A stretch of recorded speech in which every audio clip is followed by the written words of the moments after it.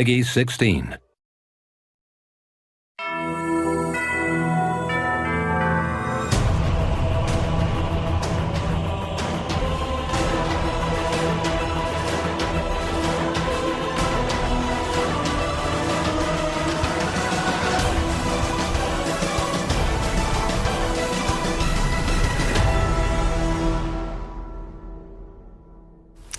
Hello everybody and welcome to the Halo Championship Series and a very happy new year to everybody. I hope you guys have had an amazing time celebrating this brand new year. Of course, we're in 2022, which means one thing: we have a brand new game, we have obviously a brand new year, and we have brand new competition. We are bringing you guys the Pro Series and we're kicking things off with Europe. I am so excited to be joined by some very talented individuals here in the Halo community. My name's Lottie Van Brog and I am joined by Gaskin, Sherzy, and Shyway. It's so good to see you guys. Oh my goodness, I'm so excited. Obviously, we're into the new year, and I couldn't think of a better way to kick things off here in the competitive season and continue our journey on with this Pro Series. Gaskin, how are you feeling about seeing Europe once again battle it out? It's been a while, hasn't it? Not really. No, we've not had that much of a break. I don't think the teams have had that long to reset, but that means that it's a good thing because there's going to be so much fresh in the memory. There's a lot of revenge stories. There's a lot of rivalry starting to develop in the European scene. We even saw European teams face each other in Raleigh, which was amazing because some teams toppled others that hadn't online. But I can't wait. I can't wait to see week in, week out, see teams try and kind of break through, maybe bridge that gap between the top 3 and the top 4, the top 4 and the top 6, and of course then the top 8 as well, which is what a lot of teams are searching for today. Yeah, indeed. I think they've gone on to really kind of set a fire for their region, and hopefully that keeps on burning. And through our Pro Series too, and Sherzy, it's so good to see you, man. We missed you, of course, at Raleigh, but I know you were watching very closely at home. And I've got to ask, are you proud of our EU boys? Yeah, absolutely. I think all the boys, even the likes of Maka, who went over and went to war in the open bracket, they managed to get themselves all the way through the championship Sunday. So I'm so proud of them boys. And they're actually performing quite well today as well. So looking forward to seeing how they all get on. And you know what? I'm ready to rumble. Hey, I'm ready to rumble too. And Shyway, so good to see you, man. The guy with, I think, one of the best beards I've ever seen. That is for sure. First of all, Happy New Year. And it's so good to see you back on our screens. How are you feeling right now? Because, of course, it is a brand new year. We have tons of competition coming up. And you ready to kind of get back into things here on Halo Infinite?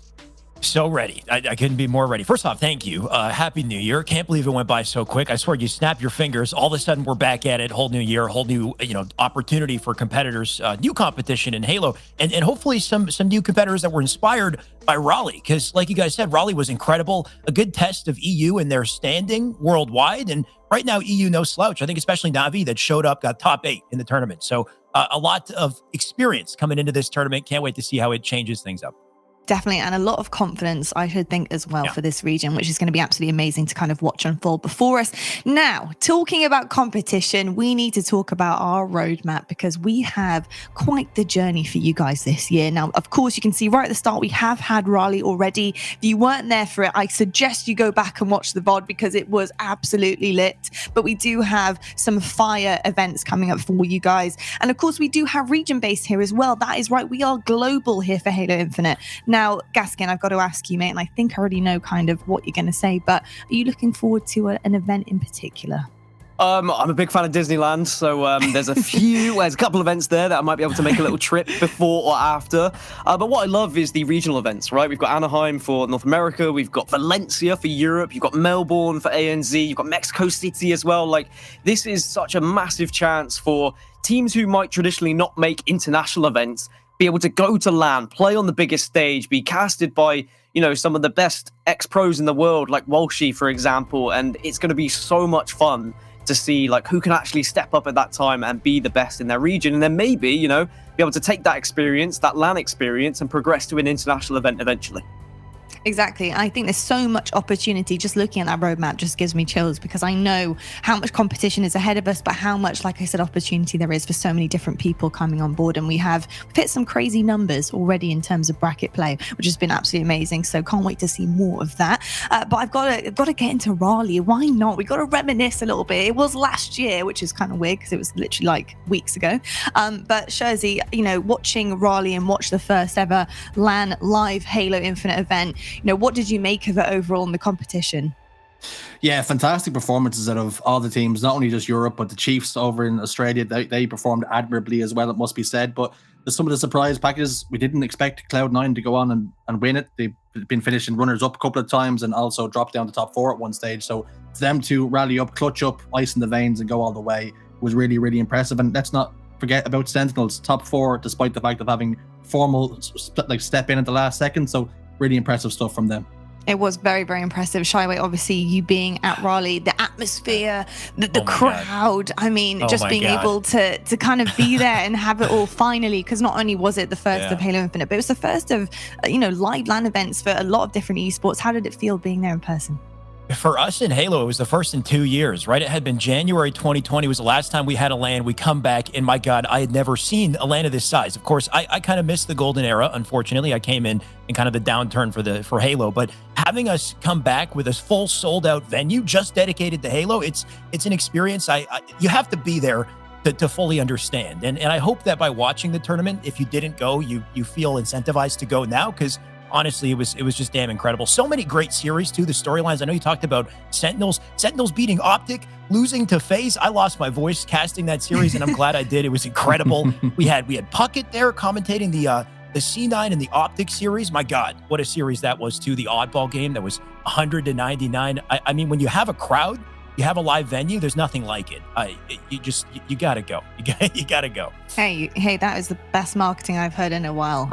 Sure. There you have it, folks. And just remember, also tickets do get sold out pretty quickly, so make sure you're quite nimble on the mouse clicks there. But Shorzy, quickly before we get into the next thing, I've got to ask you about Ascend. These boys were kind of like the hot topic of Europe going into Raleigh on LAN. What did you make of them overall live on LAN and how they performed?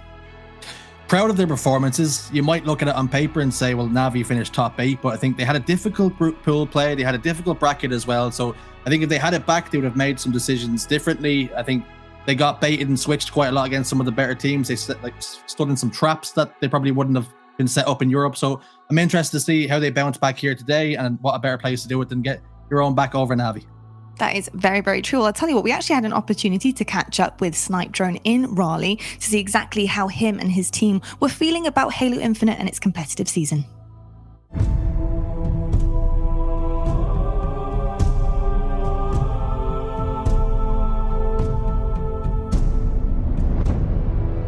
My name's Michael Dushaw. I'm on Team Ascend and I'm from London. My passion's always been in Halo. I think like a lot of people here, Halo just hits differently than any other game. So for me to be able to compete in it for a living, so can't get much better than that.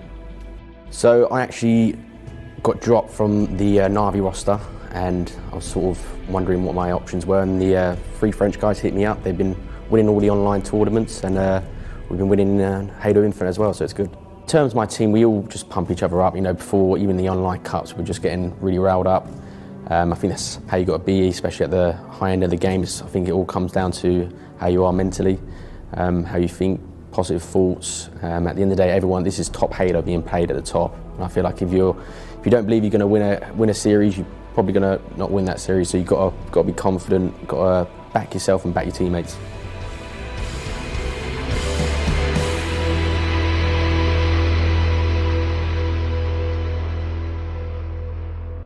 Well, there we have it, a very confident feeling Ascend team there, and very calm and collected, which kind of has been the way that they've held themselves online. Obviously they've got so dominant online, and then obviously going to Raleigh just really did, I think, exceed a lot of expectations based on North America. And I think they're obviously going to want to do a lot better going into the rest of the competitive season. But my goodness, what an incredible start. Now, quickly pivoting here, because I'm sure you guys at home are wondering how this damn thing works. I have the man for you. It's Dan. Dan, obviously the format is super important here, and we've kind of had already a bit of a journey to get to this point in the broadcast. So explain to everyone at home how this actually goes down.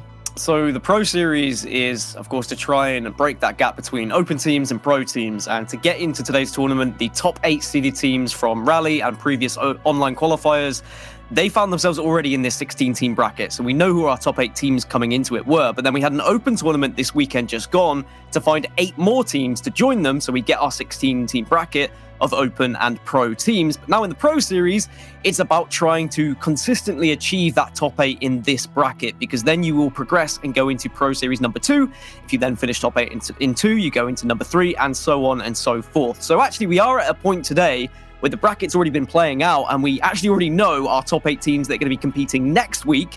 It has been pretty much the top seed has won so far. All 8 open teams lost to all 8 pro teams, and then we've seen the higher seeded teams win so far. As you can see on your screen in the championship bracket, we have our semifinals, Na'Vi versus Mocket, and Ascend versus Quadrant. And just quickly on that, the most interesting thing for me is Na'Vi took first seed because of their performance in Raleigh. It's the first time we're going to see Ascend versus Quadrant facing each other prior to the winners bracket finals.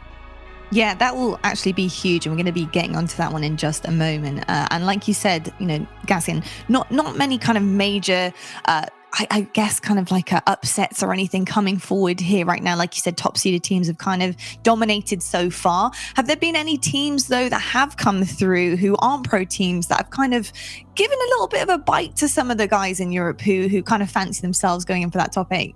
Yeah, I think I was impressed with what Kitty Crew were able to do. I think that they unfortunately lost in the end to HMCA in their competition a little bit earlier. But Kitty Crew did have a chance in the games that I was watching. They were certainly giving them a good fight. And you saw there in the lower bracket, in the elimination bracket, we know 3 of those teams in the top 8. They're 3 pro teams. So we just need to secure 1 more spot. But likelihood is our 8 pro teams who were there are probably going to be the next 8 pro teams. So we need to see these open teams break in and be able to take down one of these sides if they are going to consider themselves a pro team.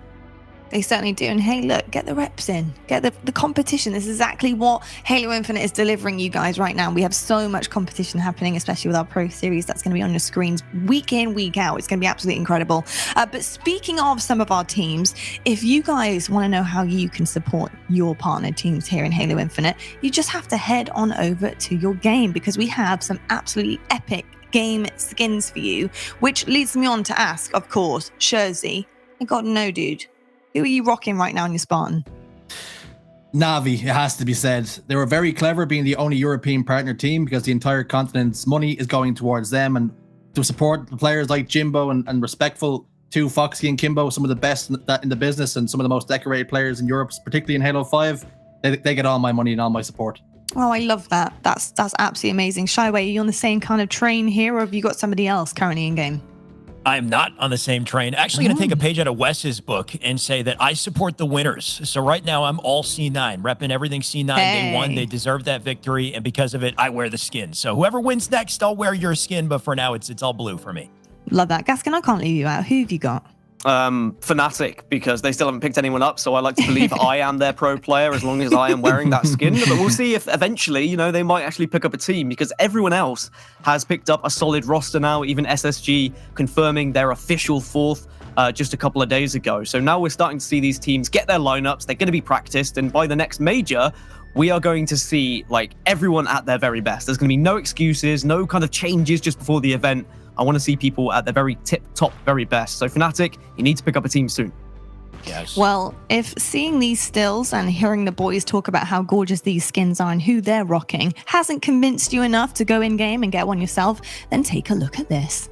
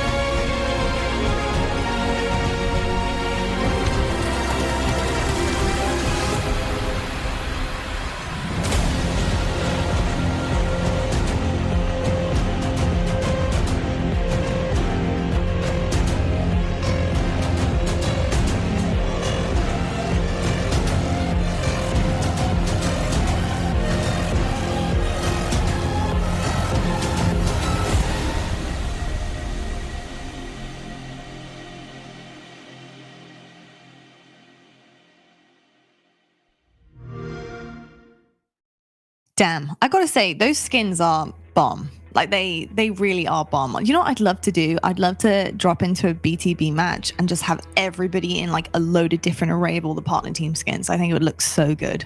It literally look amazing. I love those skins. So make sure you guys, if you do want to support a team that is partnered here with Halo Championship Series, and please go in game, grab one, chuck it on your spot, and you play better. I promise. Don't tell them I told you that. But there's also something else that you guys need to get your hands on. That, of course, is our regional sniper skins. That is right. They are glorious as well. There is, of course, 4 regions to choose from. They look absolutely wicked on the sniper rifle, and we're kind of a bit of a split talent team right now because we're all from different regions, but I need to know kind of which one we're fancying the most, boys. So Gaskin, which one do you think's the best?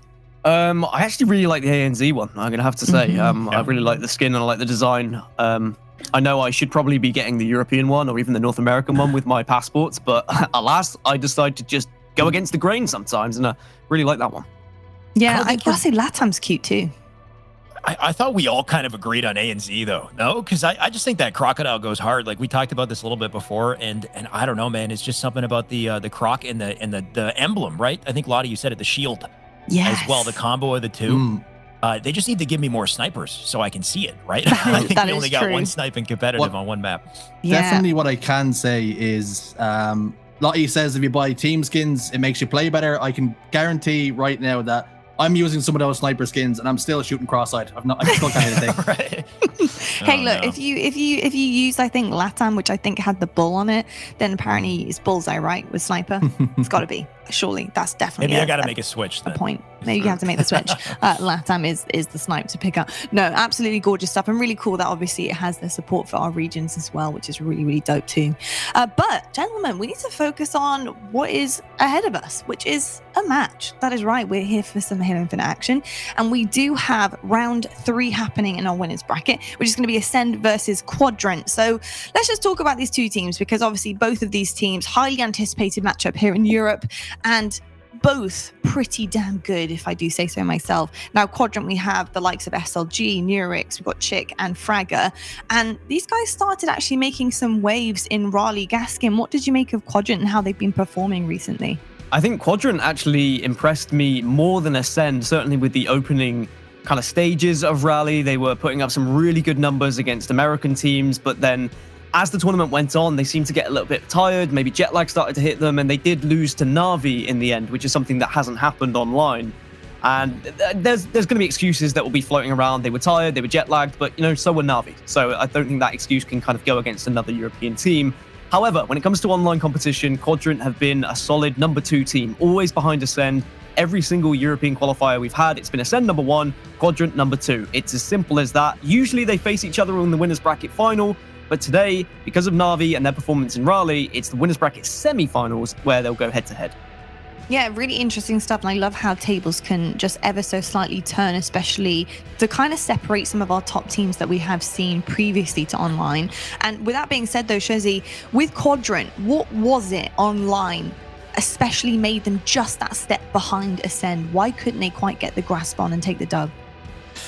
I think the issue is they put themselves in a lot of good positions, particularly one of the game types that we have here, Aquarius CTF. They played against Ascend 3 times. All 3 times it went to overtime, and every single time Ascend were the ones to get the win. It's those little plays, those minute micro decisions that are letting them down time and time again. And I'm looking forward to seeing them maybe break the duck.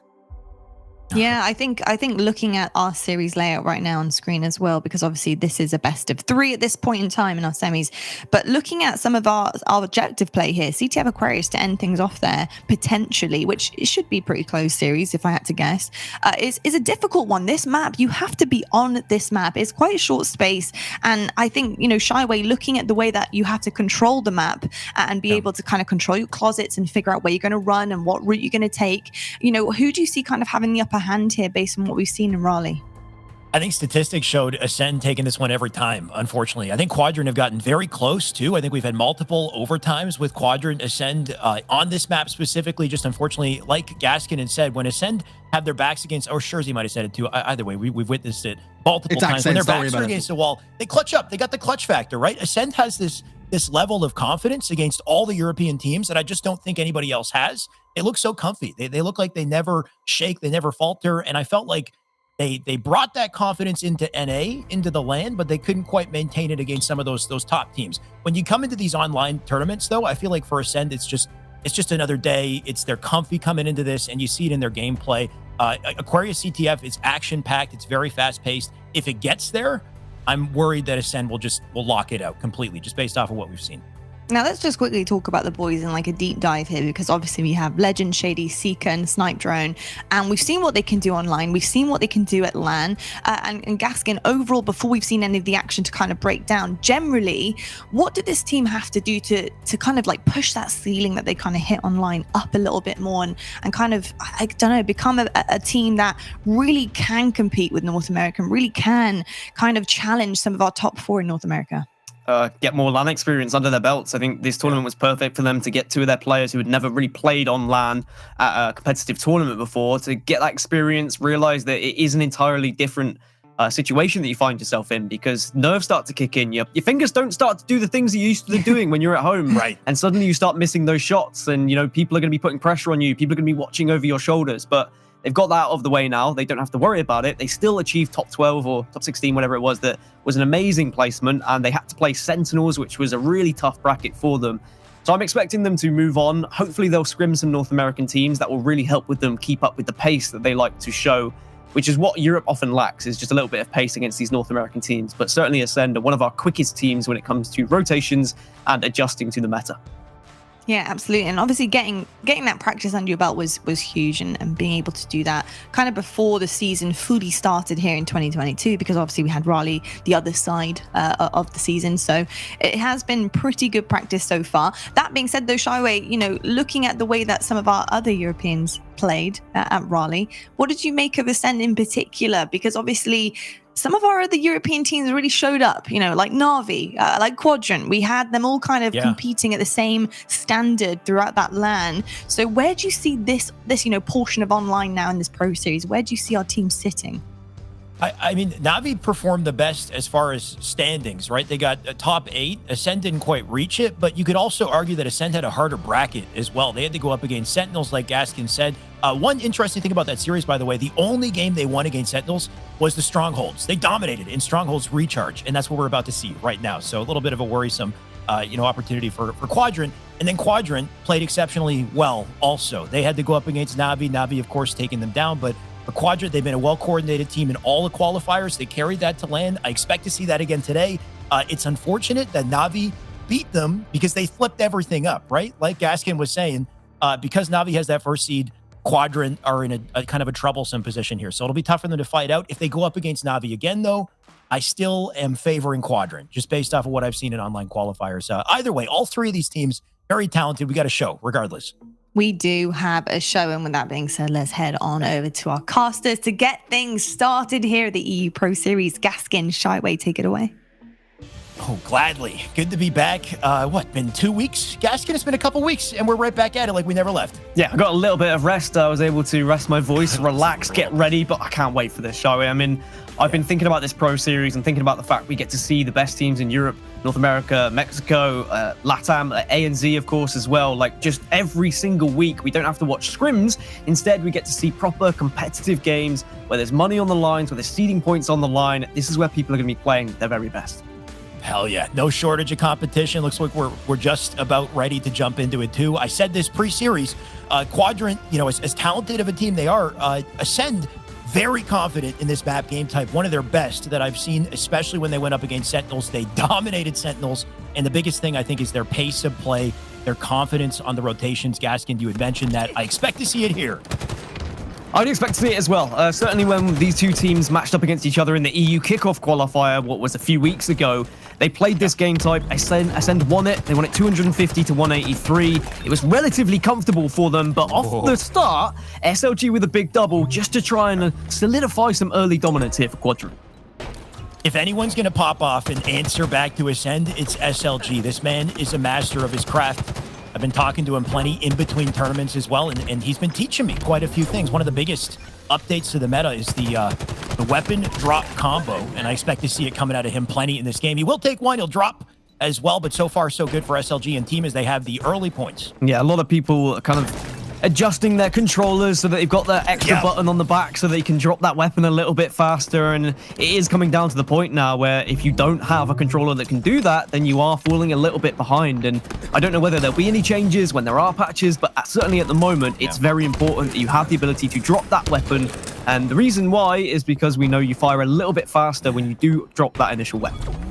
If you're a pro player, every small advantage matters in the meta. You got to keep up with it, Gaskin, like you said. Whether it's changing your controller, changing your control scheme, or just getting quicker thumbs, right? Some of these boys just have quick thumbs, and we're seeing that on screen currently with SLG once again. 37 points account here. They got B, C, and then A currently being contested. SLG here to bait and switch, hopefully rotate out. We got one right in his face. He will take a trade. And Ascend still a bit of a slow start off the rip. They need some slays. Yeah, this is a really fantastic start for Quadrant. Ascend haven't really been able to get back into this game ever since that early lead that Quadrant were able to find with the slays. But if we see Ascend get control of A and B like they have done now, that's when Quadrant really need to demonstrate what they can do to break a setup. Because if Ascend can get into a point where they dominate top gold, where they're holding one player towards A, they're going to make it very difficult for Quadrant to get across. And also, the sword on A is going to make a huge difference here now as well. Losing the sword in a melee trade, you don't want to see it. Shady going to get away with that advantage, and let's see what he can do with it. Going to hold down control here. They still got A, B. Couple shots over to Red as he just plays it patiently. Notice how he has a repulsor, too. Wait a sec. You know what he's trying to do. He's trying to set something up. Your sword kill already. Presence in deceit. Teammates already with position, too. And all of a sudden, Ascend, they're pulling this back around. Ascend just need to be careful they don't give up the elevator spawns towards A and give Quadrant the chance to set up, but it looks like they may have done just that because Chick is going to be over towards A. Quadrant are going to transition into A and B now, and now it's Quadrant's turn to try and set up and keep Ascend back. So even though Ascend, they went for the trip cap, they went to push towards C, it could be quite detrimental here if Shady is not able to get this kill, and it looks like he doesn't quite know where the players are, but if he can hold on to A, and if he can get an A and C set up, then Ascend should be able to be back on the scoring. Thankfully for this man, he's got quite a lot of coverage, though, as well. The moment somebody gets close is a dangerous game to play. We're about to see it here, but getting melted by a double cross there. Good way to delete him. So now Chick with an advantage into A. Couple nades just to slow these boys down. Now he has the sword. You can see his teammate looking for the flank underneath as well. And a great little cross here onto the hallway just to keep these boys on Ascend back. Keep that pressure up as well. Now leading 72 here as Shady just slips on by. You know they're aware of it, though. Just to give everyone a background of how these two teams got here today as well, because as we say, this is the winners bracket semis. They've already played series so far. Ascend did drop a game to the lads in their previous series, whereas Quadrant are still undefeated so far in terms of maps. They both played 2 series, but this is where we expected them to get. They're both seeded 2nd and 3rd, so they should realistically get to these winners bracket semis. But usually we would see them in the winners bracket final, so this is a big chance to try and break into that top 3. It's a big chance for Quadrant for sure. Ascend, it's just, whether or not they can continue the game plan they had in the previous qualifiers up in lane, dominating up against these EU teams. So far, though, Quadrant definitely quite a bane. We got multiple caps here on the side of Ascend, though. Nice little answer back out of them on board with Sika. Sika going to make the rotation out through bottom mid here. You can see his teammates in trouble, but the grapple is a good way to get there, assuming he gets that rotation in time here. Teammates thankfully in position to help ensure he gets something, but not enough. That's actually Chick with a double on the feed. Can they break through with it? Chick has really impressed me. He's gone from strength to strength, and right now, Quadrant, they need to find any sort of stronghold, and at least SLG's been able to break into gold and pipes here. One of the main areas you want to control on this map is the pipes area, is the top gold area, because you can really dominate the spawns, and you can kind of look at so many different angles across this map. If no one deals with you here, you are going to be a real nuisance. Definitely can't quite get that second sword kill off. Instead, Snipe Drone will take it. He knows he's out of range, too. He's going to back out just a bit and try to delay this. Ascend still, despite Snipe Drone's predicament here, they're holding on to 113. They've come back, taking the lead. Nurik's going to dip his toe into B in a bit of trouble. And you can tell that Snipe Drone, he's aware of, that cross on his backside, too. Watch him cut the angle, jump into Nurik, still take the kill. My God, Snipe Drone, the fact that he's alive, he's blocking the sight line on the back of the podium there, too. Does go down, but great play out of him. I think one thing that Ascend have always done very well is they have a lot of confidence and they don't fear just kind of throwing themselves a mix and getting involved, getting into that B stronghold. You need to have those players with that kind of desire and that kind of confidence, because otherwise you just allow the strongholds to slowly tick up to the other team's favor if you don't have anyone who's prepared to kind of put their life on the line, put those statistics on the line. But all that confidence, right, it comes from this awareness that these players have, though, too. Just their ability to predict what's going to take place and well, especially with the callouts, the communication. I mean, we could see the pings going in up the maintenance bay, top red right there, just to make sure they know where these players are. You got Shady with coverage over top of it as well, but a full trip cap on board for Quadrant. So Shady gonna move into B, try to slow things down just a bit. 2 of his teammates dead on the feed though, and Shady under pressure. Somebody steps in. Can this man get away with it? He can't. So Quadrant right back at it. 2 points a second here. Again, really important that Chick, you know, just jumped into B there. He could see it was being taken by Ascend. If he didn't just touch his foot into that stronghold, they give it up. They don't get as much time. Instead, you contest it initially, then you get the information from the rest of the team, and then you get involved with that fight. Quadrant starting to break away once more. Ascend struggling to get back into the map here. Quadrant have got them pinned in 2 areas, and because of that, Ascend need to kind of force themselves through gold. This is perfect from Shady. Go through pipes, communicate with your team, and try and pinch A here. Ascend looking for a chance to break through. You got Fragger sitting up top A there. He's about to face him. SLG does turn C, so they keep that rotation up. You can see Ascend with numbers onto A. We'll see if they take those fights. Gonna try to get into B as well, but SLG gonna do what he can to back them off. He recognizes he's in trouble though. Unfortunately for him, he will drop. And Ascend, finally, a little bit of control on their side. Can they hold it, though? Nurik's looking to pester him. Sika just going to lock things down up on top. He's got the commando as well. Great positioning here. Good opportunity for Ascend in some time. Quadrant need to do the same, though. They don't want to fall into the trap of pushing through tower, pushing through control, whichever you call it, because you leave yourself so vulnerable to being cross-mapped and to grenades, putting yourself in a chokehold. Instead, break someone out, either get B or push yourself through pipes so you can then try and take A. If you just allow yourself to be spawn trapped and be cross-mapped, you're going to allow so many points to go in favor of the other team. So close. Oh, does he get this? No, he doesn't. And you got to love the attempt at SLG. Almost gets the kill cross-map, has the repulsor in. He's doing everything right. Just can't quite pick up the kill. And I mean, it's just testament to Ascend and how elusive these damn boys are. That's a perfect out of Legend. He'll take A. His teammate can take the fight down below. And because of it, I mean, the ball's rolling here. Momentum back on the side of Ascend. They're starting to catch up and take over. Quadrant just have to stop the bleeding. Grab C here at the very least, but look at the aggression from Legend saying, I'm not going to allow you to get C easily, and he'll get the reset. And this is where the points really start to count, Shyway. This is when it can be very difficult to get back into a game. But Ascend need to not give up these A spawns. As long as they don't give up A spawns, they're going to be in a comfortable spot. And you can see Quadrant trying to rotate over to A as that happens, but Legend, he's got a cheeky flank here. Right up behind Chick, shots into him. Chick now dead to a nade. And all of a sudden, these boys are dropping left and right. Look at the kill feed, that's 2 dead. They got a lock on the map here. You got Sika in the hallway. They got presence on A, they got presence on C. They're everywhere. And they can't seem to find an answer here. Quadrant, they need to break through, and they got to do it in a couple seconds here because this game's about to end. 47, 48. Doesn't matter where you stand, you're going to lose this one. Ascend. They took control, and they took control when it mattered, Gaskin, right at the last, third of that game. Relentless pressure from Ascend as well. They noticed the weakness from Quadrant there. They recognized they could go for the trip cap, and they could keep them on a spawn cycle. There was 2 players spawning, and then 5 seconds later, another 2 spawning. So they consistently kept pushing those players, controlling the areas, and keeping the priority spawns as well, making sure they didn't give up elevator, didn't give Quadrant a chance to get back into the game. Instead, they forced them to spawn towards gold and the B area, and then they were just pinching them. They were collapsing them every single time. Right. Even though Quadrant gave it a really good effort, I think Ascend were just, that little bit better with their aggression and with their rotations.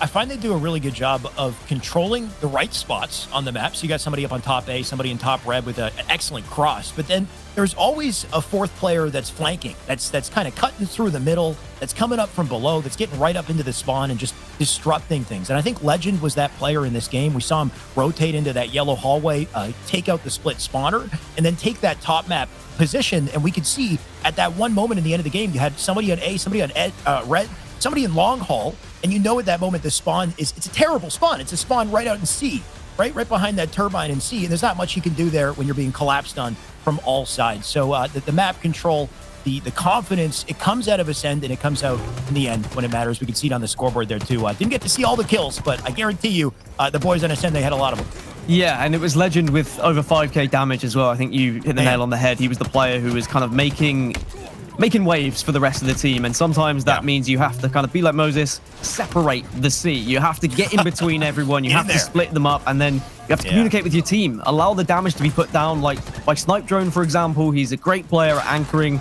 and then he just allows the rest of Ascend to run around and just be the crazy French players that we know and love. And honestly, French Halo has just erupted. Ever since Halo 5, we've seen such a huge buzz around these French players. And I love the fact that here in Infinite as well, they're dominating once more. A scene that has been dominated, I would say, by UK players back in the old Halo days. But slowly but surely, France have shown why they are the best, if not, you know, some of the very best around.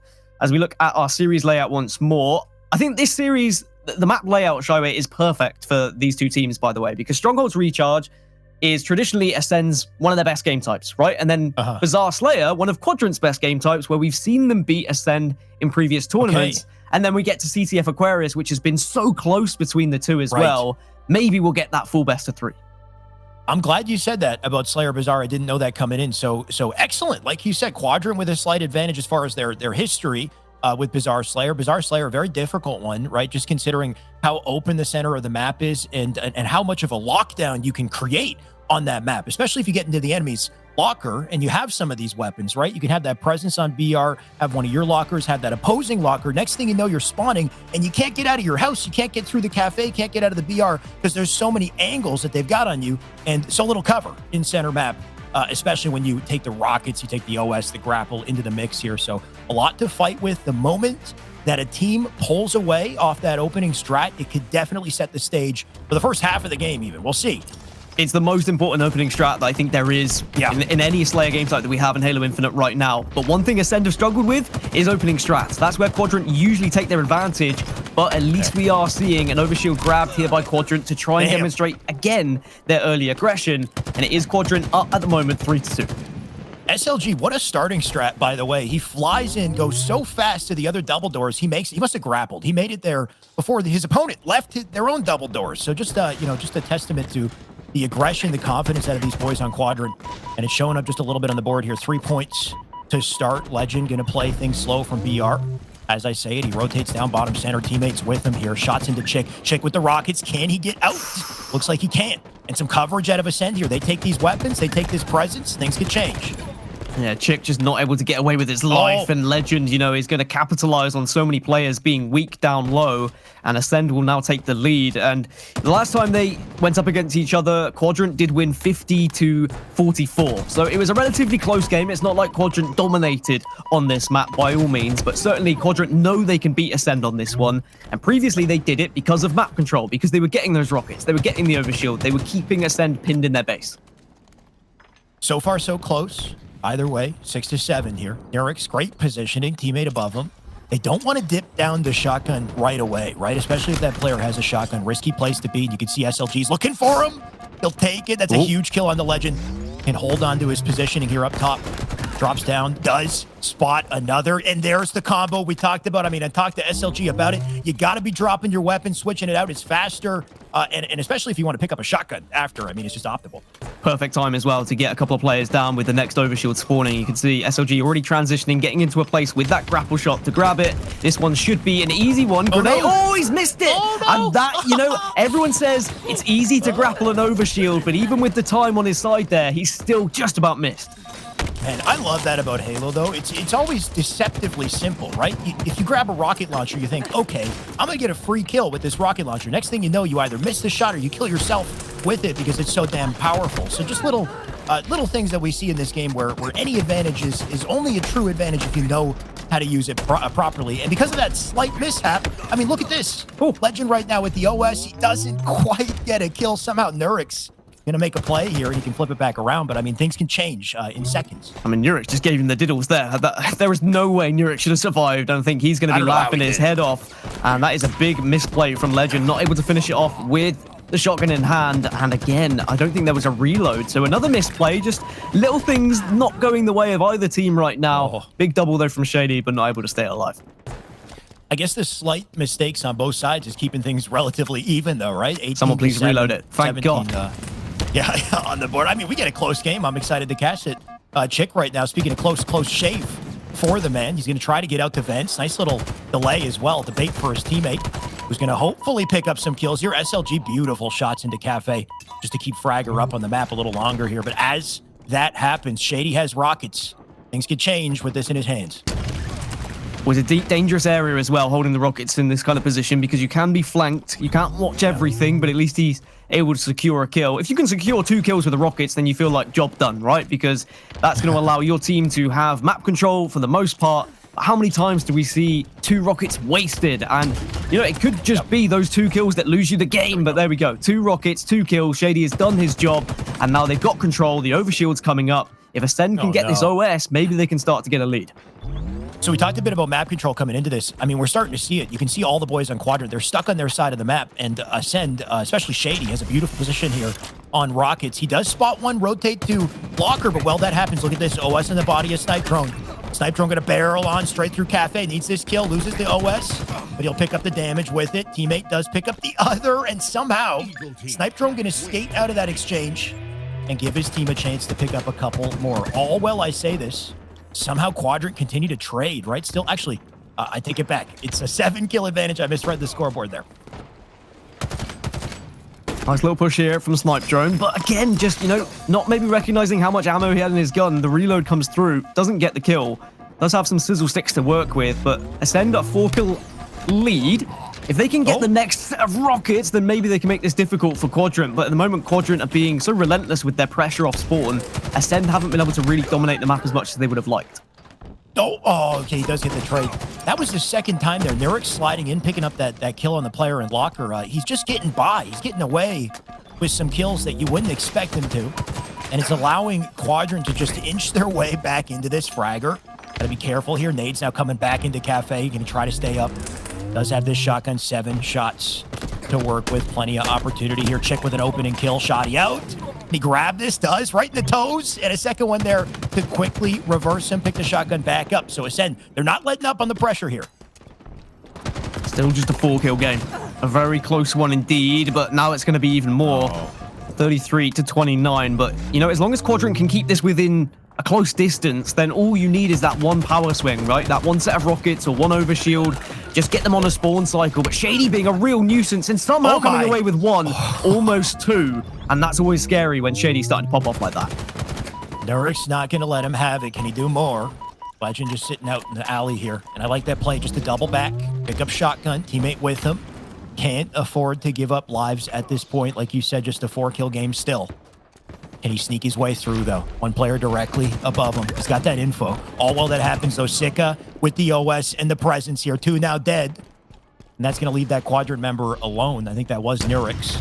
You can see them rotate the base just to make sure they don't miss anyone. But here's the Rockets coming into play as well. I mean, the OS, the Rockets, they got everything. And, I mean, the Cavalry is here at this point. Gaskin, it's 41-31. What do you do? Yeah, it went from 4 kills to suddenly 10 kills because the power swing went in favor of Ascend. They got rockets, they got overshield, and unfortunately Quadrant are going to really struggle to get back into this now. They want to slow the game down, but at the same time, they also need to make sure they do not allow just 1-for-1 trades. 1-for-1 trades happen, they're going to lose the game. They all need to be pushing together to be securing 2 or 3 kills at a time when they push. They almost have to play this one just as a rotational game. Work as a 3 at the very least. Push round, get behind, and try and do something. And just win a team engagement. I mean, you said it. They can't afford to trade, but look at that 3-man push straight up into the base, and the bait and switching that comes in as well, too. Legend going to back out, replaced by a teammate. There's nothing you could do. There's nothing you could do as Quadrant here if you're alone and you've got multiple challenging you simultaneously. We're seeing that teamwork come out of Ascend, and it's just not stopping. 47 at this point. Unfortunately for Quadrant, it's a best-of-3 series. Ascend, they got so much fire, I don't expect it to go out here. I think we've got a series on our hands, Gaskin. Yeah, I think I gave so much hope to Quadrant fans saying that they'd won Bazaar Slayer before, but it seems like it's one of the games Ascend have worked on because they look so dominant right now. And they had the control of the map, the weapons, and we're seeing the result on screen. 48 here to 38 in the board. Just 2 more to close it out. Just a matter of when. Legend might not be the one to do it. He'll skate out for now. Random nade gonna kill him. But unfortunately for Quadrant, that's just not enough. Still in it just at the moment, Quadrant. I know it's unlikely, but it's still possible. If they can get this overshield, then who knows? Snipe Drone just trying to be a nuisance anchoring at the moment, but we'll take a couple of nades, 48-40. And Quadrant doing their best to try and keep this game alive, 48-41. And Snipe Drone still, no, he goes down, 48-42. Still game on. What's going on here? This is actually, there's a potential comeback here. I don't want to get hope just yet. 48 still. Make it 43 as they coordinate into BR. And can they do anything else? You can see Snipe Drone now spawning up opposite map. Control on the BR. Fragger going to rotate through, take some presence out center map here. They've got the positioning they need. Rockets as It's well. their potential. It's still 48. Rockets up. Okay. But they're coming up can in they take 20. And this is a situation now where if Quadrant can just hold off, grab these rockets, that could be 2 guaranteed kills, 48 to 46. No 2 way. players will be down and then 48, 48. So if you're Quadrant here, you have to stick in 2s, stick in pairs, don't allow anyone from Ascend to get out. Snipe Drone's going to take this fight and he loses 48 to 45. But as we say that elsewhere, 2 members of Quadrant fall. So it was a little bit dicey at the end there, Skyway. But Ascend, they still close out the series 2-0. But what a short but fun series it was.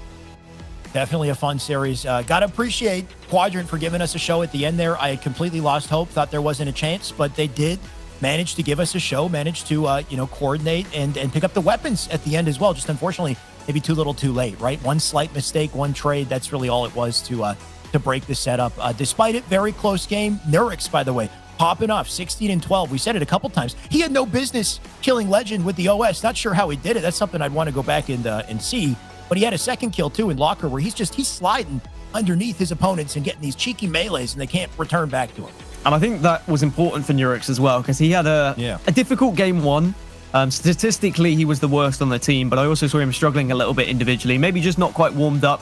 Even though they played a couple of series, they did have to wait for this series to start since their first 2 of the day. But we return to online Halo and we return to what we're used to seeing, and it's Ascend taking down Quadrant. This time it's a little bit earlier in the competition.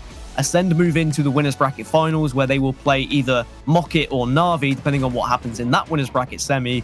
But certainly we can still see that Ascend are on top, but Quadrant, they do at least get a game of it. They do at least go toe-to-toe with Ascend, and they're so close to winning games, and I think that's what's scary. This moment right here. Oh my God. You're speaking of so close, even just watching these replays, every single play is so close, right? Fragger shot a rocket. I'm not sure what that rocket was. He whiffed it in the first one. And then we have the OS that just spawns up a millisecond after the grapple goes through. Just little tiny tweaks at a Quadrant and their timings. They execute properly. They win the game. It's literally, it's that close, like you said, and that's a scary precedent to set. The only unfortunate aspect is Quadrant, those tiny tweaks, they needed those in the previous qualifiers as well, right? It's always been close with Quadrant, and they always can't seem to find that answer. Hopefully at some point they do. They still have a chance in this tournament.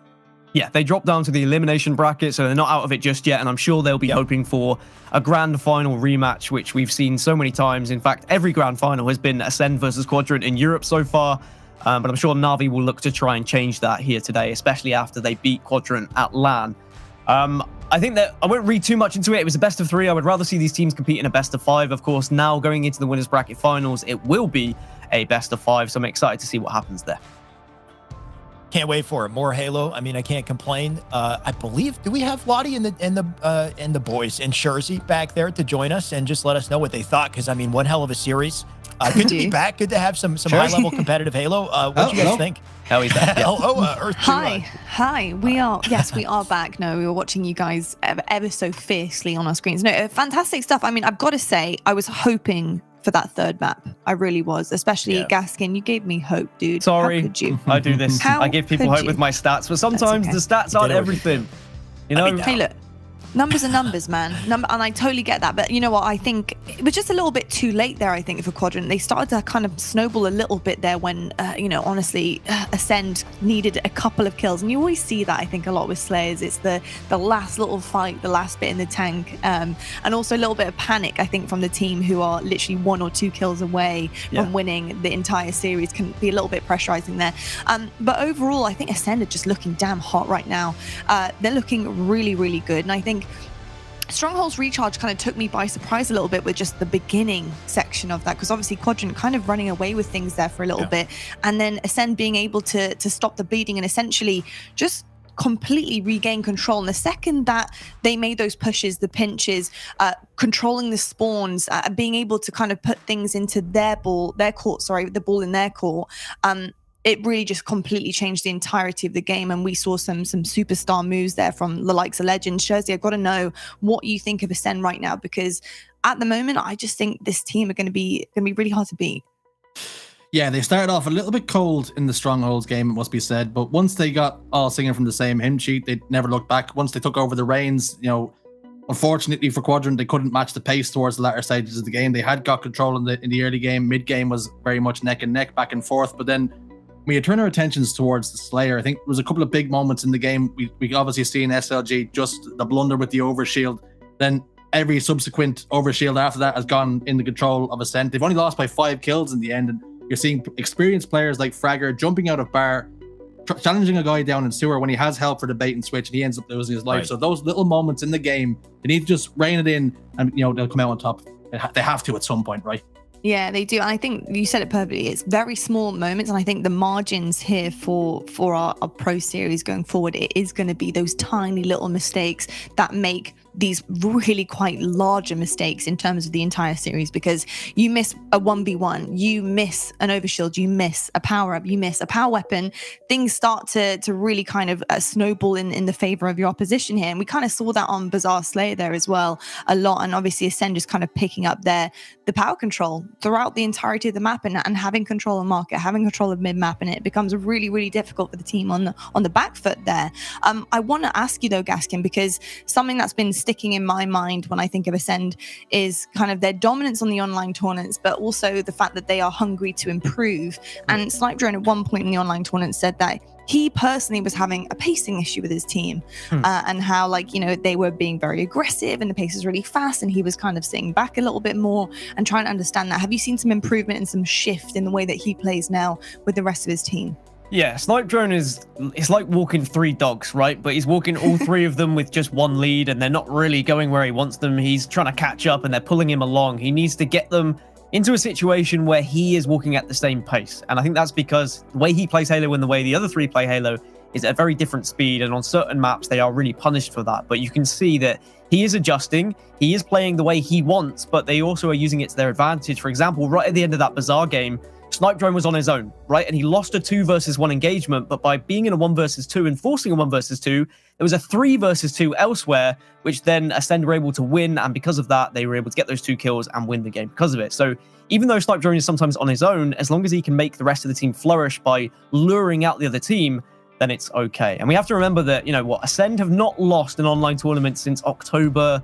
Well, 2020 was the first one they won as a team. So over a year now, they've been consistently winning. They're still yet to lose a tournament. So they'll be trying to keep that run going here today. Indeed. And Shai, really quickly, I want to talk about, a really cool stat that we do have access to here in Halo Infinite, this new title, which is the damage taken as well. And in that Bizarre Slayer, I did notice that Chick was under 3,000 damage. And he also, unacceptable. Yeah, a little bit difficult, I think, on the side of things when Snipe Drone is giving damage of, over 5,000, like 5,500 plus. Just looking at that, and viewers at home, if you're new to Halo Infinite, kind of how does that work in terms of that ratio? How difficult is it when you are going up against a team with top Slayers and Slayers who are getting over 5,000 damage, and you're just not quite up to par there with your opposition? I will say the first thing I do whenever I play matchmaking, if I don't have high kills, I look at the damage stats, because I think that's a great indicator of just overall pressure that you've given to the enemy team and also received. Like you said, ideally you want to have a lot of damage given. Legend, he was putting out damage. He was getting kills as well, but also just, like you said, 5,000 plus. He's constantly applying pressure in multiple situations too. He'll take his 1v1s, but he'll snap into the angles he needs to. He's very aware, listening to callouts. I think Snipe Drone exceptional with that as well. Gaskin, I love the analogy, by the way, with the dogs on the leash. The way I feel is he took the leashes off and just lets them fly, right? And then he just he'll watch them do their thing and then try to fill in, any kind of openings that he can find. But it turns out to be excellent damage. All while that happens, Quadrant, they're taking a bunch of damage. Taking a lot of damage can be good if you don't have a lot of deaths. So just another indicator of whether or not you're distracting, you're taking advantage of a lot of big opportunities in Halo. Great to see more stats in general. Yes, we love stats. We love stats. Well, I'll tell you what, it's going to take a little bit more taming to take down the Dogs of Ascend, but we're going to head to a quick break right now. And when we come back, we do have another matchup for you. We will be seeing Quadrant versus HMCA right after this.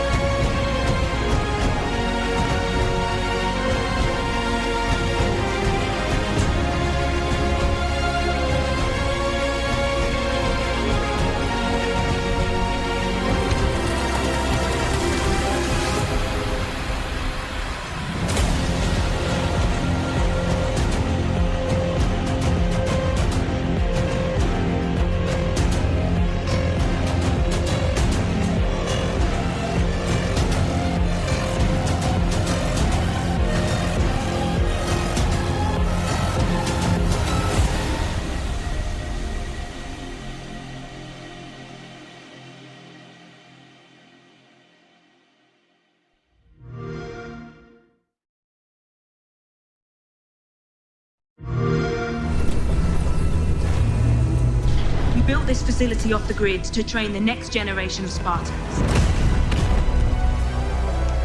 To be a Spartan, you must become the impossible. Greetings, Spartan. It would be my pleasure to serve at your side.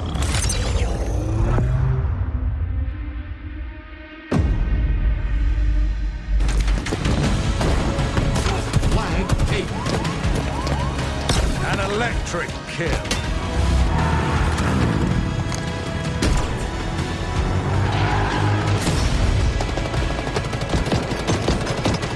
Cluster lump. On your feet, Spartan.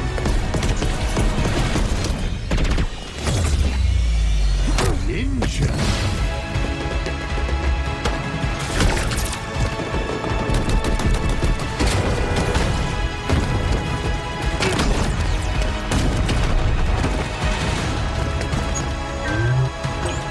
Zone captured.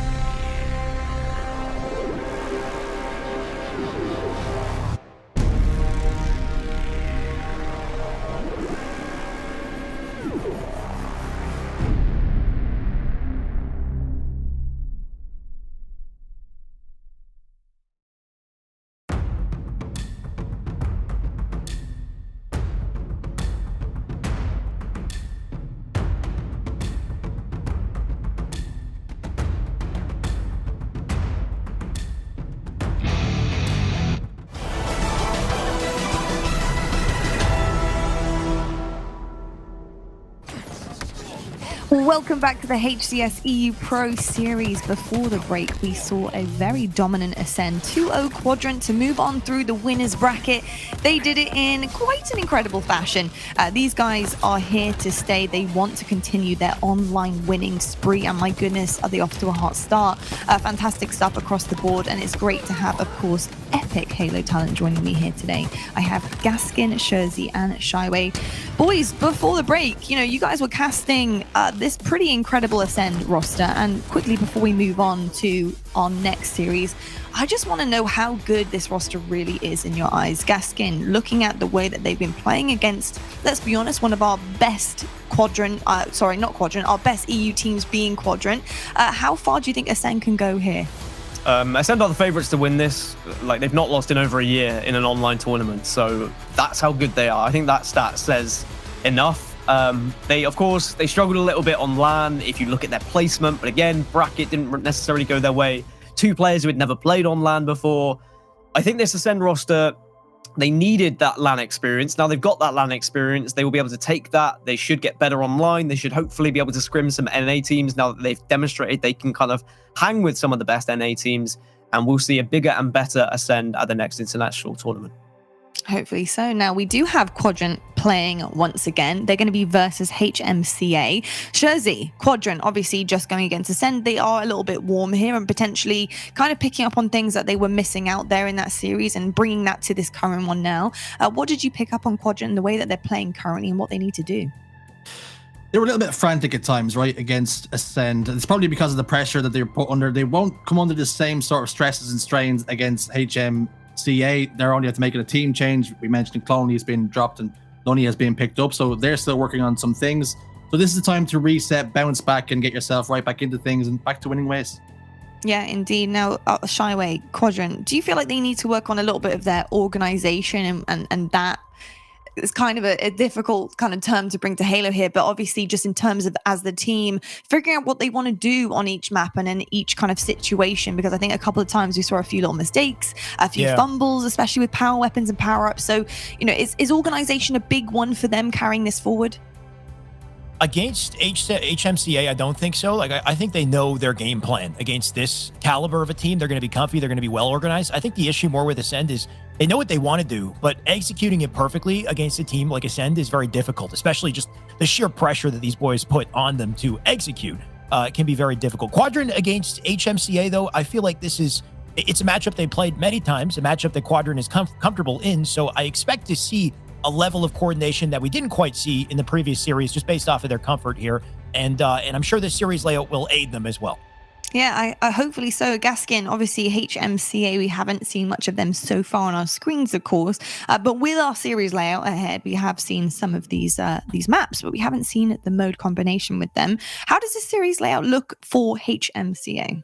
I think that HMCA would have been looking at the Slayer game type to try and guarantee themselves at least one map here, because historically, usually the lower seeded team has more of a chance on Slayer, but Slayer Streets is one of Quadrant's best game types. I know I also said Bazaar. Slayer was one of their best game types, but Slayer Streets is another game type they've consistently taken off Ascend. And if you're going to match up against anyone, the best team in Europe is usually a good representation of how well you're playing that map. So that doesn't give much hope for HMCA in terms of the Slayer.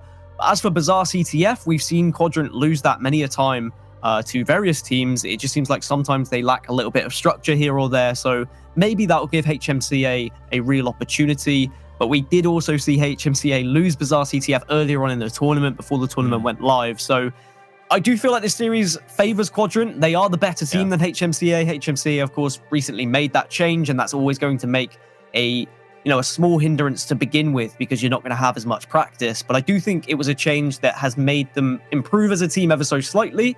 And it'll be about building now with Lunny rather than Clonely and seeing what he can offer as more of a he's got more firepower, I think Lunny has. He's very good at slaying, especially online. He just seems to always survive, get his head down, get around a corner and kill someone else. He is very difficult to play against.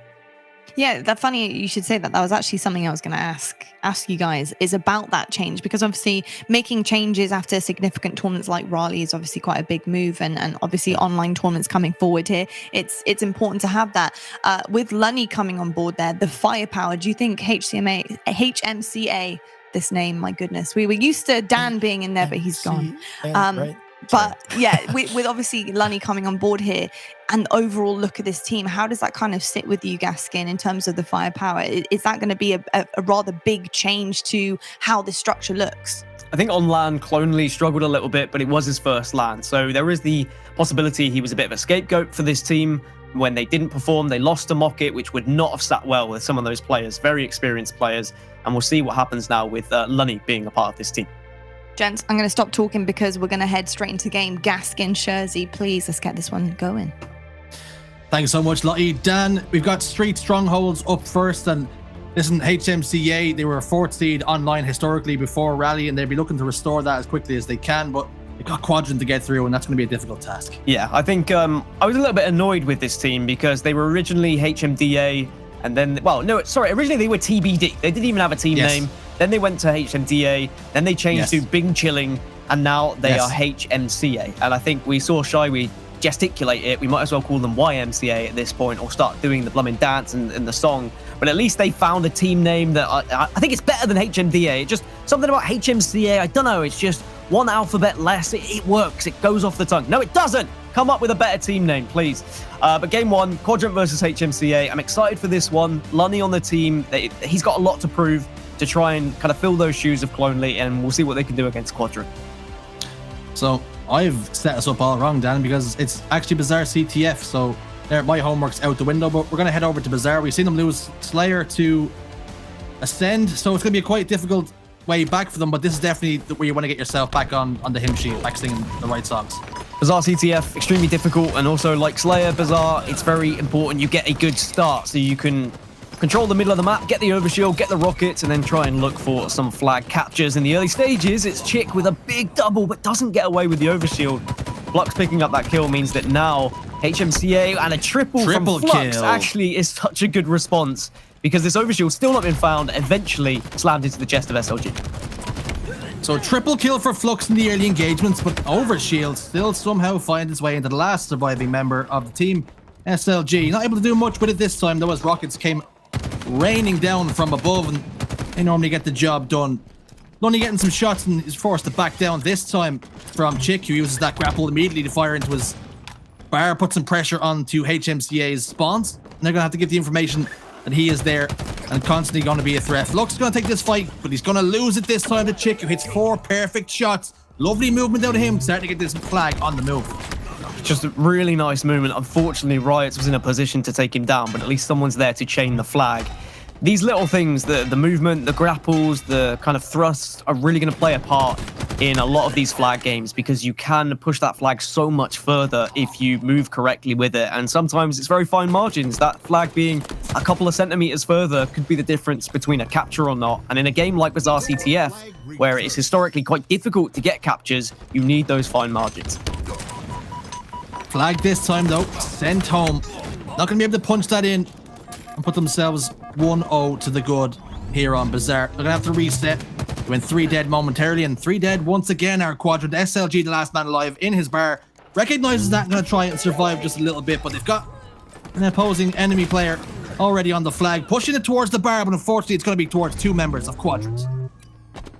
It's always I think, a hot topic of conversation on this map of where you want to run that flag. And a lot of it is situational, and it's down to spawns, and it's down to where you've been able to penetrate their base.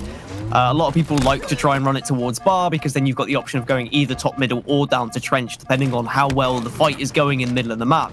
But a lot of teams will control tree and then run that flag tree. But then, of course, you are in a position then where you offer the overextension to the other team. But with an overshield here, Quadrant and Nurex have been able to get into the base, pull the flag.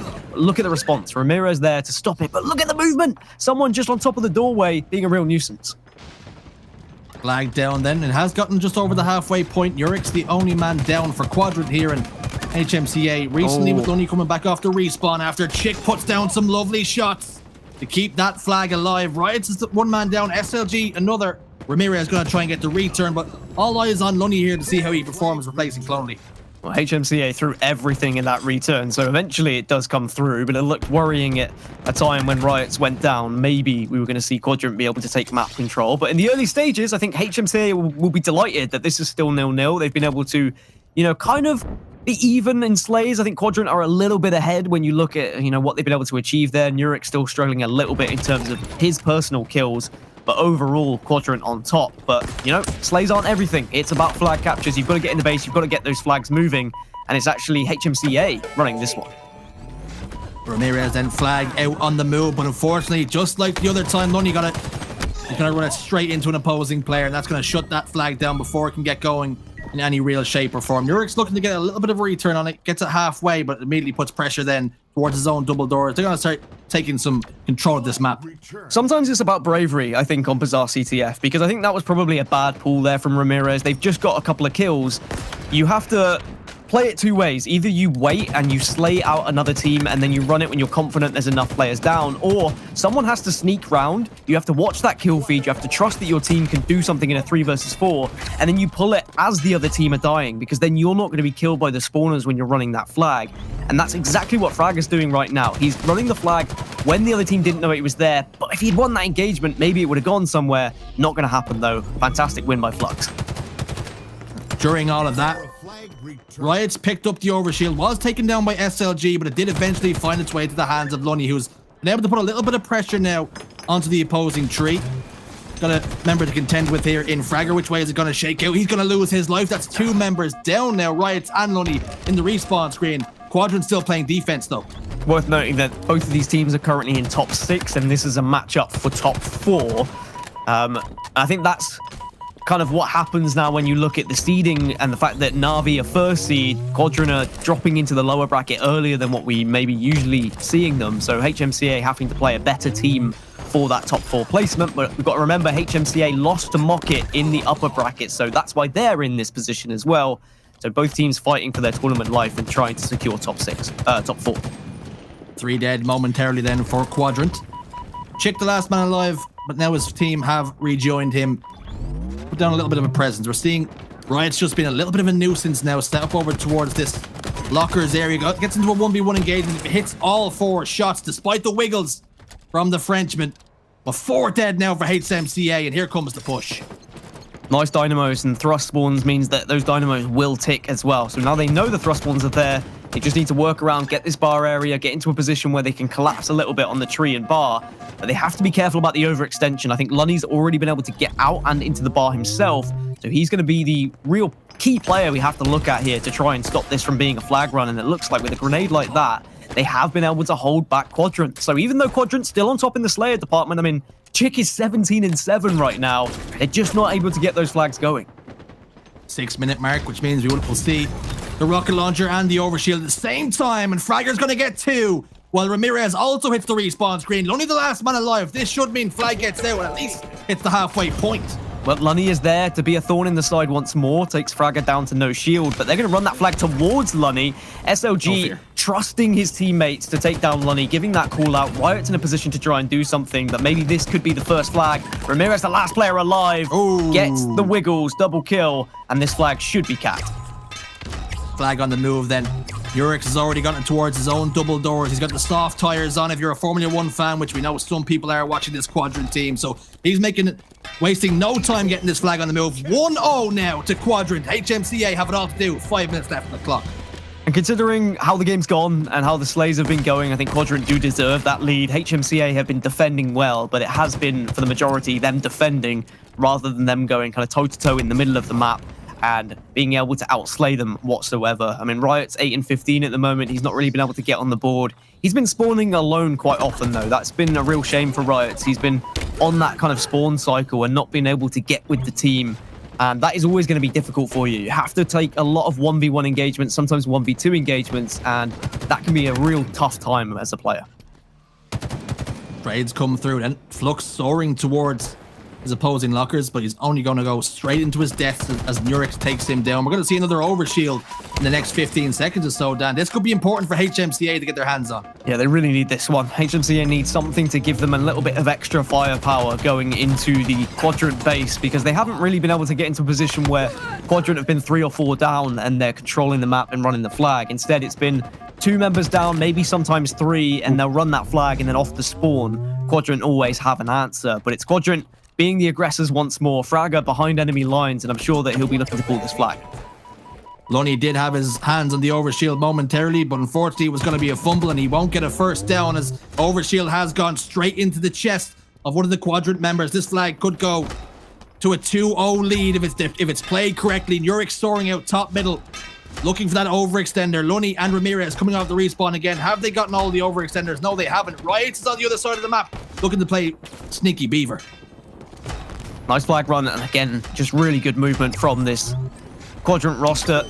Every single flag run has had an element of movement to it, which has given them a little bit of extra speed. And we see so many fumbles, so many bad flag runs throughout Halo Infinite. It's nice to see some teams able to actually get a good flag run, as I fumble my words instead of the flag being fumbled there. Lunny trying to pull something to try and get something going, but unfortunately it's just going to be a case of him running into more members of Quadrant. You can almost see the hesitancy there in Lunny. He didn't know whether to run a double doors or treehouse, and he was damned if he did and damned if he didn't, because either way, he didn't make it far enough. And unfortunately, Chick now has got the HMCA flag on the move. He's going to fumble that once more. It does start to bobble off some doorways and stuff down there, so it's not going to cost him too much as his teammates trade around him. Urix and Lunny go 1-for-1 with one another. And that's going to be another flag cap, 3-0, but he is going to see himself fall, as is Flux going to fall along with it. So that's going to stop any real push, but Rocket's here in the hands of Ramirez. 3-0 should put this one out of reach now for HMCA with only a couple of minutes remaining, but still entirely possible to get back into the game if they can get a big set of kills and get a flag running soon. But we know how difficult it is to capture flags on Bazaar, and especially with the lack of aggression we've seen from HMCA, or just the better play in the middle of the map from Quadrant, should we probably focus on. It's unlikely we're going to see HMCA get some flags moving and to the back of their base, but Riot is going to attempt to at least do something here, but same old, same old. Every single time they've pulled a flag, there's been one member of Quadrant there to take them down. Take him down indeed. SLG flag on the move. I believe he also was able to pick over his shield during that melee. That scramble has got the grapple just picked up, but unfortunately he's going to lose his life right before his team's double doors. Nurix pushing towards that rocket stairs will be able to bait this flag just a little bit. Not that they even need to punch it home, but it's more just to put even more breathing room. This is a statement from Quadrant to show that there's no Raleigh hangovers here. Plus 10 for Chick, plus 8 for Fragger. SLG and Nurix maybe not getting as much in terms of the slaying department, but look at the assists across the board. 13 for SLG, 11 for Chick. This Quadrant team is very much on the same page right now. 1 minute left for HMCA to try and get a miraculous set of flag runs chained together. But I think they are losing so heavily in the slaying department right now that they're not able to get to the other side of the base without it just being, one of those one-off pulls that ends up them dying anyway. Really impressed with how Quadrant have dominated the middle of the map. They've done very well with their overshields, very well with their rockets, but ultimately I'm most impressed with their flag runs. They've been fairly flawless with them. The movement's been good. The direction of where they've taken that flag with how spawns are going elsewhere has really impressed me. Taking a look at the stats and some of the players that are performing really well. We always give SLG the plaudits, and deservedly so, but looking at the stats there, Chick is having a really good game here with only 20 seconds left. Yeah, plus 11. Maybe they'll look to try and put a fourth flag on the board just to be salt in the wounds at this point, but this game will just end in 12 seconds with both flags out because of the current scoreline. It's not like it stays alive. There's no sudden death here in Halo Infinite when there is a significant lead. So we are going to see Quadrant take the lead here, go 1-0 up in this series. HMCA just didn't have an answer, Jersey, to what was a very impressive slaying performance from Quadrant. And there we have it. Game 1 goes the way of Quadrant. Bizarre CTF in a dominating fashion, Dan, it must be said. And one of the players on the opposite side of the team that had a little bit of a struggle there was Riot, only picking up 8 kills. And when you're playing against a team with the quality, the caliber of Quadrant, that's not good enough. Yeah, and I did say that he was kind of caught in a spawn cycle at times where I saw him spawning on his own and then he was pushed by 2 members of Quadrant, and that can leave you in an unfortunate position where you're having to take those 1v1s and then you get down on yourself because your stats aren't great. But I think all these players are mature enough where they're not going to be looking at the stats there and saying, oh, well, Riot, you dropped the ball. You're the reason why we lost, because he wasn't. They lost as a team. Positionally, they weren't in a position where they could take those battles as a unit against Quadrant. And that's what is to expect, I think, with a team who's recently made a change. There's always going to be some kind of hitches. There's going to be bumps in the road to start with.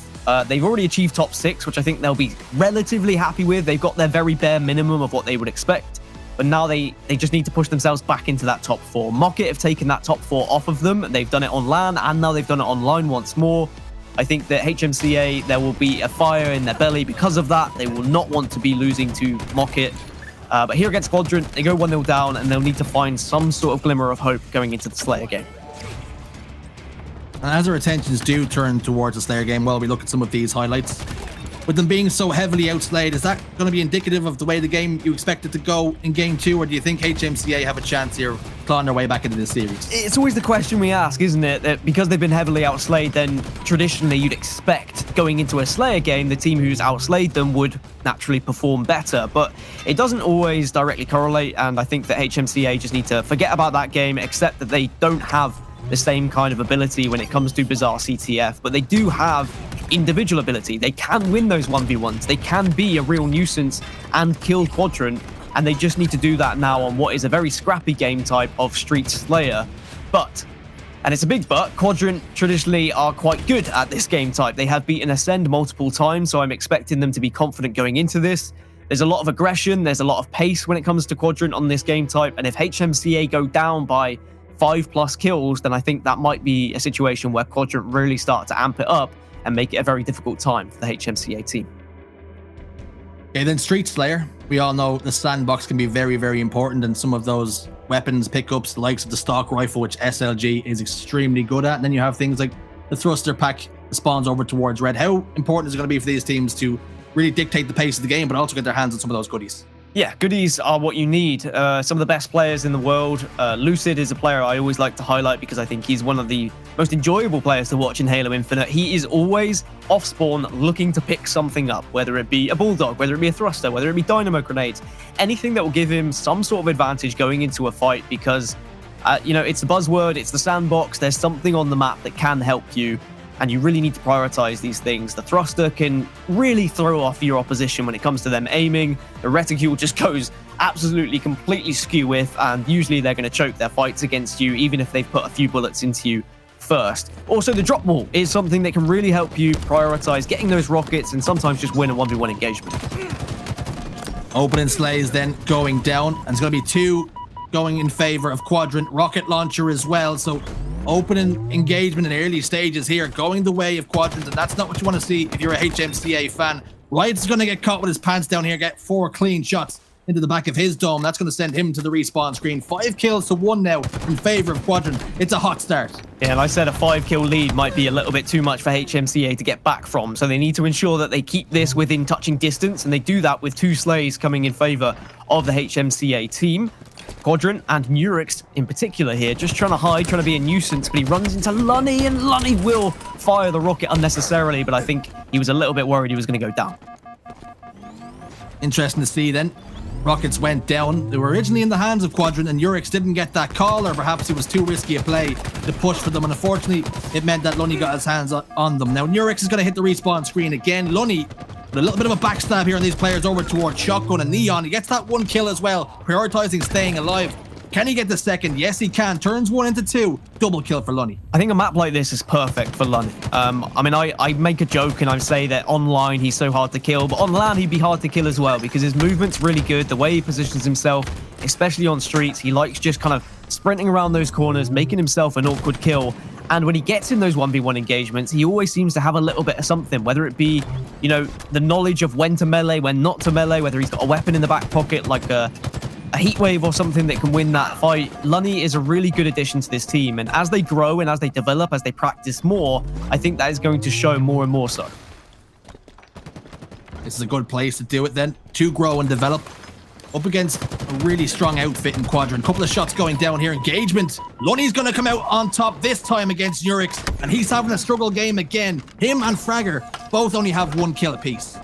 In the Ascend series, Nurix had a rough one as well in his game 1. Game 2, he kind of picked up for it, so I don't think he would have been too worried. But now, a 4-kill lead in the early stages in favor of Quadrant suddenly turns around to a 4-kill lead in favor of HMCA. Even though rockets have gone in the hands of Quadrant both times, HMCA still have that lead.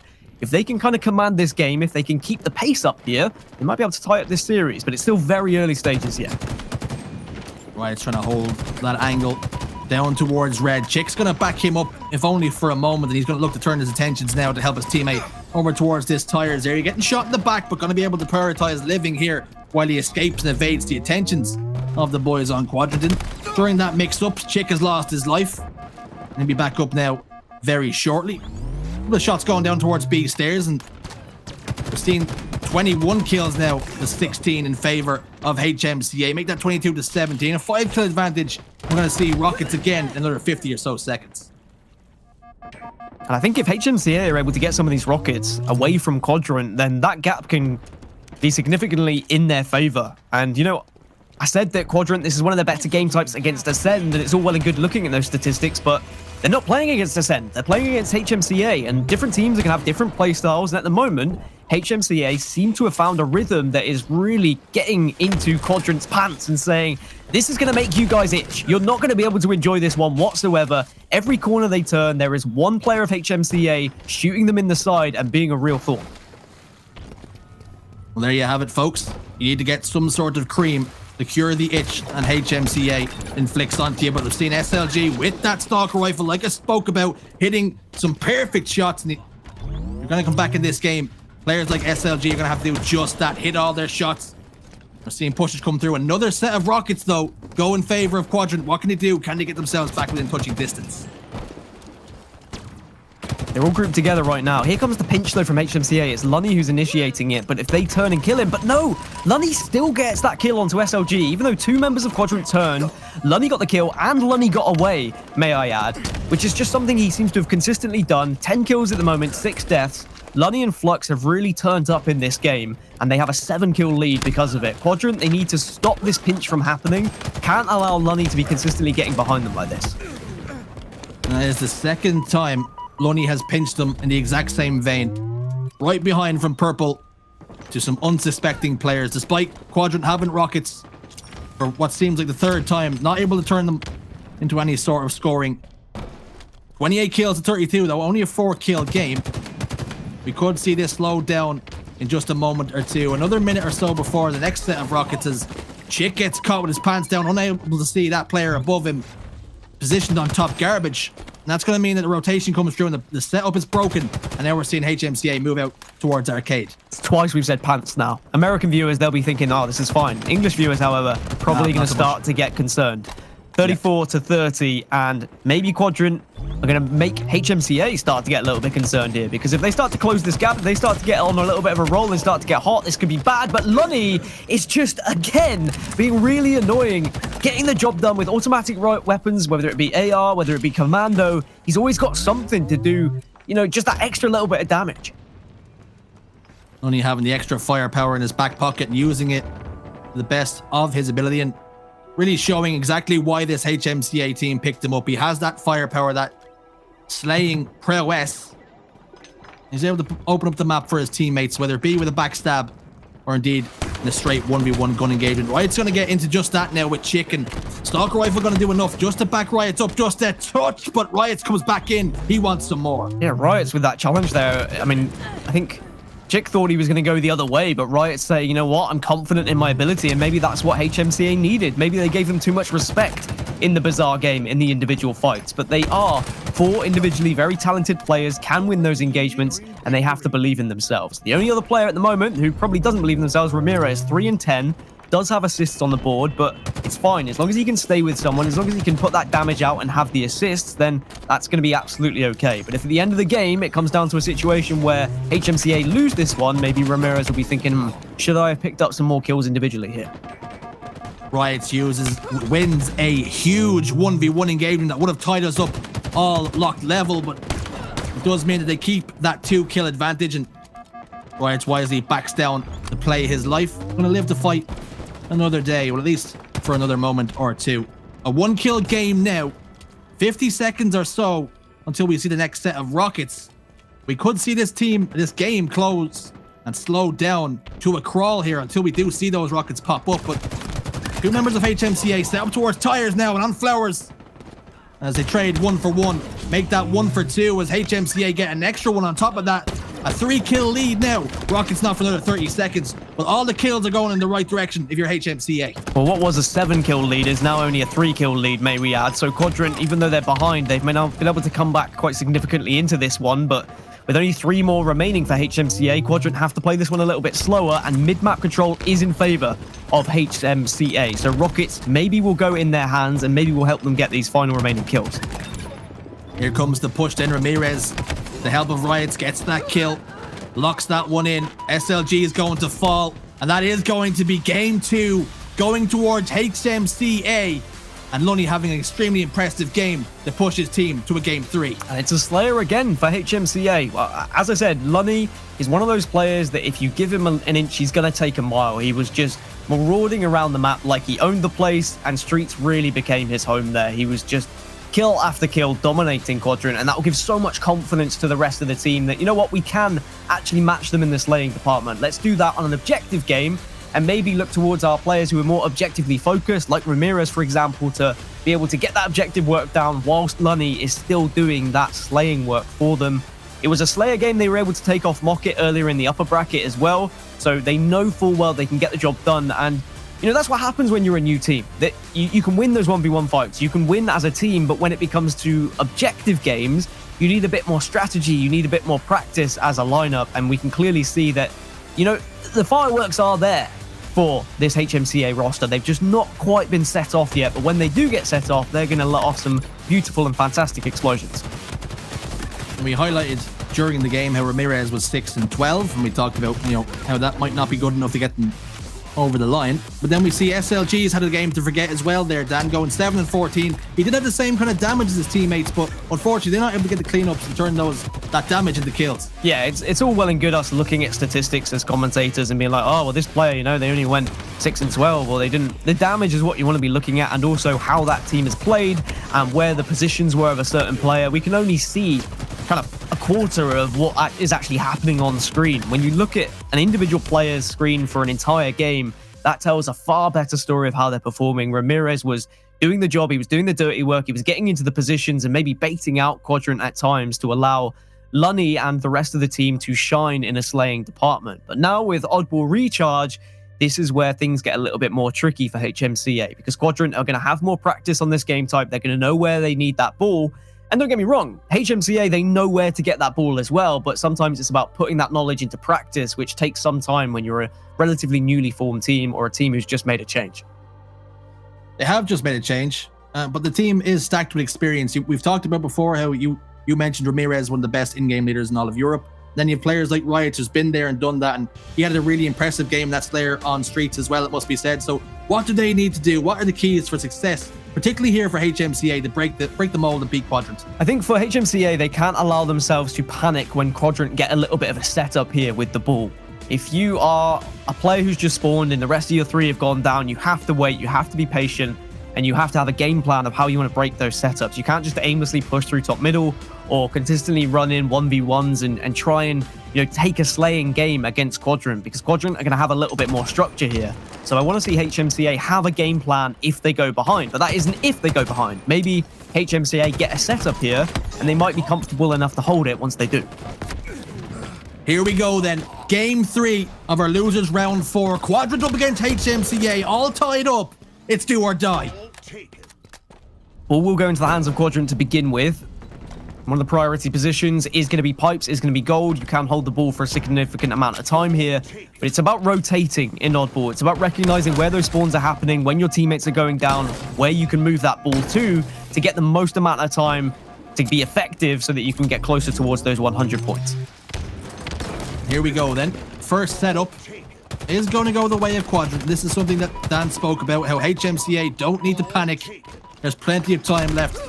Get yourself back in the game. Flux is going to get a kill onto SLG towards pipes. That's going to break the setup and at least force them to drop the ball and clear you out, which they're going to do that. It's a 1v2 and Flux is not going to come out on top this time. Mangler in hand of Fragger, but it's not going to be enough to get the better of Lunny, who's looking to turn 1 into 2 and does. Lunny gets a huge triple kill. Big plays out of Casey. Triple does look for more, gives the ball away, but I think that triple is going to be huge for them to get that ball. And Lunny wants more. Look how aggressive he is, how confident he is in his ability as well. I know we've spoke a lot about Lunny, but he's been the one who's been popping off for this HMCA roster so far. 5 kills already on the board. He broke that setup. If Quadrant were able to get that kill onto Lunny, that could have been another 20 seconds or so going in their favor. And then suddenly the panic is going to set in, because 100 points, it's not actually that long. It can sometimes just be a couple of solid setups and you've got a round on the board. This could then just put a little bit of doubt, plant the seed of doubt in the mind of Quadrant here. They find themselves going down by a roundup. It must be said, they have sword, they have ball, and they have it towards pipes. Can they get sword positioned over towards pipe? So that would be the dream setup, as he's going to try and collapse now onto Lunny and Ramirez. Big shots go down. He's going to come out on top this time, although he has pushed into the room straight into the lap of Ramirez. He's going to say thank you very much. I'll have that and I'll have the sword. Elsewhere, Riot's also making a push towards gold, so maybe a slightly overzealous push there and maybe too much aggression with the sword, because if you did just sit and hold control, at least you could be, a nuisance from a distance and that sword would come into play later. However, it's allowed HMCA to gain a little bit of control of the map now, and they've got sword to work with. There's the grapple and the sword, but the bull true stops any sword action from happening. Fragger really demonstrating what he can do there. Triple as well. Fragger answers back with a triple kill of your own. Whatever you can do, Lunny, I can do too, but only in French language instead. I don't know what that directly translates to, but maybe we'll find out. Rosetta Stone can let me know. But something we've seen there during that whole scramble down was Chick had the camouflage, had to expose himself instead of picking up the sword that was right on his lap, but unfortunately not able to get anything cooking with it. We haven't seen camouflage be influential at all thus far. Sometimes it is difficult for the camo to be influential in a very fast-paced game when both teams are on top of it and they're both looking towards that camouflage. Sometimes it's more likely to, have that influence in a slower-paced game with teams who are setting up, maybe being a little bit more passive with their setups. But we know Quadrant are an aggressive team. They don't like to have a passive setup. They like to kind of push out, extend, take those fights, and then retreat, turtle back up, wait for the spawns, and then push out once more.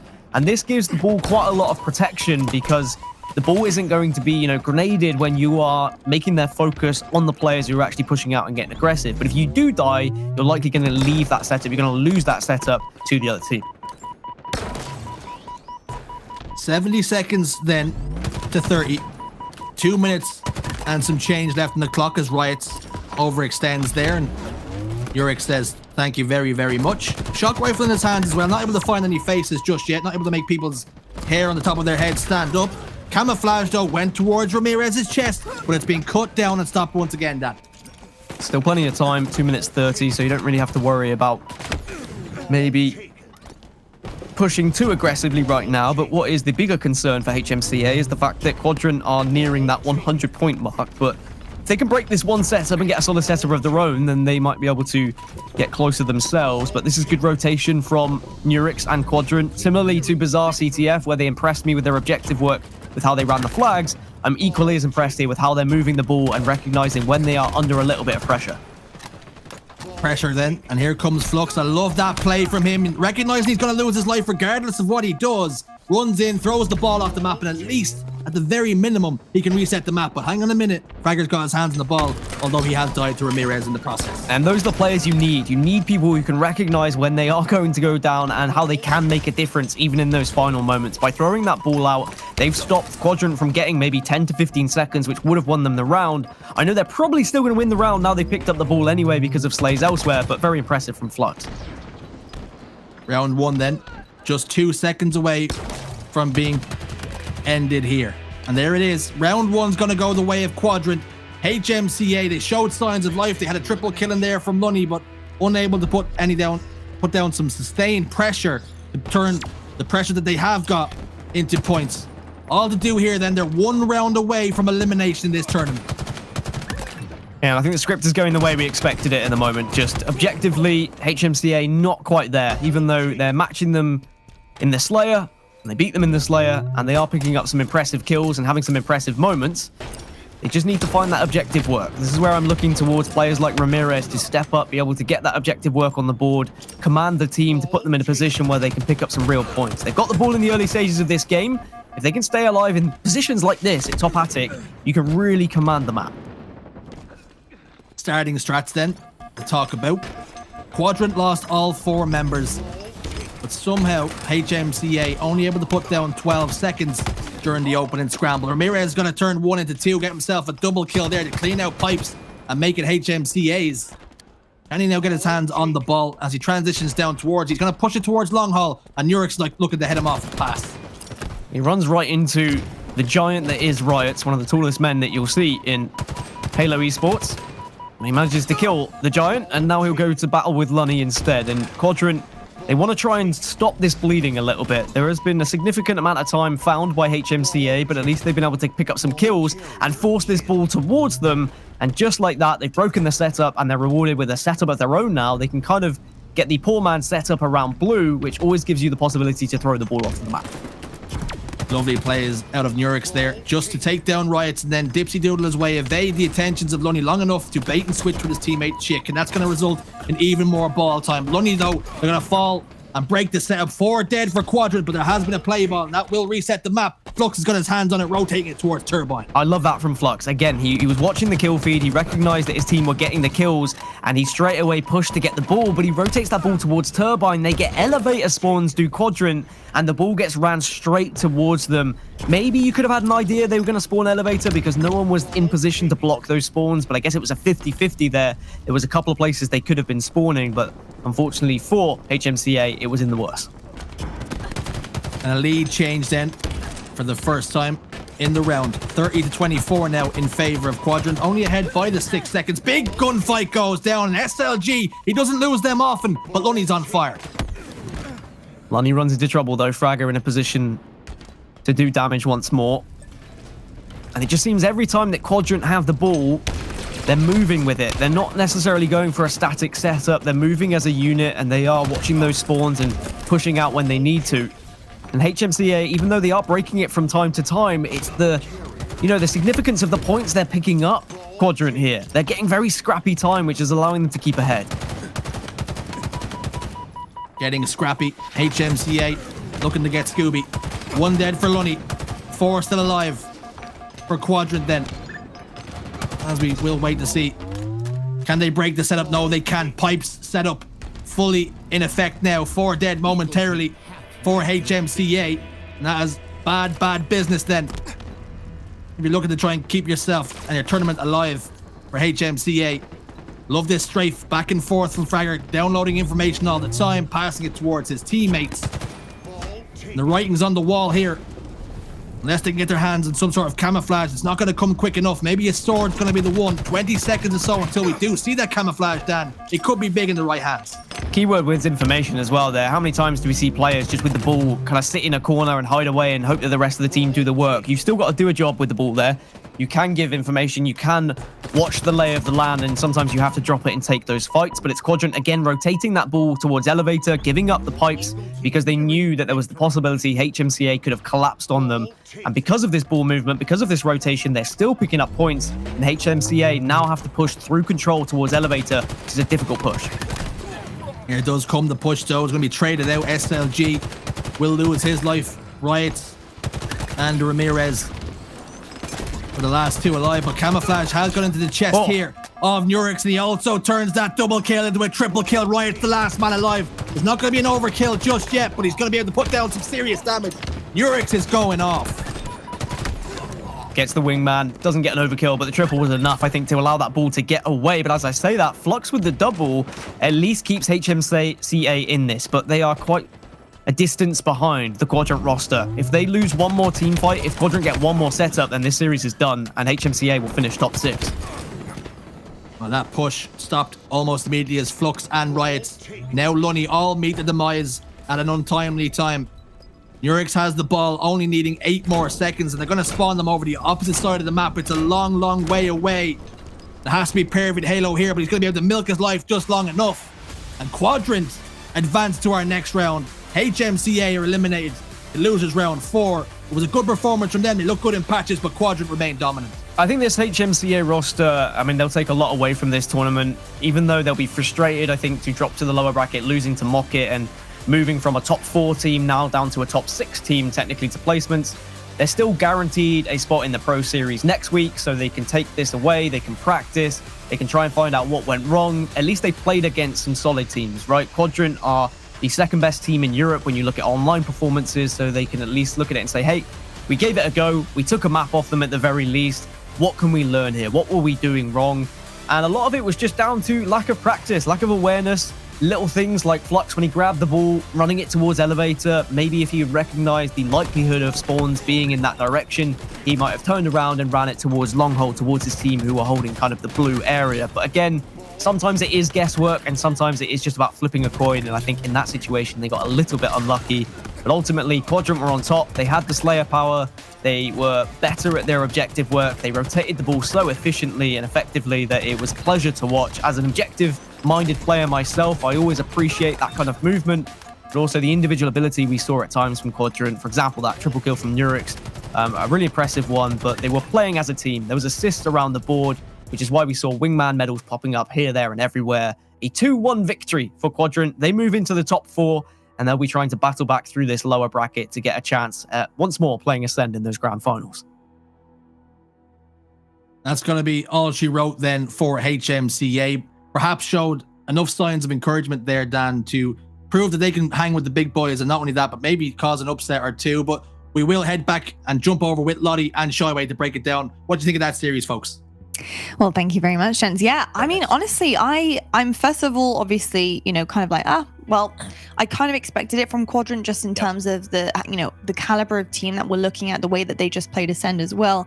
But I'm honestly quite impressed with HMCA as well. Like, I really am. I think taking that Slayer right in the middle was great, and it was a great comeback from the first map.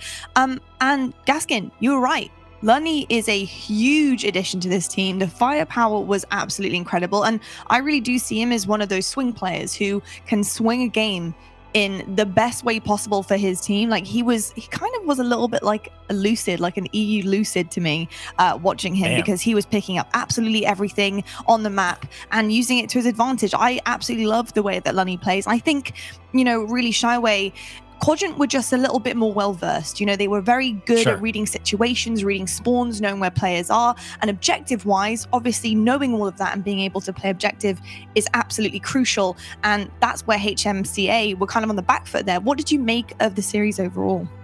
Yeah, experience coordination favors Quadrant, right? In the objective, 100%, they looked very comfortable there. HMCA, they did play well, though. Like you said, Lunny looked pretty good. I think the biggest takeaway for this team is they just formed very recently. Yeah. They swapped out Lunny for this, to complete this roster. So, sky's the limit. Keep grinding. Let's see how far they can get, considering this is just their first attempt at it. Riots, by the way, popped off game 2. It wasn't just Lunny, but Riots at the end of that, it was like 40-39. He was alone in PD, and he won this massive 1v1. And because he won it, his teammates spawned up over in B. He rotates back to them. They stay alive. Man gets a killing spree at the end of the game, and it was a big part of the reason why they pulled away and took that second game. So incredible slaying power. They can clutch up.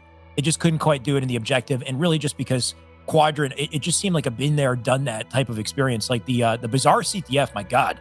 They were always up in numbers, always rolling as a unit, and when they had an opportunity to pull a flag, they were so fast. There was no hesitation. If they knew spawns were up in alley, they grab the flag, take a cafe. If it was split spawns, they go straight through center. They're so quick, so efficient, and I think they had multiple pulls and 3 caps at the end of that. But it's you can see the coordination out of them there.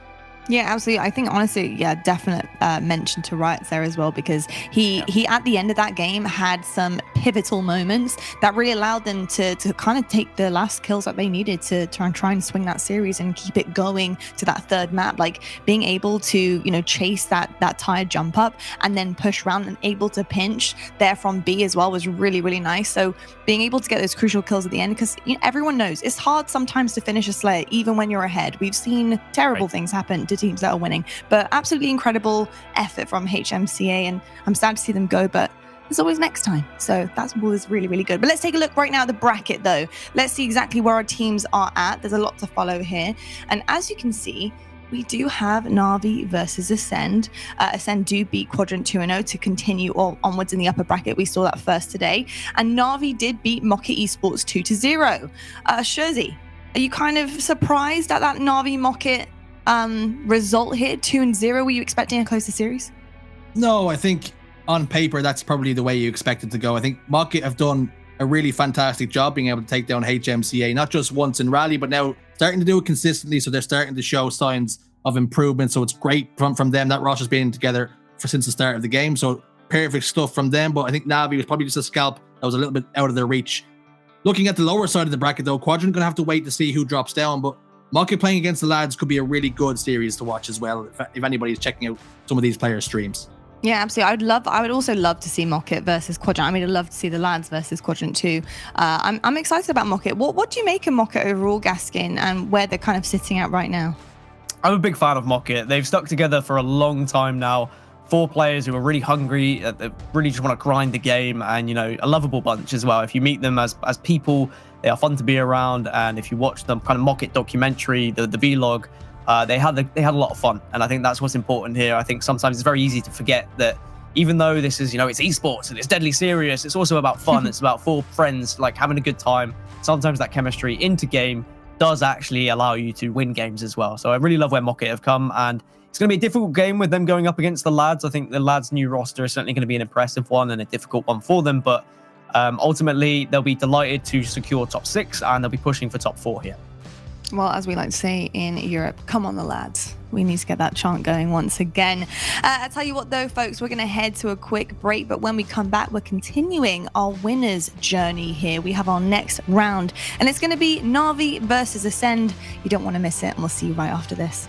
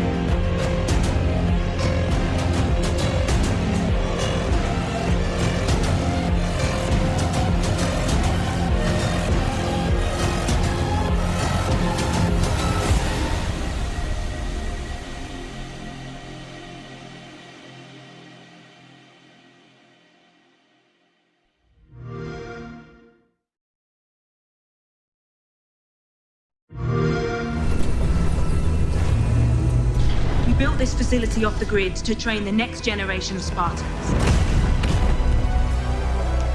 To be a Spartan, you must become the impossible.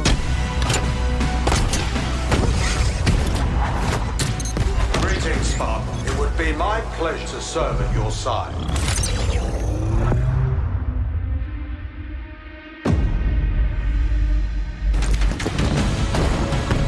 Flag taken. An electric kill.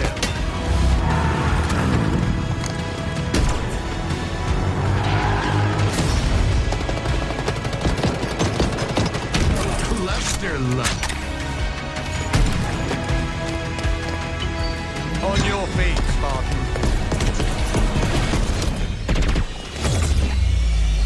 Ninja.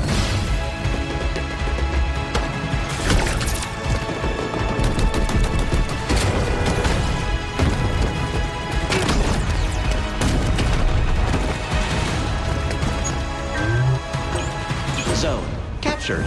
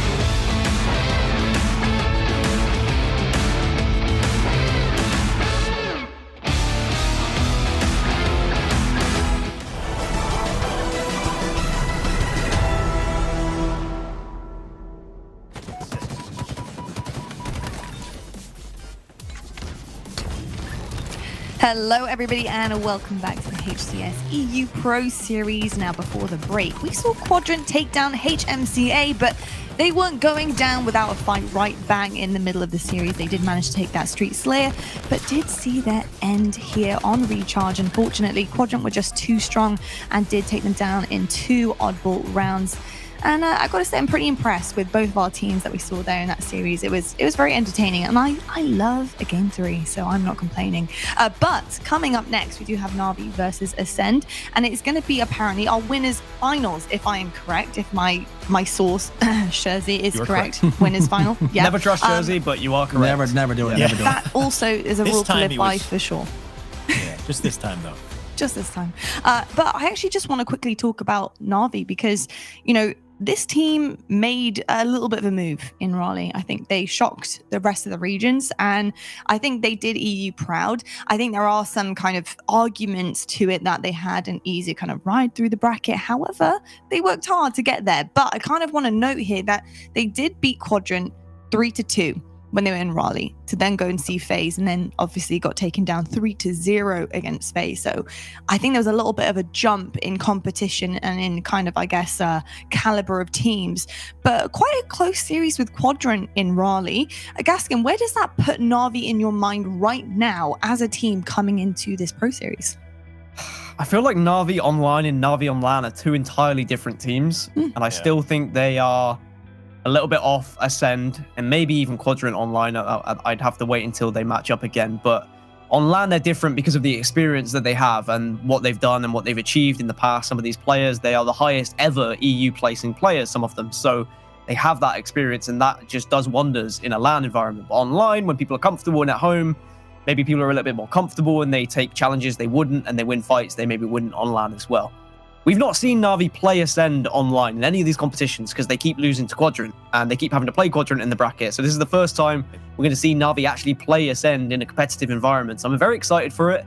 And maybe, who knows, maybe they're going to have a little bit of extra something and show what they're made of here against Ascend. I would love to see this go all the way in a proper best of 5. Hell yeah, I want to see it go all the way, definitely. And like you said, gasking it as well, this will be a best of 5. What we've seen so far is best of 3, but look at that series layout. That is a best of 5, and hopefully it does go to game 5. Shurzy, obviously with Na'Vi and Ascend, like Dan said, we haven't seen this matchup yet. What do you make of their play styles together? Obviously with the series layout kind of on board here as well, but how do these two match up, do you think, theoretically? I think stylistically, Na'Vi are a lot more structured in the way they play. Like to play old school Halo, make sure they have setups and all the right pieces in the right places before they make decisions. I think Ascend, full on aggression, all pacing, all in your face, not letting you breathe. So it's definitely stylistically a bit of a mismatch, and it might throw up a bit of a surprise. Both French teams sort of play similarly, so we could see Na'Vi perform very well here against Ascend with the way it's all shaken out. Yeah, indeed. Now, Shyway, obviously with Na'Vi, we got to see them a little bit on main stage, and we have Tufoxy, Respectful, Jimbo, Kimbo, lots of, I think, household European Halo names that we love to watch. What do you make of the composition of this team? Obviously, Jimbo leading things here, but I think the makeup of this team has a lot of potential. Absolutely. I mean, we saw it in LAN for sure.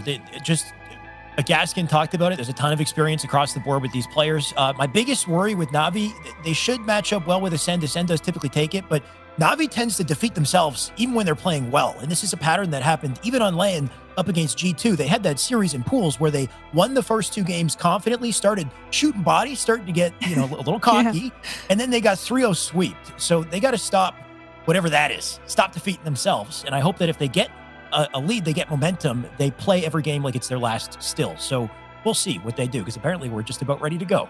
We are just about ready to go. That's it, Na'Vi. You heard it from Shyway. Don't get too complacent. Stick to your guns and play it all the way through. Gents, we are ready to get into this one. So, Shyway, Shurzy, take it away. Shurzy, pleasure to cast with you, my dude. Have we casted together before? I don't know if we did. This is the first time you and I are going hand in hand into a series, and I'm looking forward to it. Grab my hand. Let's. Is it this side? I'm gonna try to hold you. It's this side. It's just. Oh no. Okay. All right. We got to start off on a good foot. Either way, we got a hell of a series coming up. Shurzy, thankfully, it's a best of 5, so this could be quite a matchup at the very least. We got 3 games. Yeah, I'm looking forward to how it all pans out. I think there's a couple of game types in there that could throw up a few surprises. Live fire, oddball. Typically, Ascend have been really, really strong on anything really objective based. They've been strong on. And we've got Street Slayer, which we've seen already earlier in the tournament. So I'm looking forward to seeing how Na'Vi display their skills here. They've come off the back of a really successful run in Raleigh. I think for people to say that, oh, they had a hand in your bracket, you can only beat the people that are put in front of you, and they did that. They beat Quadrant, so you can't really say that. So I mean, they've done everything that they can do, and let's not get it twisted here. Na'Vi want to be doing better than top 8. They want to be a top 6 team easily. I mean, if they had the choice, I'm sure they want to be a top 1 team, but we'll see. It's quite a road to get there. Of course, Na'Vi, like you said, on paper, they look excellent. They've also played excellently in LAN. They got the highest placing. Let's see if they can carry that back over to online. That's quite some EXP to take back into the arena here, and I expect them to showcase it. And here we go then. First of our game 5 going to be live fire oddball in our winner bracket finals. Jimbo's going to pick up 2 kills, and that's a hot way to start with Snipe Drone, the last man alive. Jimbo just letting us know, in case you missed me, I'm back, and I haven't missed a step, apparently. He did not take a break on New Year's. Man's been grinding. As much as we talk about how good Ascend are online, let's not get it twisted here. Na'Vi, one of the most successful teams in the LAN environment. They're the ones that have won all the tournaments when it's mattered most. They'll say these online cups don't matter until you get your hands on a trophy, and we're seeing already off the bat as Tufoxy gets outsmarted, outfoxed by Legend. And he turns it into a double. No. And look what happened because he dropped the snipe. You whiff a melee against Legend, and he makes you pay. That's a triple for him, and he's still got a couple bullets to work with, but what a blunder. They're feeling it. Oh, no way. No. He just clotheslined the mid-slide. There we slapping the taste out of their mouths. Legend making sure Tufoxy pays and he's taking down his friends as a result of that. It's a high price to pay for whiffing a melee and handing that advantage over to a man like Legend. The Frenchman's cooking already. Man is cooking. The only thing to stop him is the lack of sniper bullets. He would have kept going. Either way, Jimbo going to take the ball, try to rotate it as far as he can, get chased down by Sika. And Sika will take that kill, but a trade comes out. I like that little play from Jimbo to drop the ball, try to do as much damage as he could before dying. Respectful going to do the same. He does drop. Ball going to continue to be fumbled down bottom mid. Now then, on board through the eyes and ears of Legend. What can he do? Face with the player over towards green. No help from a teammate, but he doesn't need it as he'll do it all by himself to get that kill. Snipe drone elsewhere picks up one of his own. Jimbo's got ball over towards back tower though. He's opting to drop it here. No play ball just yet. Feels comfortable enough to pick up a couple of slays. Heat wave now in his hands. I'd like to see him either pass the ball off. Oh. Unfortunately, I don't even get to. A big Hail Mary grenade comes through. Snipe down and Co. They're here to play. Stray nade will delete him. And now it is up to Snipe Drone. Snipe Drone will lose the OS. Thankfully got some coverage on the ball. Looks like he will be the one to pick it up. And Gaskin and I talked about this pre-series. Let the dogs off the leash, right? Let's see what these boys can do. Though at this point, apparently Snipe Drone... Okay, there we go. He picks the BR back up. Never seen an AR Heatwave combo. This is a little better. Dan likens Ascend to dogs on a leash. And sometimes they're more like wolves. And I tell you something, they're hungry here and they're looking to feast on Navi, but Jimbo and the boys, they're looking to stay no and withstand any sort of pressure. But early scoring, 41-12 in favor of Ascend. Navi have it all to do. Too Foxy making extra, just being extra careful, I guess, not to miss any upcoming melees here. Last thing he wants to do after what just took place. Legend does go down to a nade here. Too Foxy Jimbo with 2 in the feed, and Foxy going to add another with that double. That's a snipe for him too. Going to drop the BR for it, but great plays out of this man. An opportunity for a couple more. There's a body shot into Sika. Sika now going to back down. I think the trade does come in. A little kill assist. And maybe some potential here. Look at the movement out of Too Foxy as he just breaks right through with the flank and keeps Shady back as well. Too Foxy then looking to make amends for the earlier blunder against Legend. And I tell you something, I back him to do just that. Already doing some lovely damage to Ascend. Hits that body shot through the sliver of the pillar onto Legend. His teammate, although not on hand to clean it up, he's also cracked his shields once more. Legend can't make up any yardage while Too Foxy keeps up this pressure. Definition of thread the needle. This man, Too Foxy, he's hitting all the shots. Can he get some kills? He will get a spree. It looks like enough damage, hopefully, for his teammates to trade it out here. Legend gonna bob and weave into a double, though. And that's a big pickup for him. Slowed down the pressure out of Navi. Does drop, though, so trade still coming in. Still a closely contested game here, 41-38. You ball up. Respectful, gonna try to play things slow here. Still got the heat wave. All well it happens, though. No wasted time. Ascend, ball into A. OS in the body of Sika, and set up potential. Set up potential indeed. He also has a little bit of overshield that has now dissipated, and he will lose his life. He was able to rotate the ball back towards his team as Jimbo ascends over the top of Snipe Drone, and that's bread and butter for someone like Snipe Drone. Looking to make this jump, he's not going to be able to as Respectful takes him down. That information coming through from Jimbo. Heatwave, though, it's still in the hands of Respectful when we last seen him over towards Nest, but he's not going to be able to do anything with it as Sika shuts him down here, Shyway. Little unfortunate, drops it, hands it over to Ascend, and they can use that to cover the ball. You've got a nice little rotation out of Sika. That's a pickup onto Jimbo. Player right out beside him as well. He knows Kimbo's here. And the perfect flank opportunity for the kill. Great setup opportunity for Ascend here. They got the ball in hands. All 4 members up. Coverage on it. And Sika just a line of defense with this heat wave. He can guard the front door. And I tell you something. When there's a heat wave guarding your front door, you don't want to knock politely.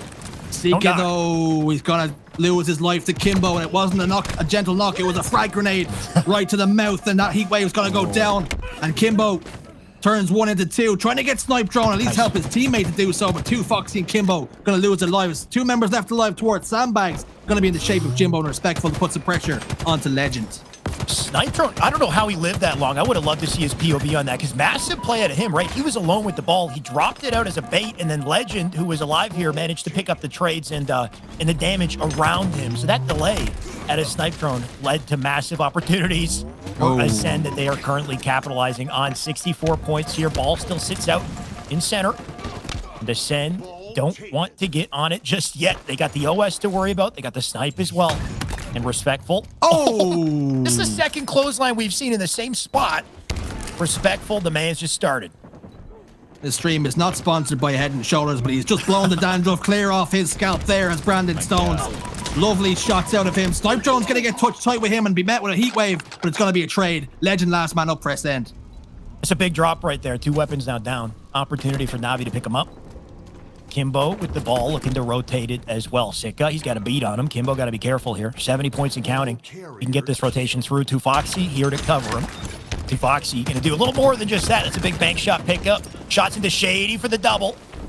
And as he stays alive here, perfect line of defense. That ball did go out bottom center, though. Looks like 2 Foxy's going to have to get after it. Get after that. He will. Scampers his way down towards bottom middle. Heat wave in his hand. Will give anybody no Glasgow kiss if they get close. But unfortunately, he's gotten too close for comfort. And the 2 Frenchmen take him down before he's able to get anything going with the heat wave. Going to transfer control as well. We're seeing Jimbo try and scamper away the play ball, but unfortunately cut down in his tracks. Big engagement going to go down here, and Ascender under a little bit of pressure from the last 2 remaining members, but Shady on hand to cut the numbers down once again. 2 Foxy's going to fall. More ball time, and they're within 5 seconds here now of taking the lead. That was beautiful out of his teammates right there. Huge defensive kills and allowed Sika to stay alive. Collect ball time, going to sit up on top of this ledge as well. They know he's here, but a great vantage point, dodge nades. At the same time, if he needs to play the ball, he can very easily do so. And I mean, he's going to milk this as long as he can. They could potentially win it right here. Less than 10 seconds left to go. Navi, they need to make a play. And Sika just going to sit on the podium. There's no need to go anywhere. He can stand on the edge at 99, and he'll take it with that final second. Round 1 will go to Ascend in a nicely coordinated play to close it out. Facing elimination. That push Navi really needed just never came to fruition, but 180 seconds, definitely closer than maybe some people would have anticipated, so showing signs of life here. All right, Navi.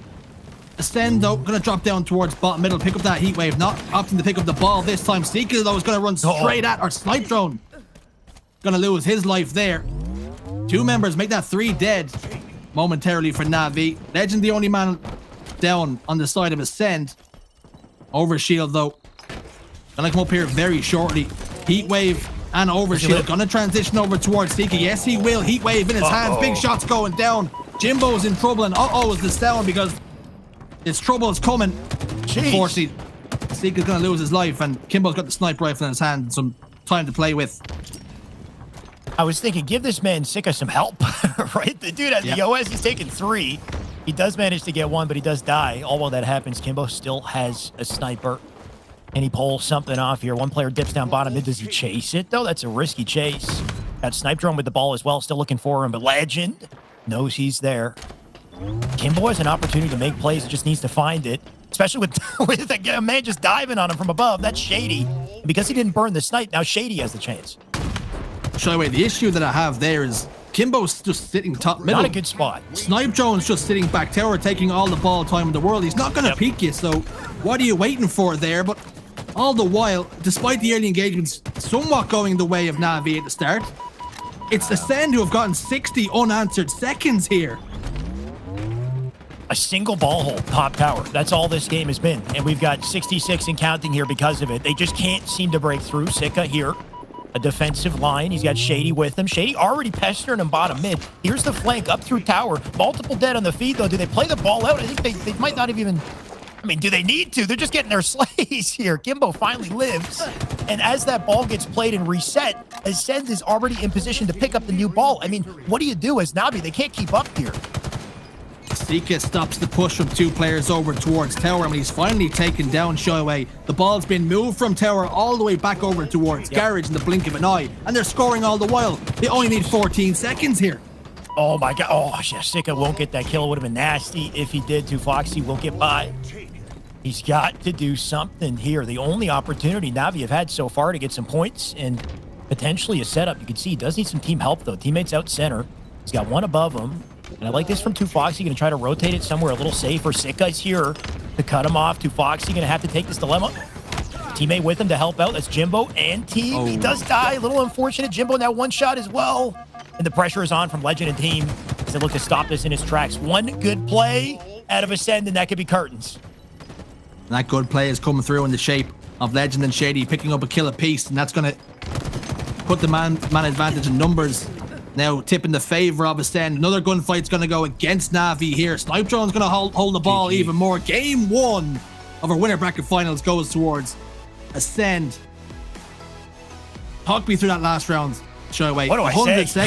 60, 70 seconds almost unanswered by Na'Vi, sitting top middle on their honkers, too passive. That was rough, right? Like, just Na'Vi not showing up, especially in round 2. I don't know what happened there. Like you said, an uncontested, I think, 70-point run in the tower. The dude didn't move. Snipe Drone, he just set up camp. He had, I think he made a burger. He had a campfire there. He was doing whatever he wanted, essentially. I think the biggest indicator, like you said, Kimbo up on top mid with the sniper. What are you doing in that position, right? Not a good position to be in. Make a decision. Do you chase? Do you rotate out? Because you got to put yourself in a spot where you can get an angle on Snipe Drone or pick up a kill, or you're just wasting time at this point. It was a snowball effect, and I think that was kind of the start of it.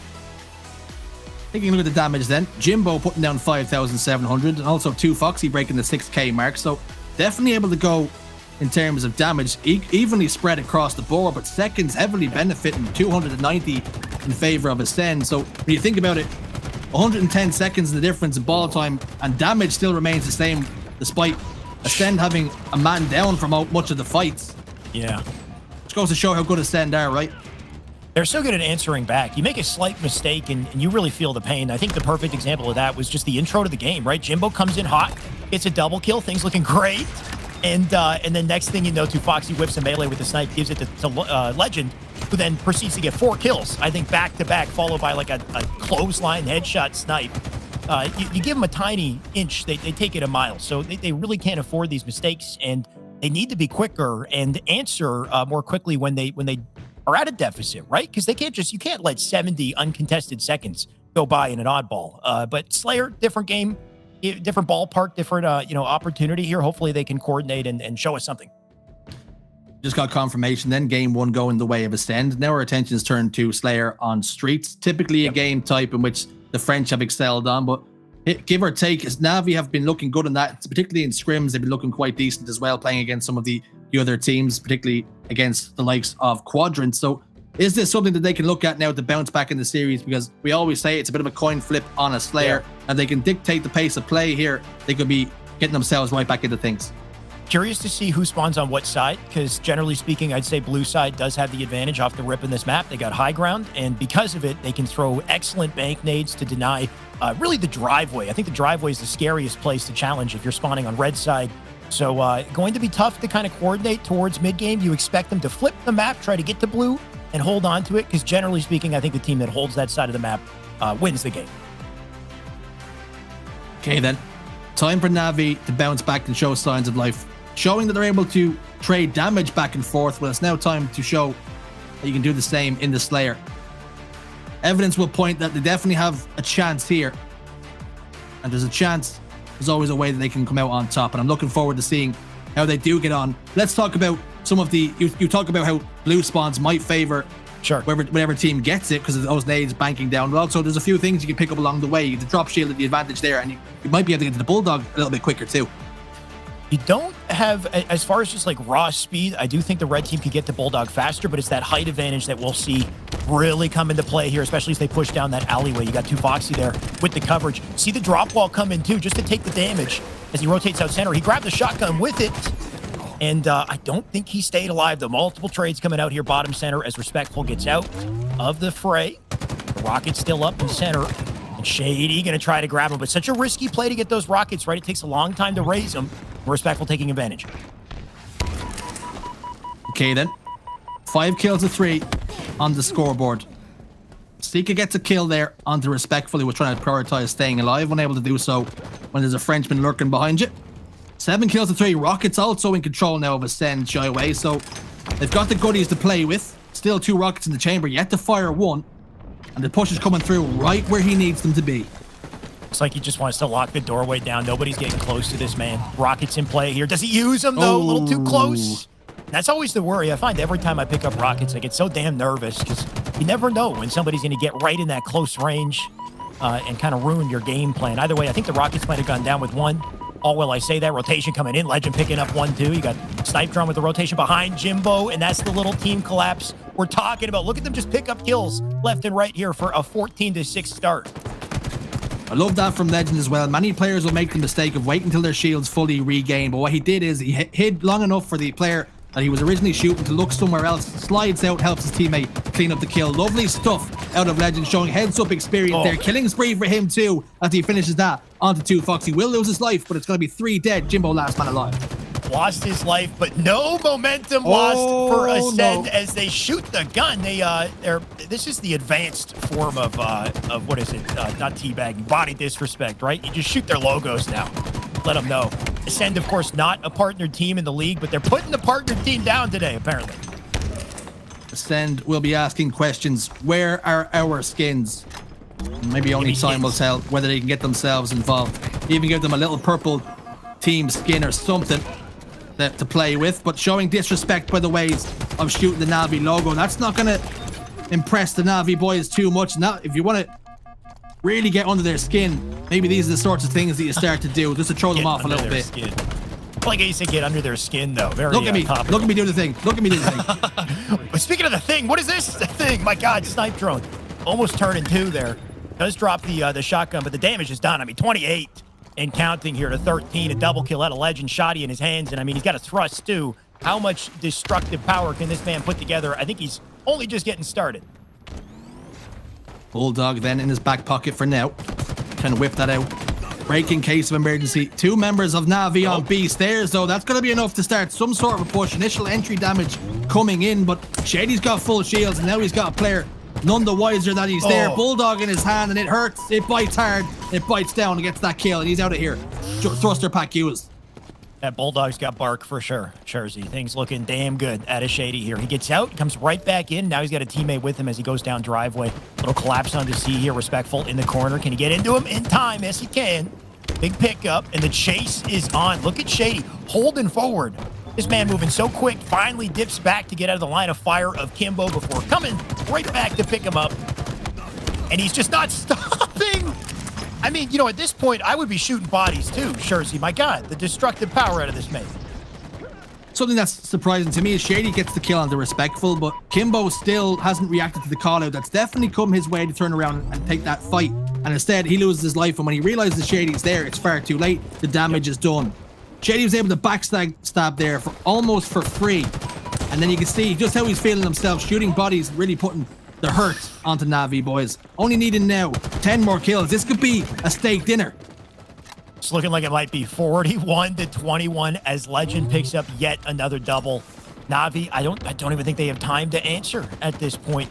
Just a matter of time before they close it out here. Body shots still coming in from what seems like every player of the team. Ascend, I don't know them as a team to disrespect like this. Did something happen between Raleigh and now, or maybe Na'Vi, they got a higher placement in Raleigh? Like, Jersey, do you have any intel here as to what's going on?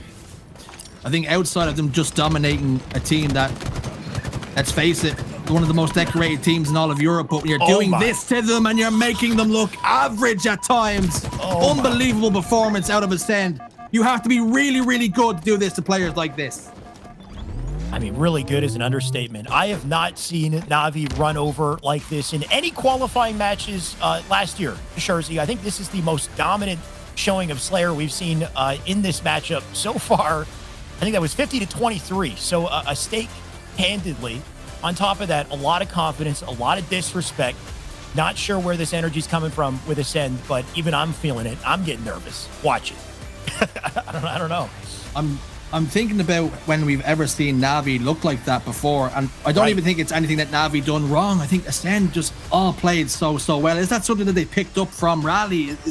Have they already downloaded the information and processed what they needed to do? Possibly. But 50 kills and 23 here. You look at the Na'Vi side. Here's the thing, Sean. I mean, nobody on Na'Vi is even you can even point to and say he performed badly there. I mean, I didn't get a good look at it. I think everybody was very negative, unfortunately, there. But who made somebody mad is all I'm thinking, right? Like, who got mad? Is it Legend? You make Legend mad? Because the dude's popping off. I think we had 16 kills, by the way. I think it was Sika on the bottom there, 16 kills. There's the unfortunate rocket trade, but honestly, the least of their worries, right? Just about every single engagement they came out on top of handedly. Yeah, Halo's really going for you when you see almost every single time I've seen a member of Ascent drop into a compromised position. It was okay because they were dropping into positions and those players they were about to face were half shields. You see again, Shady's taking on these fights, but they're already weak because their teammates have done the damage for them.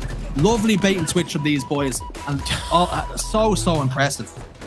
So impressive. I mean, having them spawn up in C and then just flying at them like that, they all die together to close the game. That's a hell of a statement. And really just moments like you said with Shady, that huge play he made with the thrust, it just makes me think of Halo 5. This team is just a team of H5 kids. So the moment they pick up that thrust is the moment that I feel like they're right at home. They're back in their wheelhouse. And the worry is, look at game 3. We're on Aquarius. What does Aquarius have? Two thrusts. It's the perfect map for a Halo 5 kid. So at this point, based off of what we've seen, I don't know what to expect from Na'Vi. I'm not expecting a lot. I hope they change my mind. I hope they show up. These players are definitely good enough to take a moment of respite here to mentally reset and go again. And this Aquarius game type typically plays a little bit more classic, a little bit more structured, a little bit more regimented, and that's straight into their wheelhouse. And if they can get the better of Ascend in the early engagements, I wouldn't put it past them to go on a little bit of a run here, but they need to do it here and now or they're dropping down. I feel like out of all the game types, this has got to be one of the most comfortable ones for Ascend, though. I know you said that maybe it plays a little classic. It's very fast-paced, though. It's very frantic, right? They will consistently be applying pressure into the base, pulling your flag.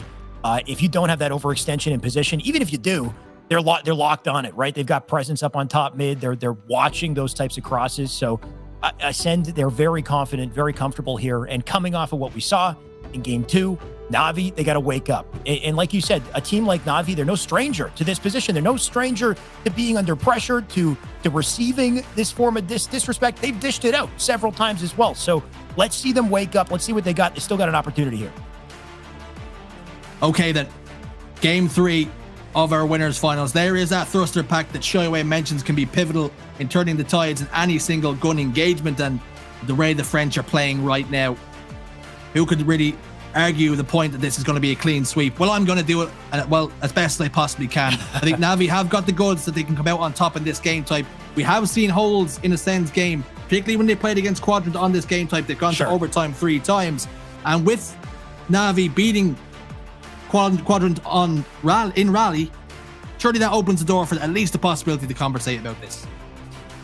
My worry here is, how do you outpace Ascend? How do you make this your game, right? I think the biggest thing, just this opening strat, and thankfully it's looking good so far. That's 3 dead. 1 player left on Ascend, and Na'Vi already, look at the momentum here. They're pressing the base immediately and looking for a flag right away. Just snipe. Important. Sorry, that's Jimbo. I was mixed up for a second there. Jimbo, of course, can grab that early pull, and that's the type of start you need for any type of momentum or opportunity here. I love that as well. Not only did they get 3 dead, last man alive was Legend. They killed him. Kimbo has his ears on. He's listening. He recognizes that his teammates called out a player weak behind him. He turns around. Instead of running the flag, gets the kill. Nice. Legend's going to fall once more on the front base, as is Shady. Snipe drone answers back up to a kill onto 2 Foxy, but now the pressure's coming through in the closet. And 1-0, flag's already been punched in. Na'Vi showing signs of life. That's the kind of answer you want to see. They couldn't have played that better, Shurzy. They got a full round of slays. They played that carefully too. Jimbo with the in the end zone with the flag. He knows not to desperate it. He goes back, gets a kill, stays up, lets a teammate grab the flag. All while we say that, though, look how quickly Ascend counter-attack. Going to take it through bottom mid. Line of defense here. Can he take the fight? He'll take a trade to leave the flag down center. So an opportunity to return here for Na'Vi, but Ascend, they're not going to make it easy.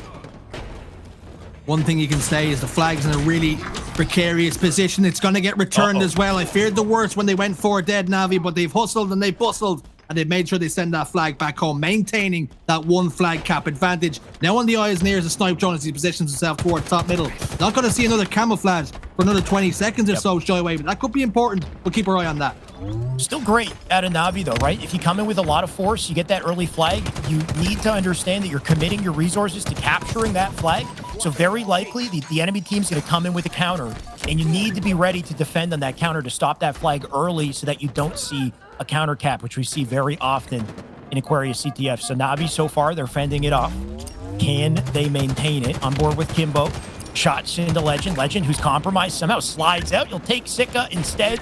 Legend now dies shortly after. And once again, an opportunity cooking here for Na'Vi. A double at Akimbo, too. 3 dead momentarily, then they know exactly where Shady is as he soars out front base. He's going to pay the price of that with his life as well, as Respectful gets the clean up there. Kimbo's going to run this other flag as well. Shady's still coming off the respawn. A little bit of a fumble there. Will that pay dividends for the likes of Ascend? They've gotten that kill, but still 2 members down. It's a straight 2v2 dogfight. Sika. What a nasty defensive line there from Sika. Does not let him touch the flag, ensures they get the return. And that could have been devastating if he died and the touch came through. And because of it, maybe an opportunity for Ascend. Jimbo going to get caught. Drop the thrust for a member of Ascend. And let's see what Ascend can do with the little momentum they've gained.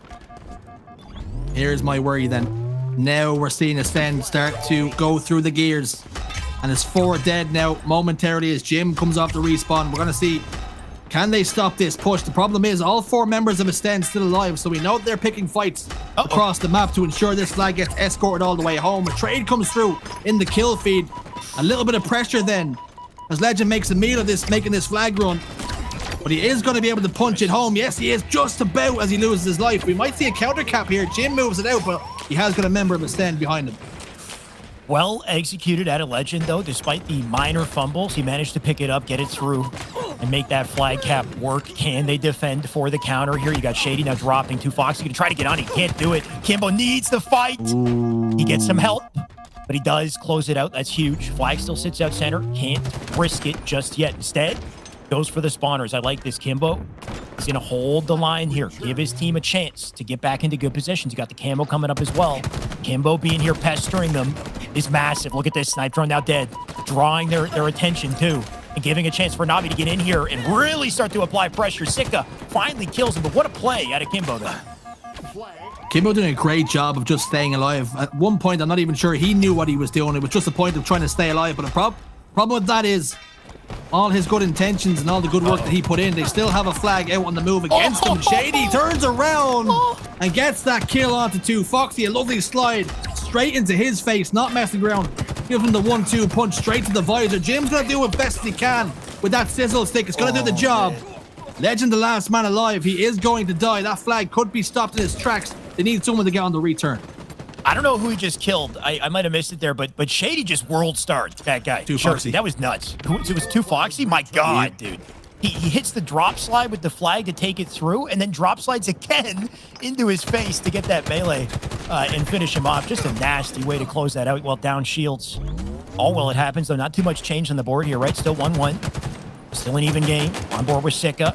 Sika going to whip out the pistol there as well. Such a useful weapon, the sidekick, especially in close quarters engagements like this. And a great way to escort your flag carrier. Legend now making plays. 1-1 then. All tied up. That could be about to change momentarily. Respectful is going to jump into the closet and take this fight, and we can see immediately as that player tried to get towards him to get the trade in. But Seek is going to be the last man alive, but that's not going to matter too much. He's able to punch that flag in for the first time in the game. Ascend are going to take the lead. They're already up 2-0 in the series. If Na'Vi lose here, they're going to drop down to the lower bracket. Ascend starting to gather momentum. They seem to find opportunities and execute on them pretty flawlessly, right? Na'Vi, they've had chances here. They've had presence in the base. A lot of this game, they've been putting pressure on. They can't break away with a flag. Here's another chance for 2 Foxy. Nice little thrust back. Can't take the fight. And Snipe Drone is not done. He'll pick up a double as well. The man is like the Karate Kid or something. I don't know, Shurzy. He's just whipping left and right. Is Snipe Drone a part of the dojo Cobra Kai? Only time will tell.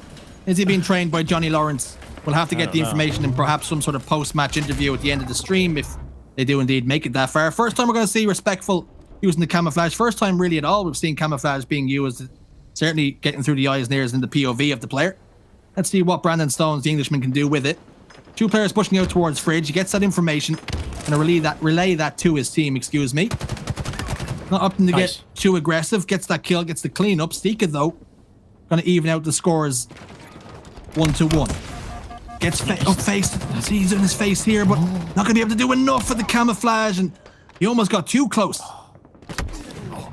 That was such a good opportunity, right? Had they turned both those kills, they would have had the chance they needed, but unfortunately couldn't quite do it. Jimbo ended up dying in a trade, too. Legend will drop back on board with 2 Foxy here. He's going to try to get back in the base. Sika's still there to defend. Beautiful little bank nade off the floor. Teammate flies in. Perfect timing to get the advantage on the trade, but is that enough? Kimbo slides out. He'll try to get the flag. We'll see how far he can take it, though. You still got new spawners up. Ascend doing what they can to slow the progress. Big kill out of Legend. I think there's still a member of Navi there to hold. Nope, it's respectful. Now dead. 2 Foxy with a trade. It's not enough for a clean pull. And once again, the Ascend, they'll very quickly return it. Navi definitely asking questions of Ascend here. The issue is, does Ascend have all the answers? And you can see the desperation is, when the flag gets pulled there, we all know you want to move it towards closet side, but out of desperation, Kimbo's forced to move it towards the fridge side where they're spawning. So definitely some sort of miscommunication on the side of Navi there. Knowing the tournament life, not the tournament life, however, if they want to make it to the grand finals, the first time of asking, they have to do it here and now. Unfortunately, all the kills are going into the way, in the direction of Ascend. Camouflage now in the hands and in the chest of the German. Kimbo, what can he do with it behind this player here? Can he get the back quick? Shady with some beautiful movement somehow gets away. Is ultimately taken down by Respectful. Kimbo then gets the clean up there. Numbers starting to go in their favor. 3 dead momentarily. Snipe drone though just does enough to take down Respectful, and that might stop this push, at least hinder the chances of it getting scored. This is looking like their best opportunity yet. He's got to live though. Jimbo unfortunately dies. And still Kimbo still on the map with the camo. He doesn't get the backspec. Not sure what happened there. Didn't get the kill, and they got the return yet again. And it's heartbreaking to witness because Navi, I feel like Navi have had the advantage the majority of this game. They've had multiple camos. They've had presence in the base. They can't get a clean pull. The one opportunity that Ascend gets just leads to a cap. And because of it, they now lead 2-1. Then Jimbo once again going to go down here. Sika just up. Somehow he's red barred. Man barely stayed up. Kimbo here to turn the favor. Kimbo, can he get 2?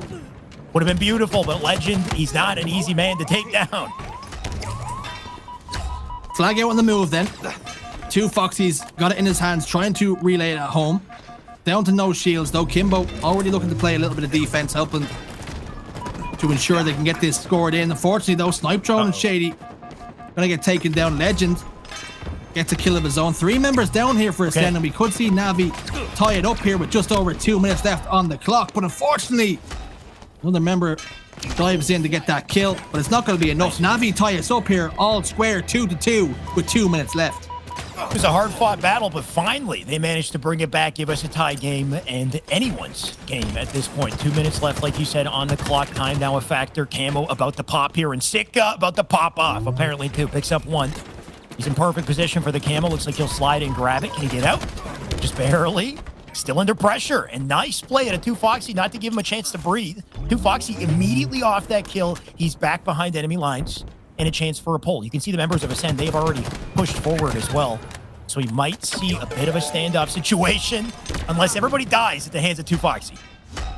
Wonderful plays out of 2 Foxy. Not one of those players that's ever interested in just stat padding. His kills matter, and when he gets them, he wants to make progress on the map. And that's what we're seeing him do there. Open up the map for the rest of his team, getting that engagement, getting that damage down. Jimbo's getting a lot of confrontation from Shady, and it's going to be enough to get the kill. And hold on a second, Ascend have a flag out too. Here we have it. Flags pulled both sides, both in contention here. Respectful going to do what he can just to slow things. Does get a big kill. That flag still sits out center, baitable spot for it, and nobody wants to commit to it just yet. Kimbo doing what he can to manage multiple fights. Flag return comes through. I think that was the flag return for Ascend, so no chance for Navi just yet to pick up that cap. Flag taken once again to Ascend, not letting up. Shady somehow from behind enemy lines. The man slides on through, and he's still going. Navi with presence in base. They'll pull a counter to slow it down, but Shady, I mean, you look at the way this man's moving and grooving, and you start to worry about what he can put together. Shady slipping and sliding, having the whereabouts and the wherewithal to realize that there was also a thruster pack down on car 1 there from an opposing player. Flag gets just about sent home. Yep. Honors even here, and it wouldn't be like Ascend to go to overtime in a Flag Aquarius game. Really sticking to the script here. Usually it's again quadrant, but Navi doing just enough here to make sure that the tournament is going to keep on going, at least on the winner's side. 10 seconds left before we do hit that overtime mark, and you can see Steak is backing down into his own closet. Something I'm interested to talk about though Legend was having a little bit of a slow game at the start there, certainly towards the mid game, but he's brought it back there, 22 kills, 22. He started to bounce back, and that's why we see Ascend starting to perform a little bit better here, Shyway. Yeah, Legend making massive plays. I think it was Shady, though, who's been kind of breaking ankles on the low. The man's been disrupting everything. Here we go. Like you said, overtime. We've seen it many times with Ascend. Usually against Quadrant. The issue here is usually Ascend is the one to clutch up and win it. Na'Vi, different team, different day. Coming off a land and coming off of a lot of disrespect, too. Na'Vi, they got a reason to really fight back here. Let's see if they can do it. And the only bane might be this camo, unless they delete Snipe Drone quickly. Snipe Drone going to do what he can to play it careful. But look at this, Jimbo. He's looking for him. Somehow he's still alive. Snipe Drone doing just enough there. Not only, you say, okay, he's just sitting top middle with the camouflage. He's not doing anything, but he has the whole intention of the team on him. And we're seeing a lot of flag juggles here, mishaps, a couple of blunders, but here's Legend going to be able to get this one home. Grenades are coming through thick and fast. Not enough damage done. Flag is going to get scored. And again, they go to overtime. And again, the Ascend do the business. They get the job done. And they're going to march on to grand finals. So brutal. I think the biggest thing, Aquarius CTF, the opening strat, is just massive. That was the reason why Na'Vi started out so strong. They got the first flag because they got the round displays, they had the camo, they had the heat wave, and they pushed on through. They got an early flag cap off of it. Same thing happened, just happened in overtime with Aquarius. And I think a massive part of that is Snipe Drone should not have lived. I don't know how the man lived so long with camo. The fact that he stayed alive and took the attention of so many players, it didn't even matter that Legend fumbled the flag.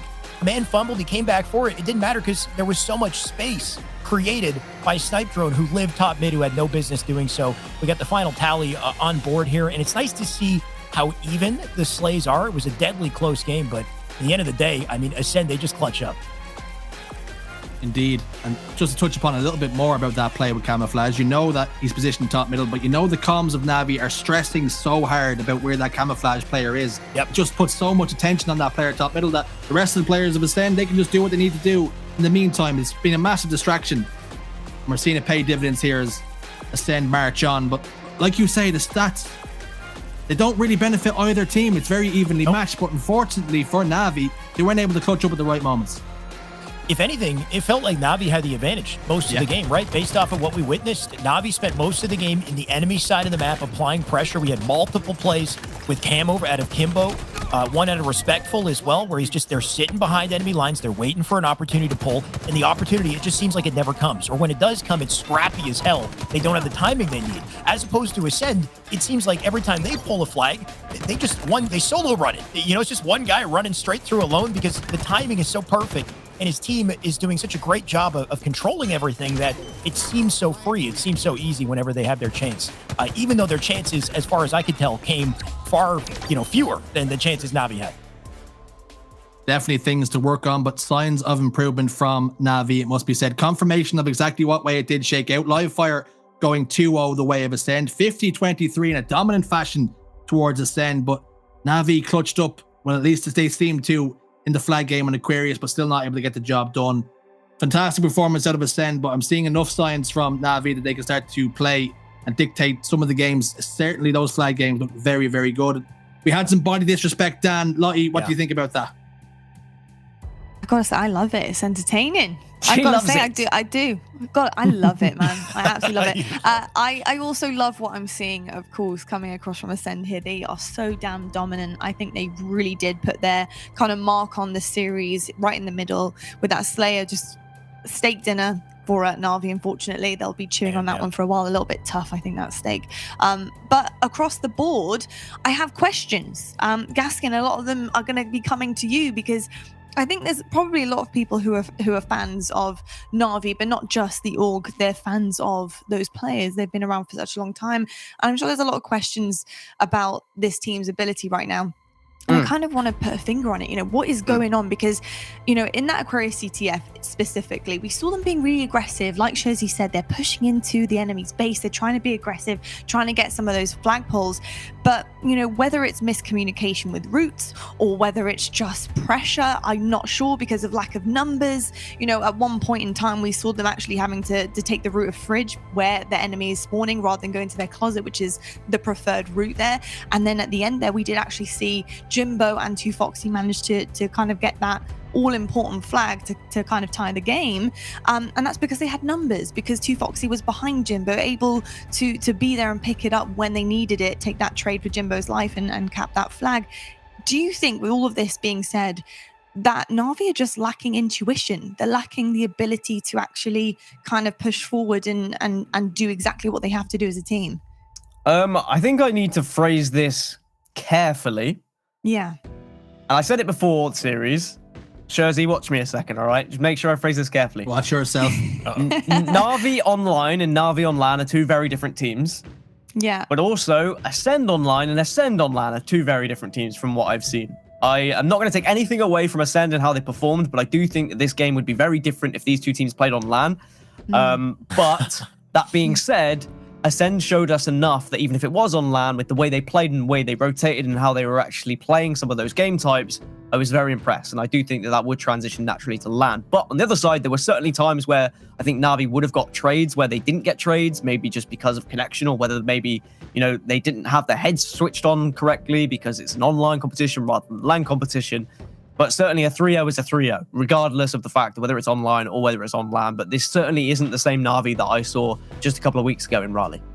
Yeah, I do agree to that, I think, to a certain extent. But I do think they are slightly lacking a little bit of intuition. And we saw that on LAN as well, because they had moments where they were leading the way on series against some of our incredible North American teams, and they managed to choke it, which sucks because we know how good these guys are and what their potential is. But I'm excited to see what this Na'Vi roster can do, what they work on, how they progress through the rest of the season. It's early doors, gents. It's early doors. It is. And I tell you, it's not early here, though, in our bracket, because we're working our way through this thing. We have a couple of series left, but Na'Vi do go down 3-0 against Ascend, and Ascend find themselves in the grand finals. Shocker. But obviously, we do have a lower bracket here, and we have a little bit of a safety net here for some of our teams as well. This is how it's kind of worked out. So we currently scores on the doors for our lower semis. The lads versus Quadrant 1-1. That's a big one. I like this. Hold on. Predictions. Shyway. Who's Quadrant. taking that one? 1-1. Oh, Quadrant. No, it's going to be Quadrant. It looks good, though. Don't get me wrong. It's does. surprising seeing a closely contested series early on, but I'm just going to go with what history tells me, and history tells me Quadrant. I expect to see Quadrant Na'Vi, which is going to be very interesting. Na'Vi, they're not done, right? Where everybody's kind of we're kind of counting them out because they got disrespected so hard in game 2. We're wondering what the heck happened. Hopefully they regain. They come back. They still got a shot here. I'd like to see it. I'm watching definitely a that big series shot. actually happen on my other screen, by the way. Multiple monitors. Oh, yeah. I'm that kind of man. Love that. And the lads are currently 2-1 up in CTF. So they are tied in the series and they're winning this current game. So Which CTF? Aquarius CTF. Oh, okay. Is it best of 5 or best of 3? Best of 3? Best of Ooh, 3. unsure. Best If of it's 3, best of and 3, then then our next now one's I'm going to be worried. best of 5. Our next one, our elimination finals will be best of 5.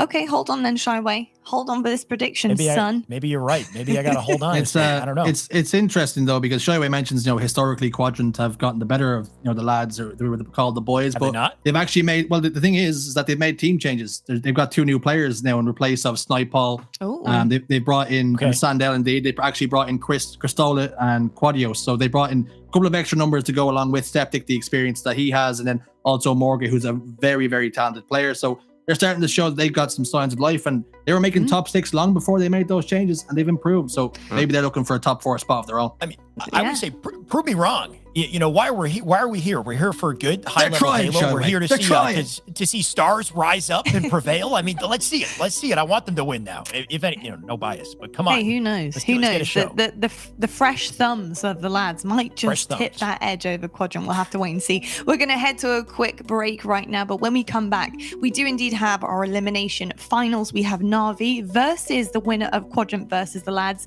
You'll have to come back to find out who that'll be.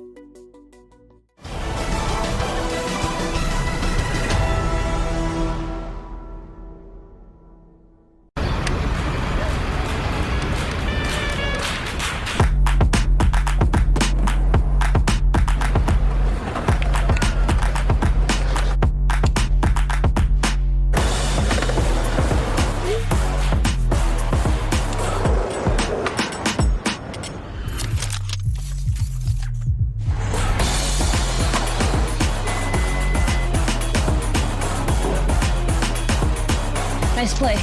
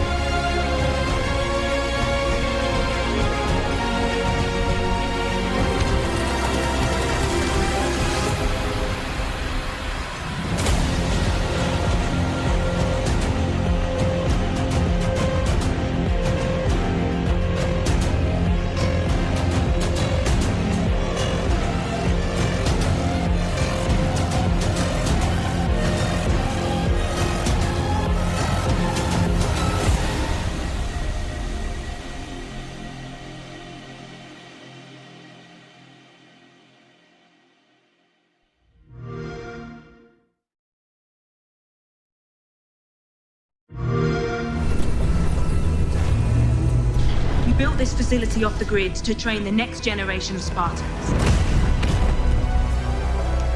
To be a Spartan, you must become the impossible.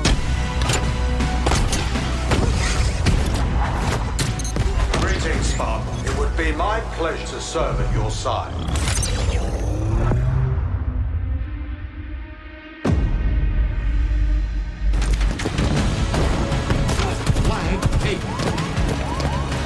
An electric kill.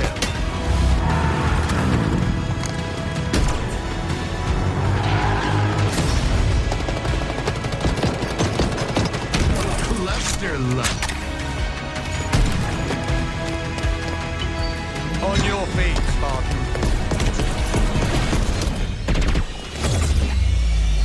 Ninja.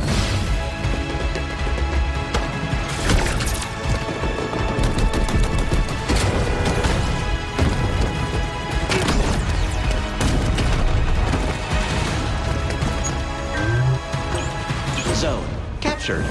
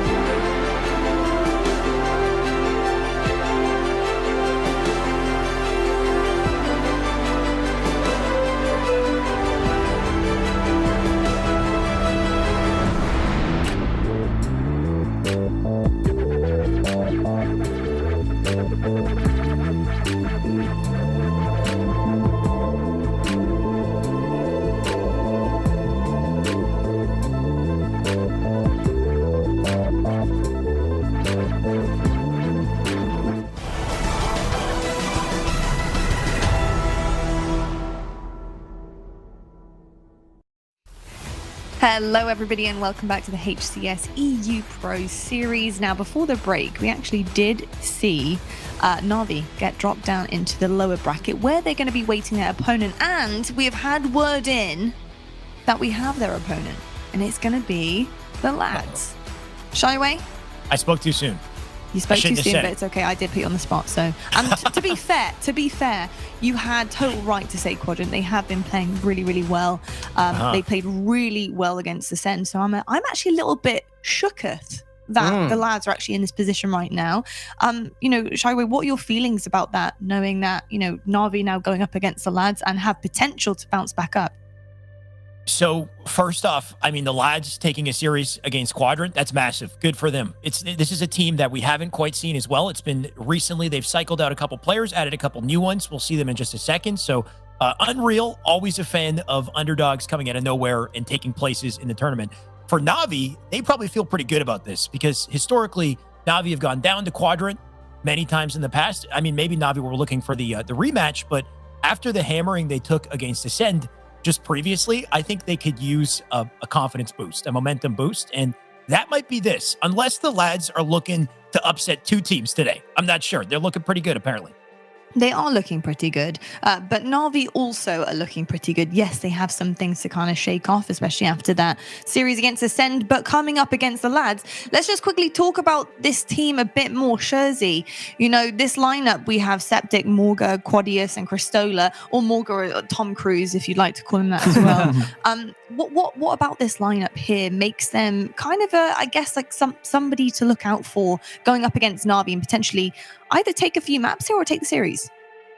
They've made some really nice changes in bringing in Cristola and Quadios. It adds a little bit more firepower, and those two players have a lot more time to put towards the game and improving, and that's exactly what Morga and Septic wanted, was a team that could really grind together, gel together, and I think that was the issue that certainly Sandell and Snipeball had, as they found they didn't have as much time to invest into the game with other commitments outside of it. So it's good to see them that not only have they made those changes, but immediately they've started to find success. And I think they're going to be a real question mark here. But I think if you ask Na'Vi, if you ask Navi who would they have rather play, I think they would have said the lads. So I think nobody's happier than them right now to play against the lads as opposed to playing Quadrant. Yeah, Gaskin, if we're going to get real up in here, going to get real, some real talk. Do you expect Na'Vi to take this series pretty convincingly? I mean, if it was the old roster of the boys, yes, because the boys didn't even win a single map in Raleigh. They got dumped on by the entire kind of a pro teams. They were expecting to go into Raleigh as an open team. They got promoted to play in pool play, and they just didn't have a good time. They were 4 fantastic players who had come together, to play a little bit of Halo. They happened to qualify, but as Richie said, practice wasn't necessarily there. However, now they've turned into a team who are taking this a little bit more seriously. Robson has turned back to Septic, and that is a scary thing because that means he's going to be practicing, and he is a player that you will know has had so much success in Halo. Previously has teamed with Ninja, for example, when Ninja came over and played in the UK tournaments. I think they're going to give Na'Vi a game here. They gave Ascend a game in the winners bracket earlier. We didn't get to see it, but they took a map off Ascend. That's something that Na'Vi weren't able to achieve, and now they've taken down Quadrant, who historically have beaten Na'Vi online. So I think everything is pointing towards the lads actually giving Na'Vi a game here. But yes, Na'Vi should be the better team. They are the more practiced team, but I do think this is going to be a really close and intense series. I'm excited now. Okay. All right, storyteller Dan. Yeah, I'm here. I'm present. This is going to be good, I hope, because obviously just looking at the result against Quadrant as well was something to obviously look out for. So that's amazing coming forward. I kind of want to know a little bit more about the makeup of this team. Shaiwei, can you talk to me about kind of some of the roles that are on this team? Who's kind of leading the way here? We're talking about the lads, correct? Correct. I want to know too. I'm still learning, right? This is where my lack of experience of being an NA, NA is my home. But just looking at this roster here, right? We've got, let me actually make sure I have the correct, because they got changed. They changed up, right? We got Robson, we got Morga, Cristola, and Quad. I recognize the names. I don't know too much about their EXP and EU. For them to take out Quadrant, they must be pretty damn good. They must gel well together. Maybe Gaskin, you can lend me like a little bit of their history teaming together. Is this a team that's Morga the been IGL together coming forward before?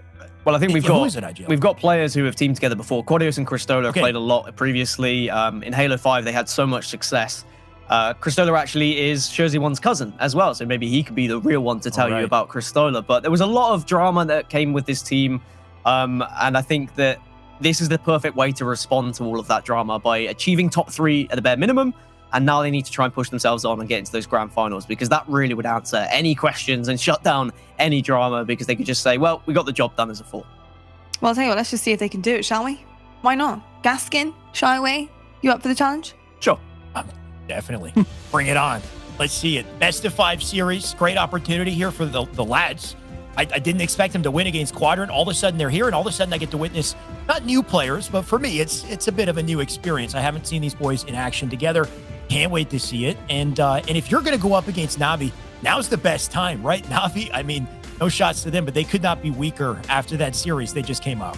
Yeah, and I think the series layout is going to be important here, the maps and game types, because there are certainly strengths and weaknesses for Na'Vi that the lads will look to try and really take over and show what they're made of. But the lads are going to be full of confidence now. Like, the series they just had with Quadrant, they won it 2-1.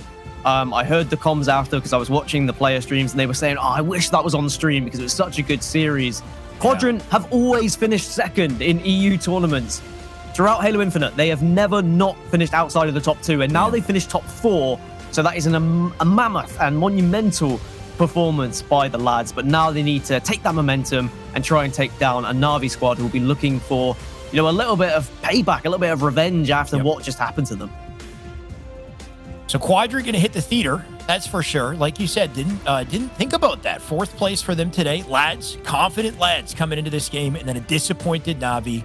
Na'Vi, they've been in this position. They've lost, unfortunately, in series like this before. It's not over for them yet, but I think this first game is very telling of whether or not they managed to recover. They've got their mindset right. This should be right in their wheelhouse. Just according to what we've seen in the past, Na'Vi should be comfortable here. They should be gunning to get that rematch with Ascent. I think what I love about this lads lineup as well, and I think it was something that Jersey probably would have hit on if we'd asked him about it, is that not only did Quadios and Cristola use the team, but Cristola also teamed with Septic a little bit when the Vibe roster was at one of its highest points during Halo 5. So there is a lot of previous team history here, And you throw Morga into that lineup as well, who also has played with these three at various times throughout Halo history, and a player who has achieved so much in Halo 5. Like, I'm really excited to see what they can do, as we'll get a restart in that game as one of the players didn't load in. So we hold fire just yet. We don't have to enjoy ourselves right now, but we can carry on talking about these teams, because I think Shyway, with the lads, they now have achieved probably a higher position than they thought they were going to be able to. And sometimes that can go either way. Once you've achieved top 3, you think, yes, you know, we've achieved top 3. We shouldn't have made it here, but we have. Then you can flop when you go into that losers bracket finals. I've been there personally as a player, and I'm sure that many players have done the same. They can't allow that to happen. They really need to ride this momentum now and make sure they push Na'Vi to the very brink of them being eliminated themselves. I'm hoping that we shouldn't have made it here is not the mindset, though, for these boys. I think even to get the top 3, that's probably not your mindset. You probably got a hell of an ego to get to this point. So it's if anything, it's confirming it. And hopefully you got a lot of confidence coming into this, believing you deserve these spots. You deserve to win games. If anything, that's just kind of hopefully proof of it to them. And they can take that momentum and roll with it in this upcoming series. We'll see. Like we said, lads, kind of new blood for me as far as what I've witnessed. So I can't wait to see what they put together. Of course, putting them, they coming together as a team very recently as well. Sky's the limit. If they perform well here, if they take top 3, if they take Na'Vi, make it to grand finals, then who knows? We've got a new team in the mix all of a sudden for EU, which is so exciting to see, especially for the beginning of Halo Infinite. I mean, EU already showcasing a lot of talent so far. I can't wait to see where they go. But I think we've been crying out, I personally, I've been looking at where Europe is, and you've got the top 3. You've got Na'Vi, you've got Quadrant, and you've got Ascend, but no one was really touching them. Mocket then demonstrated they had what it takes to become the 4th best team with their performance at Raleigh, and then they beat HMCA in this tournament today. But I look at Mocket and I look at HMCA, and even though they're good teams on paper and they're performing all right, I do think there is more talent in Europe to try and break through and take that top 4 position off them. They are vulnerable, and Mocket have demonstrated that in this tournament today by losing to the lads, and the lads will now, they need to seize this opportunity to try and establish themselves as a top 4, and that will force Mocket to get better. This is what Europe need. Europe needs competition.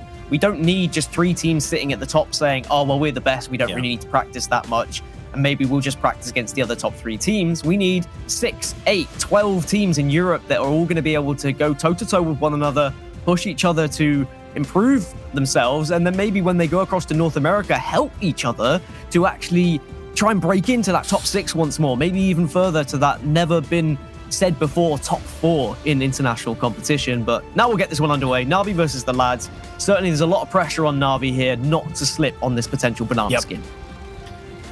A lot of pressure for sure. Hopefully they don't slip. If anything, we've got a long series ahead of us, so a lot of opportunities to not slip. We'll see what they can do coming up here. Finally going to get in the game, though. This is Streets. Oddball, of course, on board with Jimbo to start it off yet again. And this time, apparently, he'll pull off a trade to kick things off as well. Teammate there to pick up the ball. Quad going to try to rotate, but look at all the presence out of Na'Vi to start the game. They got the rockets, already burned them off. And a ball rotation over to A, so an ideal setup starting to form early on. I'm not going to look into statistics for the boys at Raleigh because, you know, with 2 team changes, they're essentially a new team. But for Na'Vi, when it comes to this game type in Raleigh, they had a 50% win rate. They won 2, they lost 2. It's a pretty bang average game for them. They know how to play it. And against certain teams, they found success. Against some of the bigger and better teams, they struggled a little bit. But now they need to assert their dominance against the lads because Na'Vi are a better team. Hands down, that is a fact. They are a better team. They've got more practice. They've got more experience. They know how to play the game. But if the lads start to practice, if the lads start to get a little bit more reps under the belt, more tournaments under the belt, they could potentially try and, you know, be the better side than Na'Vi. So Na'Vi need to make sure they assert their dominance here and don't allow the lads to get too much confidence. And what better an opportunity for lads than this one right here, though unfortunately that opportunity is starting to slip away from them early on here. 44 points and counting, set up still on A, on board with Kimbo. Nice defensive line here. He's got Respectful too for a nice little 1-2. Right behind them too. Picks up Septic. Can he snap onto his second here? Nice strafe, not good enough. Apparently, Respectful's hitting all his shots. He'll pick up a double for it. Advanced positioning here too. You can see Morga trying to push up through center. But Respectful, now that he's won these fights, he's in a great spot to pinch him. One thing that I will say as well with the, again, I don't want to take too much away from the lads. It was an amazing victory. It was only a best of 3 against Quadroon. Would they have been able to do it in a best of 5? That is an entirely different question. Now they're playing a best of 5, so we'll see them in more objective game types, and we'll see whether they can actually, hang with the big dogs here of Na'Vi, who should have more control in these objective games, which we're seeing here in the early stages of Oddball. But maybe the Slayer games might be the chance for the lads to really put some games on the board. Good point. Bigger opportunity here for Na'Vi to really close things out. The lads definitely have work to do. And so far, not so good, right? 69 points and counting here. Na'Vi locking it down, especially with the rockets on Respectful. Man's been popping off already. Add a rocket launcher to it, and a lot of potential for playmaking here. Nades will clean him up. Ball going to rotate out the B. He'll slide and try to get the rockets. Unfortunately, can't do it. Cristola, his turn to make a play. Does make and it apparently a he double. does just that. Yeah, and that's important because that's going to allow the team to now finally get their hands on the ball. They will transition it. Septic drops it because he's got the rockets. And if they can get a setup on the go here, maybe they can get back into this one. It was looking very one-sided, but Oddball can change very quickly. One setup and suddenly you can have 50, 60 points on the board. Nice. And these rockets are going to really help give them control. Such a beautiful use of the drop wall. It completely tanks the nade, gives him an easy opportunity for a clean rocket straight through the doorway. So Septic taking full advantage of the equipment, the resources at his disposal. Unfortunately does die. All holds still in session though. 20 points to count in here as they rotate it over to Cafe. Quad gonna push straight up through center.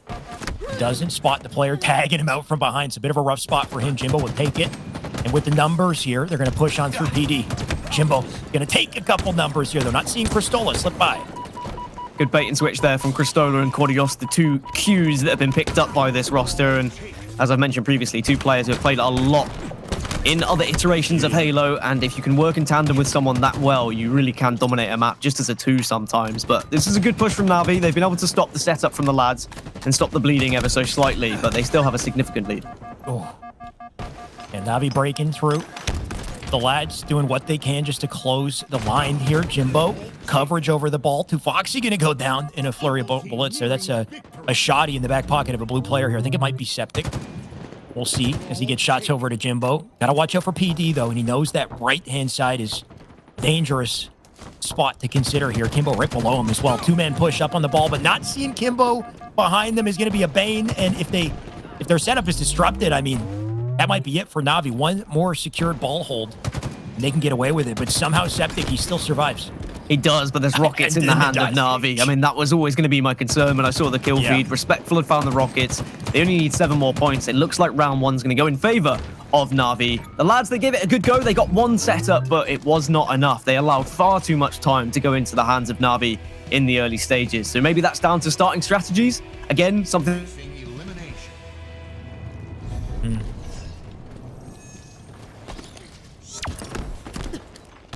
We'll see what the lads can do to adapt and break that setup, though, because they seem to have trouble with it. I find sometimes going Cafe side can be a little safer, just with the way the map is laid out. We'll see. What's not safe is a rocket to the face, that's for sure. Both players die. They'll drop that down. Opportunity for Respectful, who takes it immediately. Big pickup for him. Ball gonna likely transfer to Na'Vi. Still sits out center. And still being contested.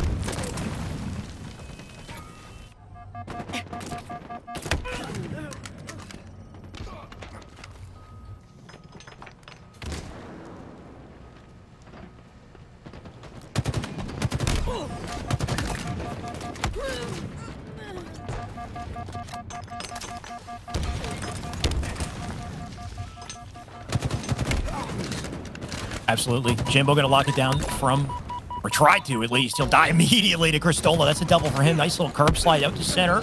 Shots into Foxy. Foxy takes it. Trades back and forth here. Despite all the damage, all the crossfire, only 3 points on the board here for the lads as they rotate that ball out through, and a hold for them to start the game, something we didn't see in the previous round. And maybe an opportunity for a little more here. I like the transition to PD, teammates covering him above. Morga with 2 on the feed, by the way, so Morga opening things up, but an immediate reversal to Na'Vi, and rightfully, lads will drop the ball, try to slay. Or get slayed.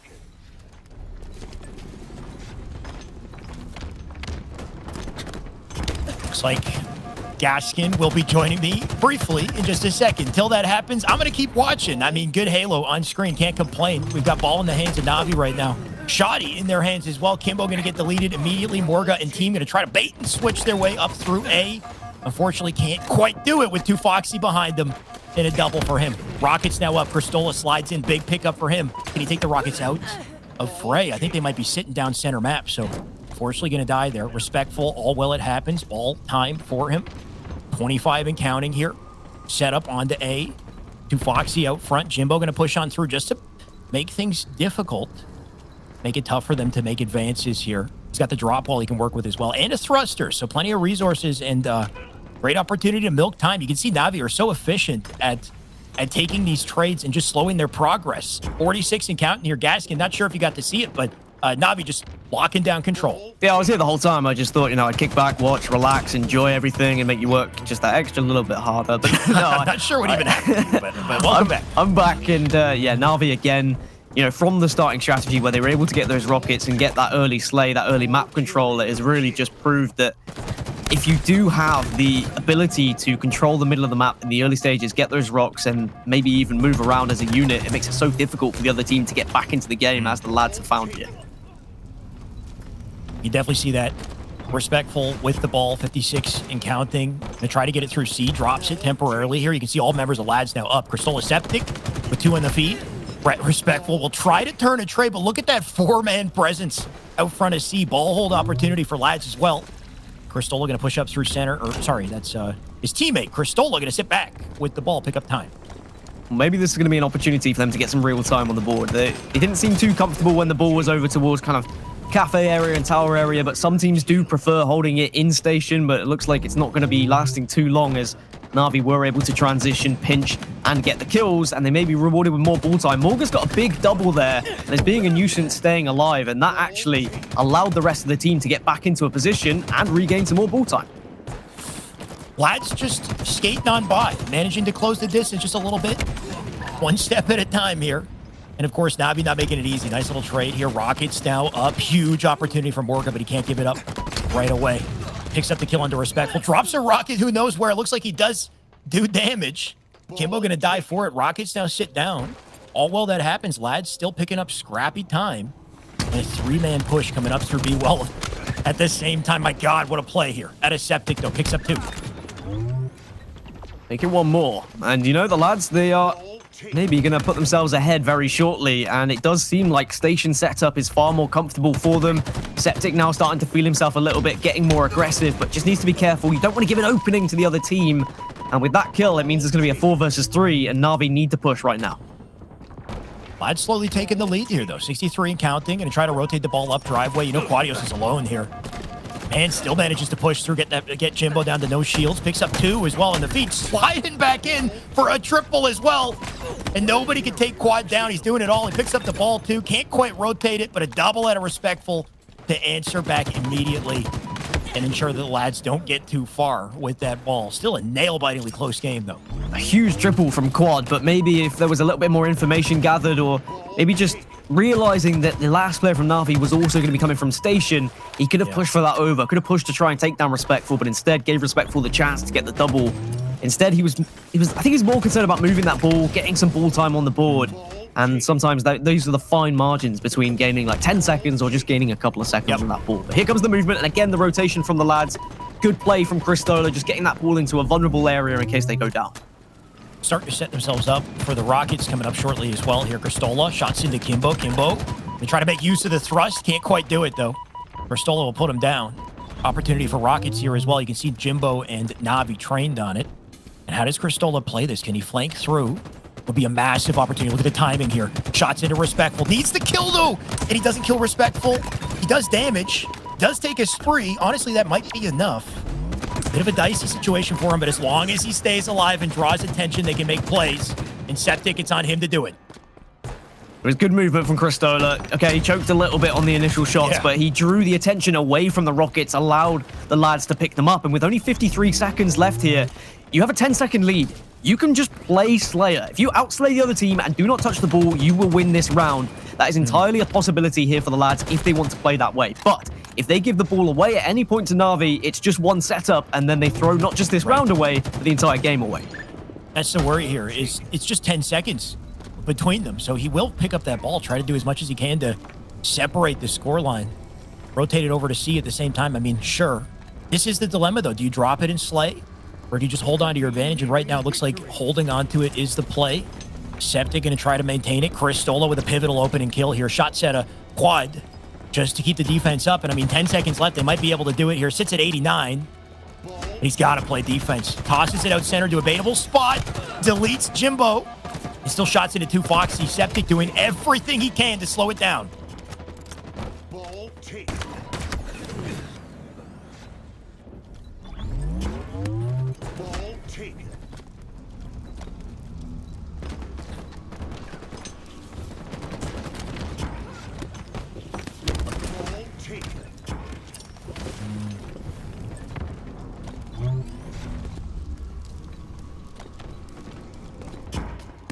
76 and counting here out of Na'Vi. One setup, like Gaskin said. You can rotate it back to PD and try to hold the control here. 81 and counting. They're still getting slays on the feed. The opportunity's still in session. One good hold is all they need, and lads need to break it. They're running out of time to do so. 10 seconds left on the board for these guys as Respectful continues to rotate it through center. Knows he's under pressure, though. Trade's coming out. Gets the kill for the Rocks. He'll dive in with shots onto Cristola. Cristola needs to make a play here. Drops the rocket. That should be a kill. But somehow can't quite get out of this. Na'Vi, they're going to pick up the ball. 3 seconds left, by the way. Na'Vi leading. They need to touch it. Did they get it in the last second? What? He picks it up, hands it off. Sudden death out. Because they picked up that ball in the last second, sudden death now in play. And you can see that timer counting down. Somebody's got to touch it. It's Na'Vi who do it. And Na'Vi will close out the round and the game. But my God, did that get a little crazy at the end. Oh, I think the lads will want that one back, though. I mean, they were in a position where they had the lead with about 30 seconds left. Could they have just played Slayer rather than picking up that ball and taking it towards station? That was entirely a possibility, but at the same time, I mean, the way that Na'Vi were able to hold that setup, rotate, and move as a unit was extremely impressive, but a very close first game. I know it was 2-0 on Oddball and on paper, but certainly the lads are showing that they can at least match Na'Vi when it comes to slays here. That is a good question. Is that what you worry about post-game? You think, okay, there were only 10 points separating us, so I can understand why they want to hold the ball, but there's less than a minute left in the timer, so do you go for slays? Can you win those slays? Are you confident you can, right? Because this is Na'Vi we're talking about. Lads in this position, they're the underdog team, so a lot of different dilemmas to juggle here. Unfortunately, the option they selected did not quite work out. Na'Vi, they somehow managed to clutch up, especially in that frantic finale. But we've got the slays, we've got the deaths on screen here, and honestly, pretty damn even for the most part, minus the damage differential, I'll say, from Jimbo and Kimbo there popping off. So much damage, as you can see. Over 7,000 you were just talking about. I think that's important that you've got the damage dealers on the team, and then the rest of the team needs to then focus around that, play the objective where they can. I think the lads will be a little bit frustrated they weren't at least able to tie it up and take that to a round 3 in Oddball, but sometimes they are the fine margins, the little decisions. Yeah, I mean, it's all relative, right? And it's all hindsight. I mean, they could look at it and say, okay, well, if we had slayed and then we had died, Na'Vi get the ball, they get the 10 seconds, and then they're in control of the map. So they tried to take the initiative by winning the game. Technically, it was a shorter time for them to pick up the ball and win the game rather than let the time play out. So I can understand why they made that decision. So I'm not going to harp on about it too much. But ultimately, they do find themselves losing map 1 here. And we move on into Aquarius Slayer, where they'll look to try and fight back in this series. Just getting one game on the board could be huge for the lads' confidence here.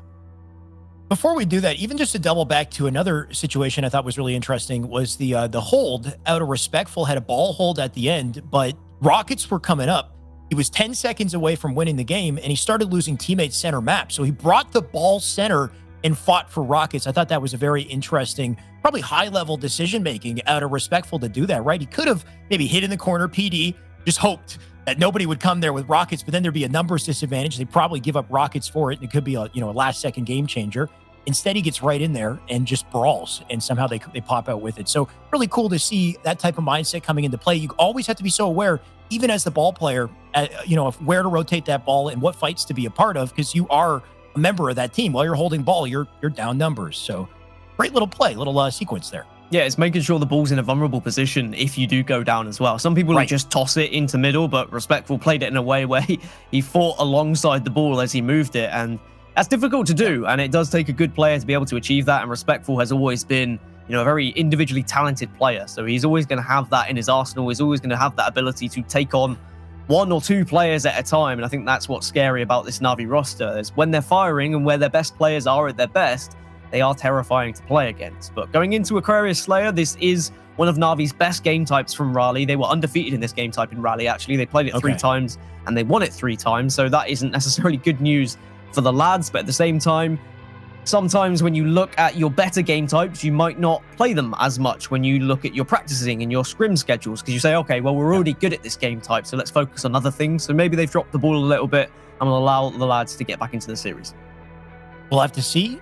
Like you said, opportunity for lads to come back with Slayer, especially. Game type tends to be a little bit more volatile. I think, like most game types, the opening strat's going to be a big indicator of how this will go. You got the camo up top center, got the heat wave to fight over. The dynamo nades, massive on this map, especially if you have spawn control, right? Toss a dynamo nade into the refrigerator spawn. Not too much you can do to escape it. It's going to slow you down, give audible ticks to let the enemy team know where you are, and do a hell of a lot of damage too. So a lot you can put together here. Lads, they kept their slays close. The kill death ratio was pretty damn close with Na'Vi in that previous game. If that's any indication, they've got a chance at the very least. So we'll see if they can execute. Yeah, this was something I said about HMCA earlier when we saw them on stream, is that slaying department, like, they were getting the job done, but their objective work just wasn't quite there because they had a new change. And a new change sometimes means that not everyone is on the same page.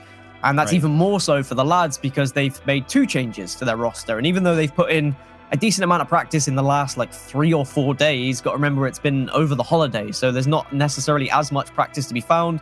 People are doing different things, and the changes were only made, as I say, 3 or 4 days ago. So they've not had a huge amount of time. Whereas on the side of Na'Vi, they've got all that practice from Raleigh and prior to Raleigh as well, which is just going to have them on top when it comes to these objective games. But Slayers, I feel like it's more of an even playing field, even though, of course, there is going to be strategy, there is going to be structure when you are playing a Slayer game type. In Aquarius, sometimes you can find yourself in a little bit of standoff if you play it in a certain way. I do think that it has to be now. If the lads can take this game, then series on. If Na'Vi go 2-0 up here, then I start to think this could be a bit of a 3-0 situation. Right, because what do you do? If they take the first 2 games, you got to reverse sweep 3-0 them, which I guess maybe thankfully for them, Na'Vi have been prey to 3-0 reverse sweeps. I don't think today's the day, though, just off of the series they had previously. They ideally, they're coming back with a vengeance. They know that they shouldn't go down like that. They got disrespected in a way that they don't usually, and maybe not ever do. So I would like to see them come back with confidence. And I think lads is the perfect springboard to use to get there. So we'll see. Once again, still up to lads to make a play, give us a show. You talked about how the roster had changed. They took out 2 players. They added 2 new players. Do you like it just based off of, what you've heard of this change? Obviously, the signs are showing off their performance, but off of what you know of these players, what do you think of the team change? Yeah, I think that it comes down to the fact that Quadios and Cristola can play a lot more than certainly what Sniper could. I mean, I think when this boys roster, previously the boys, now the lads, they've kind of evolved. I think that they were a team who just were playing a bit casually. They said, look, let's give it a go. It's open tournaments. Okay. We're all decent players. We've played together before. Let's see how we do. They played in the first open and they got top 6 and they were like, oh, okay, maybe we're actually quite good here. And then they get top 6 again. And then they're able to achieve a position where they get funded to go to Raleigh. And then they're like, oh, okay, so now we're playing with the big boys, but we at least we get to play in the open bracket. And then suddenly they're not in the open bracket. They actually found themselves in pool play because some of the LATAM teams couldn't make it. And they really got thrown in the deep end there. They weren't expecting to be in that situation. I think they would have loved the chance to play through open. Instead, they were playing against some of the biggest and best teams in the world. Now you've got Cristola and Quad who have been there. Like, they've competed at the top level of Europe and international competition. They will be well practiced. They will be dedicated. So I am expecting this team to be a different look, a team that is looking to put in the time rather than being more casual. And it's no disrespect to Sandal and Sniper. I think they're both fantastic players. And I think they know that maybe they just didn't have what it takes to be on a top roster right now with their dedication levels. But we will see them, I'm sure, feature in other teams. And I hope we get to see more of Sniper. I know that Sandal played today in a team and he got top 12. So he's still there or thereabouts, at least putting the time in.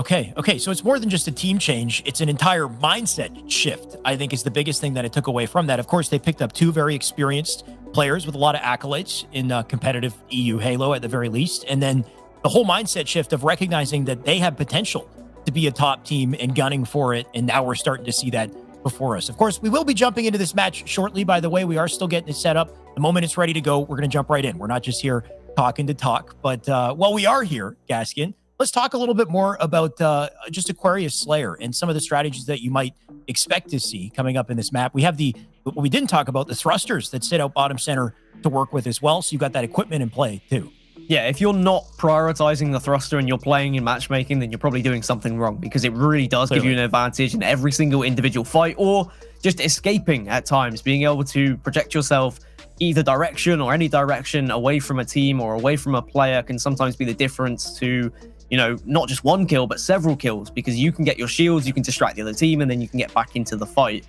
I do think that Slayer Aquarius is one of those ones where you have to prioritize certain things, like the thruster, like the heat wave, for example, like the dynamos. And if you are on top of it, and if you are timing things correctly, they can really allow you to break away from another team. But you've also got to be prioritizing pushing teams who are on a split spawn. If you know that 2 players are spawned in one place and 2 are spawned in the other, or if they're on a spawn cycle where 2 are dead and 2 are alive, take your advantages, collapse on those teams.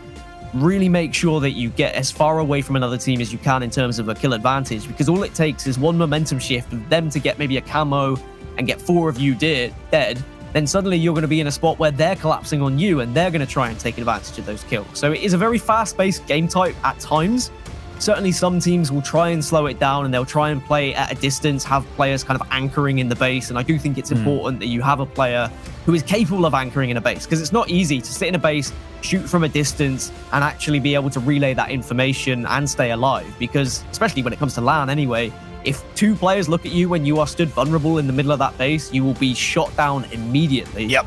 So it takes a different kind of mindset, a very patient kind of mindset to be one of those players. Definitely been victim to spawning up in the base and getting crossed immediately and just wondering, where the heck are my damn teammates? They're on the perimeters. They don't got the angle. And it's difficult on this map for sure. So I can agree with you. You've got these tight corridors for flanks, especially down through the bottom of the map, where you get these close quarters engagements, the thrust making that even, more exciting and with more potential there. But then the center of the map, so wide open, right? So many angles to cross. You got to be so careful coming off a spawn and so aware to know if that enemy team has that setup. Because next thing you know, you just get mapped immediately. The snowball effect, it definitely takes place on this map too. Just the way it's designed with the ramps, there's so many slide opportunities, so many little curb slide tricks that you can do to fly around it quickly, to get right up in your face. Something we see with Ascend, and I guarantee we'll see a little bit later in the tournament. But now it's Navi's turn to show us that they can up the pace of play.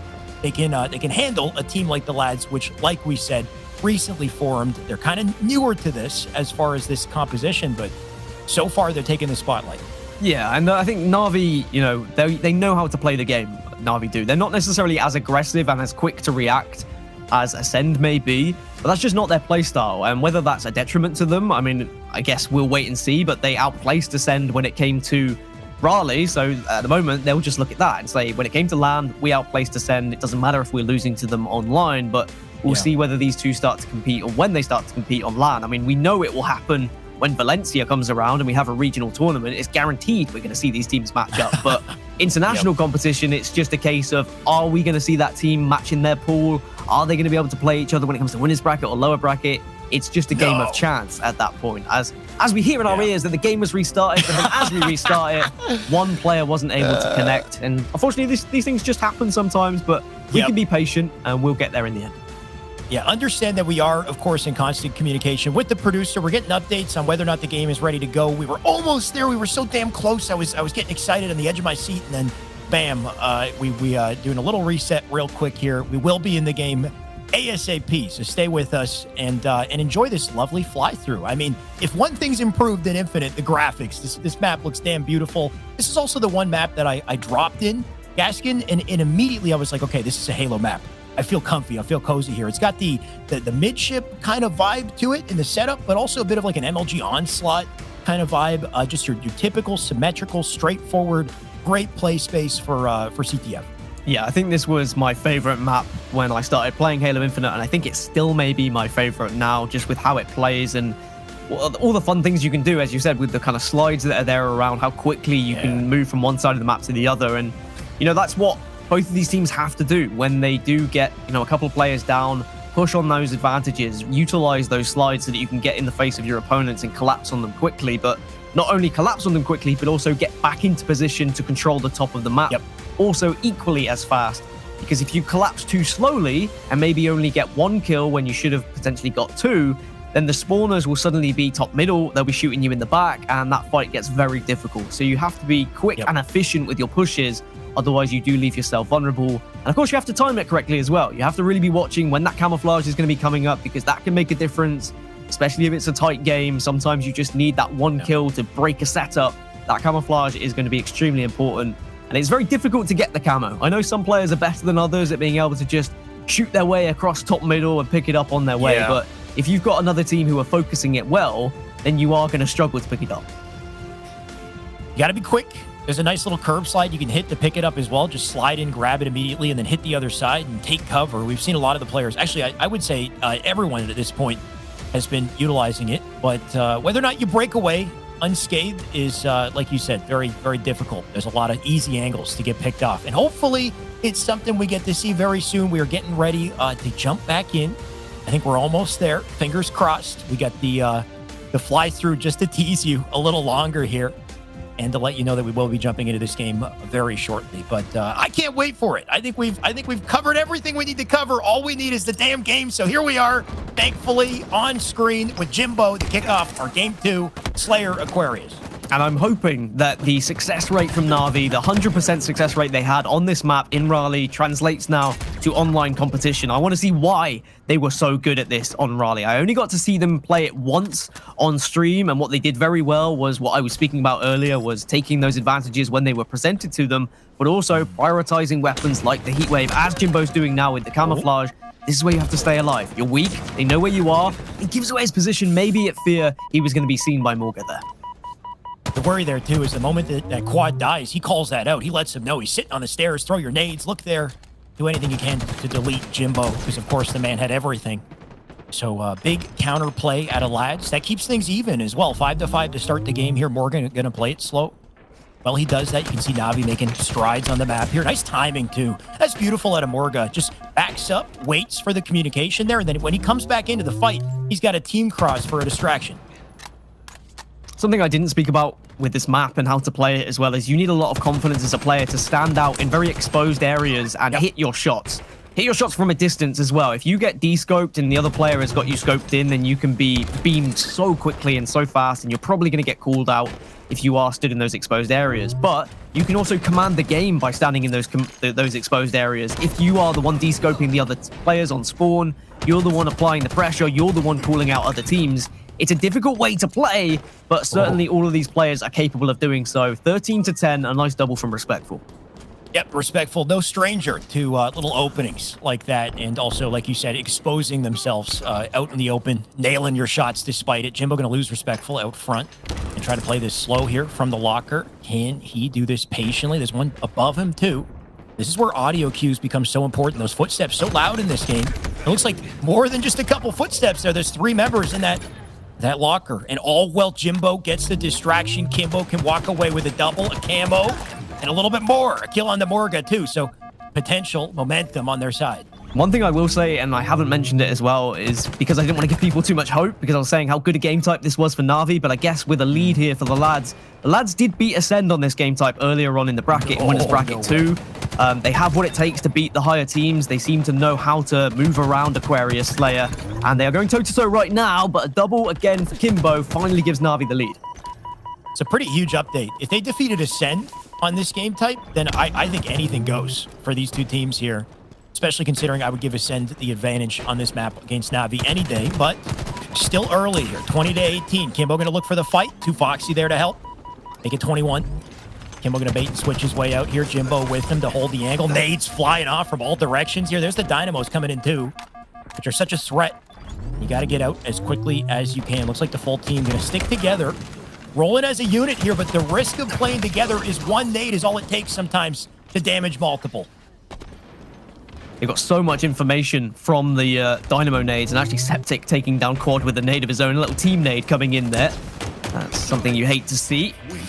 But they got so much information, they were able to push as a unit to try and collapse on the players who were in the utility. But Unfortunately, it means a 5-kill lead still for Na'Vi. Lads weren't able to get, 3 or 4 kills in their favor. There was so many trades. Na'Vi doing very well to defend that area. And now with a 5-kill lead themselves, make it 6. Na'Vi will look to try and capitalize here and force the lads back into a position where they're going to be struggling at a deficit. Oh my, what a play though at a Jimbo. How does this man live? He's one shot, just bobbing and weaving, and he's waiting for his teammates to return fire before coming back into that fight, despite still being no shields. The man comes out on top. He hits the shots he needs to. So little plays like that, just to inch ahead. Stay on top of your timings here. 30-26, 4-kill advantage on board with Morga. And we'll see what Morga can do up on top map here. Very exposed. You can see 3 members of Na'Vi up in that blue base. Honestly, Na'Vi have been playing this map very close together. I'm not sure if you've seen it, Gaskin, but they've been playing from the base and from the locker and not really moving, interestingly enough. Yeah, they are moving as a unit. I mean, the funny thing there was they had control of the map, but they went for camouflage and they were punished for it. I think either the lads were waiting for it, they were baiting it out, but they certainly got 2 or 3 kills that allowed them then to wrestle their way back into the game and, not be 7 kills behind, but only 4 kills behind at this point. So that does show that you have to be careful picking up this camouflage, that it's not always just an easy grab, even if you do have top-middle control. So many areas you can be shot from, and now a couple of kills starting to go into the way of lads here. They're bringing this game back. Yeah. Opening for lads. Numbers advantage on the base as well. There was one player still hiding there. It's Jimbo. Jimbo going to try to rotate out. He's got Quad who picks him up, though. Quad out front. Respectful with the trade. Cam respectful. Get anything else, though. You can see that Cristola has the info. Teammate there to bait and switch with. He's going to look for the flank. Out through bottom. Got to watch his backside as he does this. So thankfully, his teammates come in and clutch, though. 2 big pickups. Shots into Jimbo. And Jimbo, he cannot afford to come out with that challenge. He's going to dip down below to Foxy in position to trade it. And scrappy as hell this game is. But lads starting to pull away just a little bit. Camouflage up in 20 seconds as well. You don't want to fall victim to exactly what happened to Na'Vi, where you prioritize that camo to the point where you leave yourself vulnerable and exposed from the bases.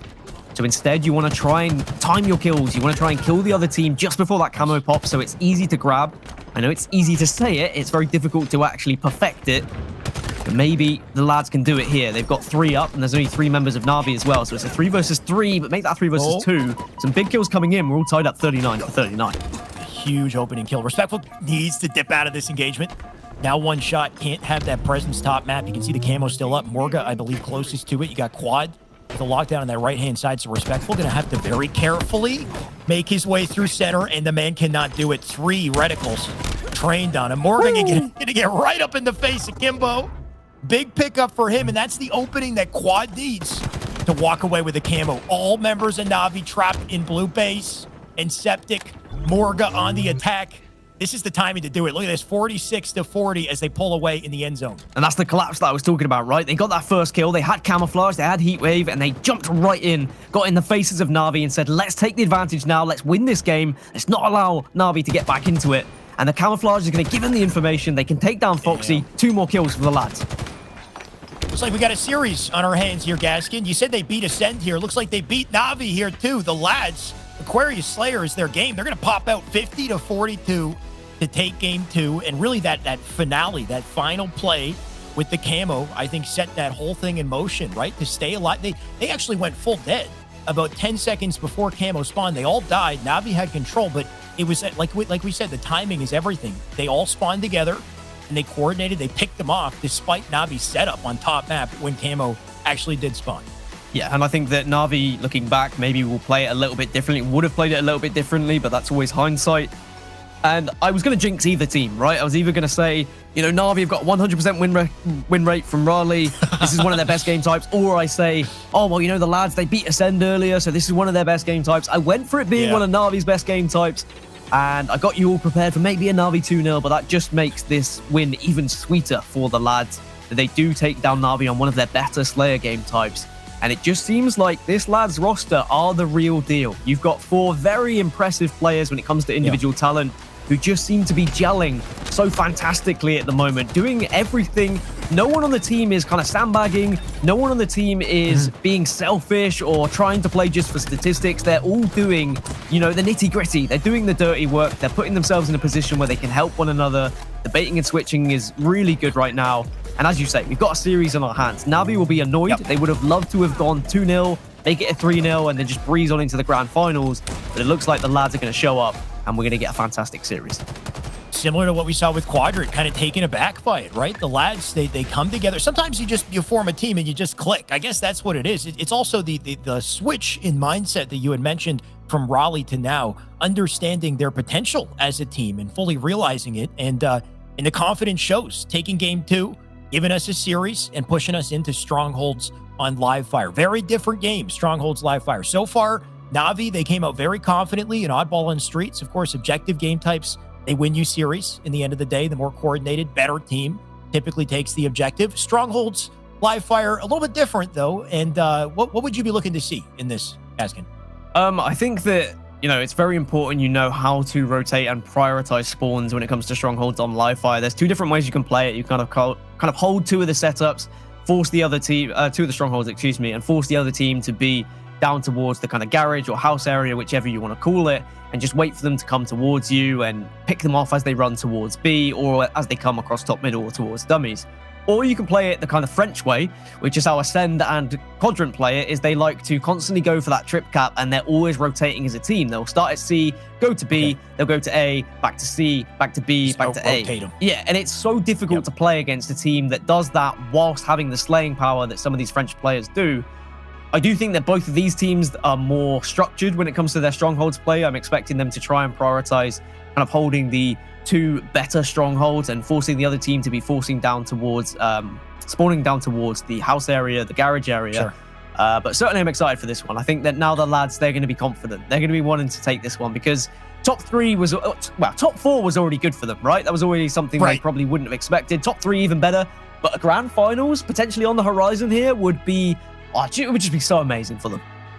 I mean, you love to see it. You kick open the door and realize, all right, we can come in here and own the place if we keep this up. So let's see it out of the lads. Potential seems like limitless at this point.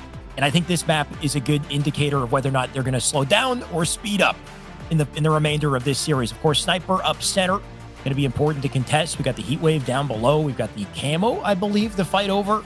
We'll see which team can move as a unit and coordinate to pick these up. We'll kick things off with, I believe, Jimbo yet again. It's 2 Foxy this time. Sniper rifle going to be the focus at the moment, and it's going to be in the hands of Septic. I was kind of wondering who's going to take the sniper on this squad, because a lot of the lads players, they can snipe, they can hit shots, but it's going to be Septic who has it for now. He certainly used to snipe a lot during kind of Halo 5, Halo Reach, H2A. Like, he's always been confident with a sniper in the hands. He does connect with a body shot just as I say that, but unfortunately, Na'Vi were there and waiting. Honestly, some wild sniper confidence there, though. He kind of just full-out challenged, wasn't even really placed with the reticle, and just whipped hit a no-scope right away. Unfortunately, maybe overextended a little bit too much. Dropped the snipe for it, but nice confidence off the rip, that's for sure. 2 Foxy going to get melted by, I believe, a heat wave. So a chance to collect both B and C for the lads. Septic going to turn Kimbo. Maybe a little more respectful there to pick up the trade. Respectful not going to live very much longer, and the lads coming out with a lot of heat off the rip here, 40 points and counting. Yeah, well, Na'Vi tried to get that power up, right? And they went 2-3 down because of it, and the lads captured all of the strongholds. And now these are the, the priority points I was talking about. Hold B, hold C, force them to spawn down towards A. If they do transition towards C whilst you're holding B, you can then maybe take A a little bit just to be a nuisance. But it looks like Na'Vi have finally got into a position where they can at least take B off of them. That's usually where you want to start. If you can take B away from the other team, it's one of the more difficult strongholds to actually grab.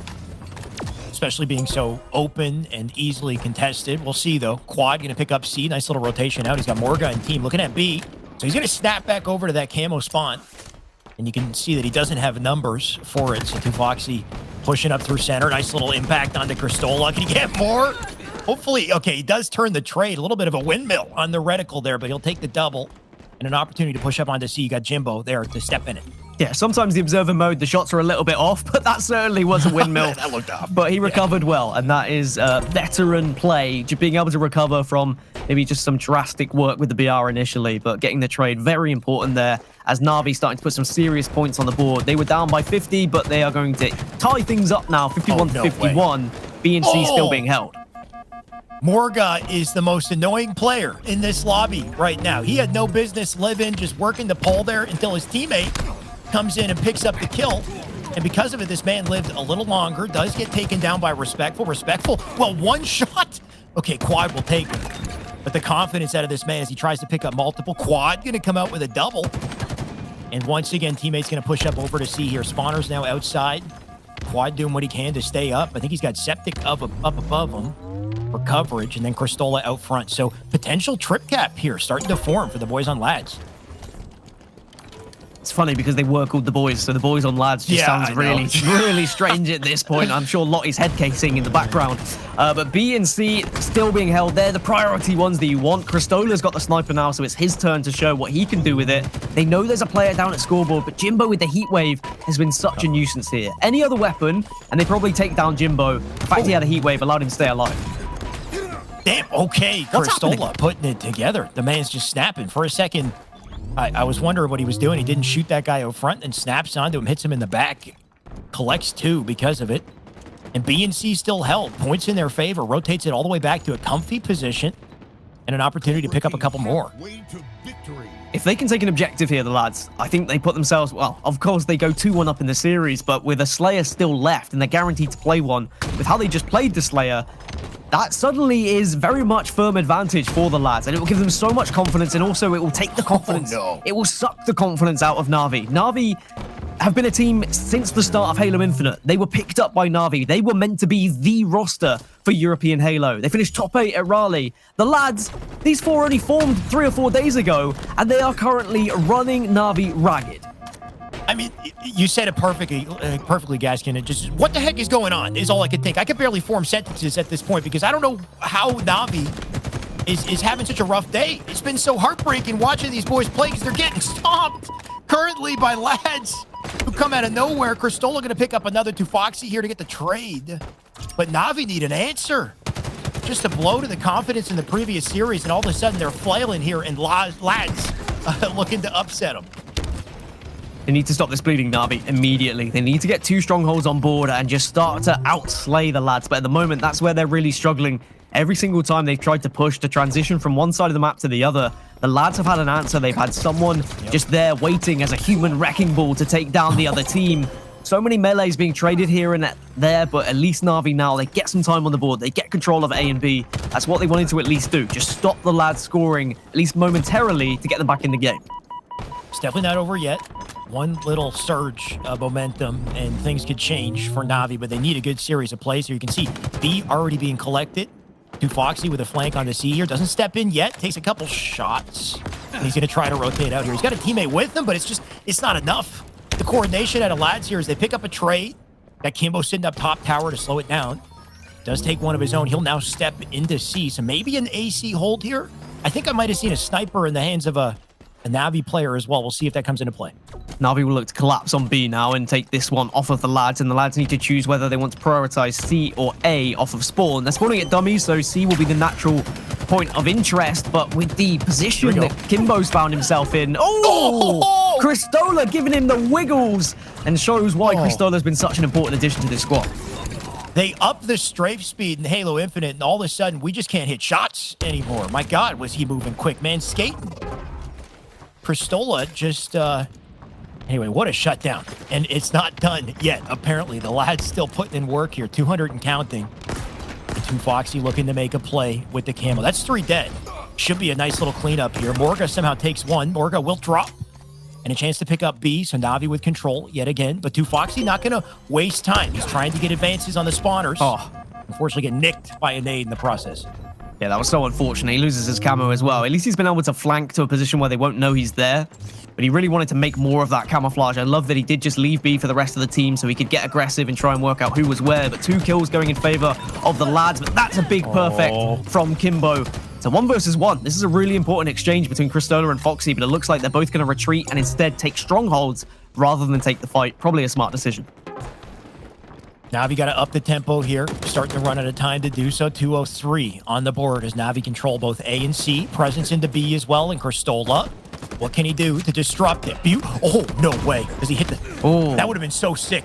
I would have lost my mind if he hit that curb slide into snipe pickup and then Y-wise and no scopes him. Imagine that. Like, I would literally...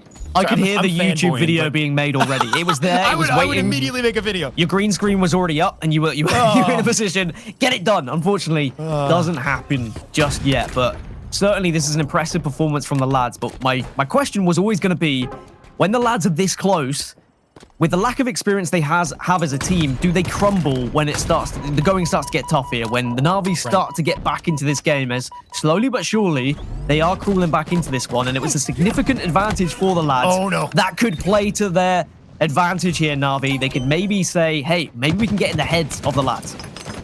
So long, Zibauza. Isn't that how does Mario say it? So long, Zibauza. When he tosses him off the map. Anyway.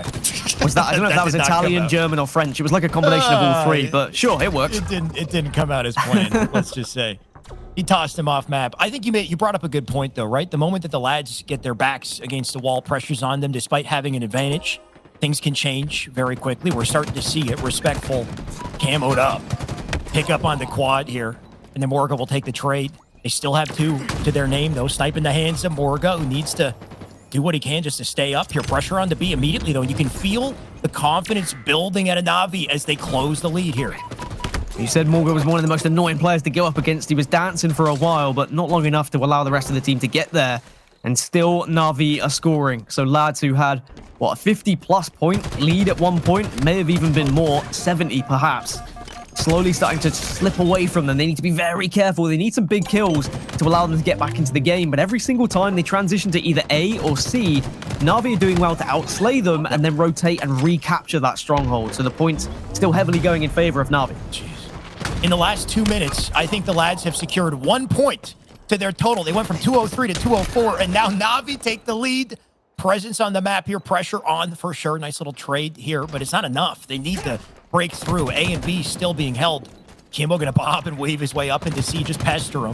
They're gonna drop down and go for it. Very risky play here at a quad. He drops with Septic. Ooh. Septic can't do it though. Kimbo gonna pop off and take it. And the timing is right to start to clutch up here. 2:24 and counting. Quad needs an answer. And those nades just gonna delete him. The heat wave has been such a big gun for Na'Vi, though. They've constantly found themselves having it in their back pocket, and it's won them several engagements. 2-3-9 on the board, 2-4-1. At least the lads slowed it down, but they need to push now. A or B has to be taken in the next couple of seconds. Oh, no. Just the time ticking away. He's going to hold that 47 he's been taken here. Septic with a backsmack out of nowhere. It's Kimbo. The sneaky beaver that he is comes in with Cambo. And Cambo with a little more, too. 47. And likely a GG here as they rotate to B. We'll see.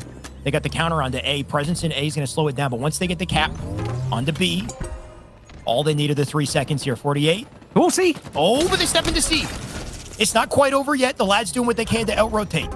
The lads are just running desperately from one stronghold to the other. Kimbo is flanking behind, though. B is being contested at the same time, but if C is taken at the same time as B, then Na'Vi should put the points away. But A is not being taken. The lads are just moving at lightning pace to try and keep this game alive.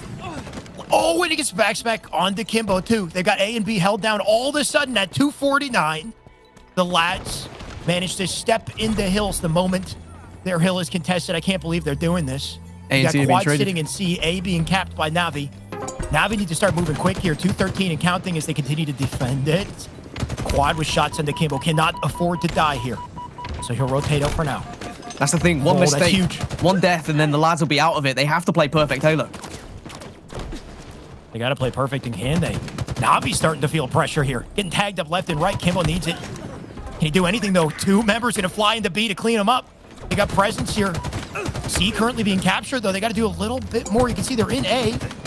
Is that enough, though? I can't. Wait, 220. They're in B, right? So it's okay. That's it. That's got to be okay. Okay, GG. The end of Strongholds, Gaskin, is I don't know, endlessly confusing for me. I'm not sure if you can agree, but what the heck? They almost brought that back. That was so close at the end. I mean, the lads were just moving around from one stronghold to the other, but eventually they were going to tire. Eventually, one of those players was going to fall. And even though they won the engagement in B, unfortunately, they didn't have enough players left on the map to get to A or C to stop that bleeding. Just 2-4-9, just the 1 point being needed makes it so difficult to make that comeback. But what a game it was. I mean, if you consider the fact that lads have been a team for, less than a week, and you've got Na'Vi who have been a team since, well, Halo Infinite was released, you wouldn't think that, considering how well the lads are playing. But at the end of the day, it's the series score that matters, and it's 2-1 to Na'Vi. They find themselves 1 game away from the grand finals and a rematch with Ascend. But certainly, the lads will be delighted with how they're playing right now. yes, delighted off that opening, though it's got to hurt to go down despite the advantage they had, though, right? Yeah. Navi were taking a beating. Like, everybody was doubting Navi, myself and you, and in the chat, too.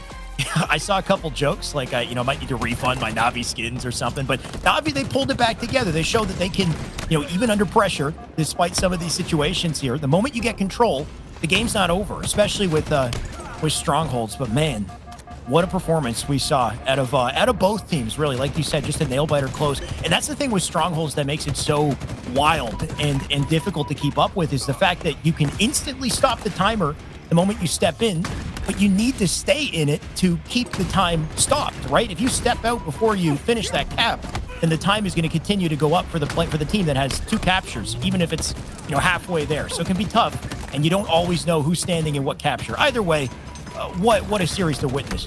Literally at the end of Stronghold games, when it's like that, I don't watch the Halo. I just watch the bottom of the screen. I watch A, B, and C being taken, and it tells the entire story for you. And you just have to have someone contesting it in those final moments. But unfortunately for the lads, they weren't able to keep that pace that they were able to find earlier on from one Stronghold to the other. There was an elongated battle at B, which at least they won, but too many players went down, which allowed Navi to finally get that extra point, which, it was a very impressive game from both teams. I think you're right. I think that, yes, okay, the lads will be disappointed that after having such a lead, they threw it away, per se. But at the same time, they'll look at the game and say, hey, look how close we are to Navi. Momentum's still going to be with the lads, even with that loss, I feel. But going into CTF Bazaar, this is an entirely different game to what we've just played. This is going to be more about mid-map control, less about rotations. Instead, it's going to be about winning those fights in the middle, knowing when to push that flag, how to run a flag as well. You'd expect Navi to be better at this game type just because they've got more experience of playing as a 4 and as a unit, but these are 4 lads players who have played so much Halo Infinite. They know how to play the game. It's just about putting that practice actually into effect here in a competitive environment. The worry here, though, this is the last opportunity for lads, and I feel like out of all the maps and game types we've seen so far, this is the true test of coordination more than any of them, right? Because I feel like, especially with Strongholds, it's very fast-paced, very scrappy. Stay on top of your rotation. You can get a handle. You can flank through. You can make plays and turn things around. There's not a lot of, you can flank, I guess, in CTF, but it's a lot harder to do so, right? You got static spawns on your side of the map, and it's all about coordinated team efforts to break into their base, grab a flag, and then know which direction to take it, to move it quickly without hesitation, and to cover the flag carrier as they make their way through, and to get the overextenders at the same time, right? So you got so many dilemmas to juggle. And that's why it lends perfectly, I think, to a team like Navi, a team that's been here, that knows their roles and how to play these situations. Lads, as well as they're playing, I think now they're under pressure more than they've ever been. Things might be tough here. It might be, yeah. I think you're right. I think that Navi should be more experienced. They should kind of know how to play this one. I think the one thing that I'll give to the lads here is this is a slightly bigger map. And I say that there are more long-range engagements kind of from palm tree to palm tree or from bar to tree. Sure. And that's something that I've seen from the lads, certainly from Aquarius, is their long-distance shooting seems to be pretty good. I don't know whether that's one player in particular. I know Cristola is pretty good at anchoring as a player as well. If you've got someone who can kind of sit in tree or bar and pepper someone on the other side and kind of force them back, not allow them out of that tree door, not allow them out of the bar door, you allow the rest of your team to dominate the middle of the map there. And that can be so difficult for the other team. But at the same time, Navi have the potential to do that as well. Foxy is a player who can also anchor. He can be one of those ones to really pester. It's going to come down to, for me, 2 of those players who are anchoring, who's hitting more shots, who's being more of a nuisance at the other side of the map. And then you get the battle in mid-map and in bases of those who like the close-range engagements. You've got like Respectful, for example, who's going to be getting up close and personal, who's going to be really there in your face. You've got Morga, who's going to be doing something similar on the other side. So there's going to be loads of like mini battles happening here on Bazaar. And I'm hoping it's going to be quite the thriller. I don't want to see it, just go down to like a 3-0 to 1 team here. And that's going to be the end of the series. I'm hoping, tied 1-1, going into overtime. It could be a close one, and I'm hoping it will. It could be. I hope to see it too. I think on this map, especially just considering how open the center is, even if you are a coordinated team, it's very difficult to get that flag through. Time and time again, at top-level play, we'll see 0-0 with 6 minutes into the game. Nobody's capped a flag yet because it's so hotly contested. It's so easy to stop a run with these open sight lines. You talked about it. If you've got a beamer, If you can hit shots cross map, you can completely lock things down. I'll be looking at Kimbo, I think, for this one as well. Kimbo, perfect example of a player who's not too flashy, doesn't move too quick, but man, does he shoot steady? Yeah. Does he shoot straight? And I think this is a perfect opportunity for him to do so in this open space. Of course, in this space, you got the Rockets, you got the OS, you got the Grapple, so much to fight over, even the Dynamos that sit out center. It's about controlling these weapons and the timing, too. Can you have them at the right time, use them in a coordinated fashion to come away with a flag? Game 4 then, and maybe the last game of the lads tournament if they don't win this one. It's been a very impressive tournament for them. They've already achieved top 2, but they need to win this one to take it to a game 5 in this best of 5 in the lower bracket finals. As for Na'Vi, they need this game, I feel. If they allow this to go to a game 5 Slayer, then they're going to leave themselves so vulnerable to that upset that the lads will so desperately want. So I want to see Na'Vi really take the initiative, get that starting strategy on board, be confident pushing out, win those rockets, win that overshield to start with, and get an early flag cap to really just set the lads back and say, hey, you may have got the Slayer, but you're not getting any of these objective games.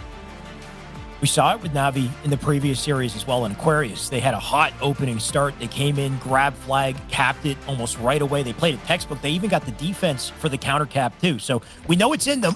We just got to see him execute. We'll kick things off with Jimbo once again as he flies on through double doors into his death. Apparently, Morga going to shoot a little better off the start here, and because of it, maybe a bit of an opportunity in session here for the boys in blue.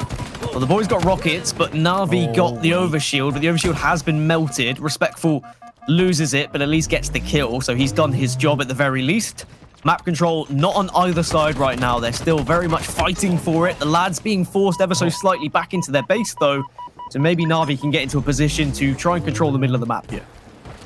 So no clear breakaway on either side here. Scrappy fights throughout that opening strat, but looks like Quad and the lads might be the first ones to challenge. You got Cristola and Septic with 2 on the feed. That's massive. Quad with an opening to get up into the base. Shots into Jimbo. Bait switch opportunity, and no trade comes through. So huge moment here for the lads to take that first flag through with all numbers up. Kimbo with a big kill, but a trade at a Quad as the flag comes out through center. Can he take anything? Morga will drop. Flag sits out. And it's up to Cristola now. Oh! Did he get ninja? Oh boy.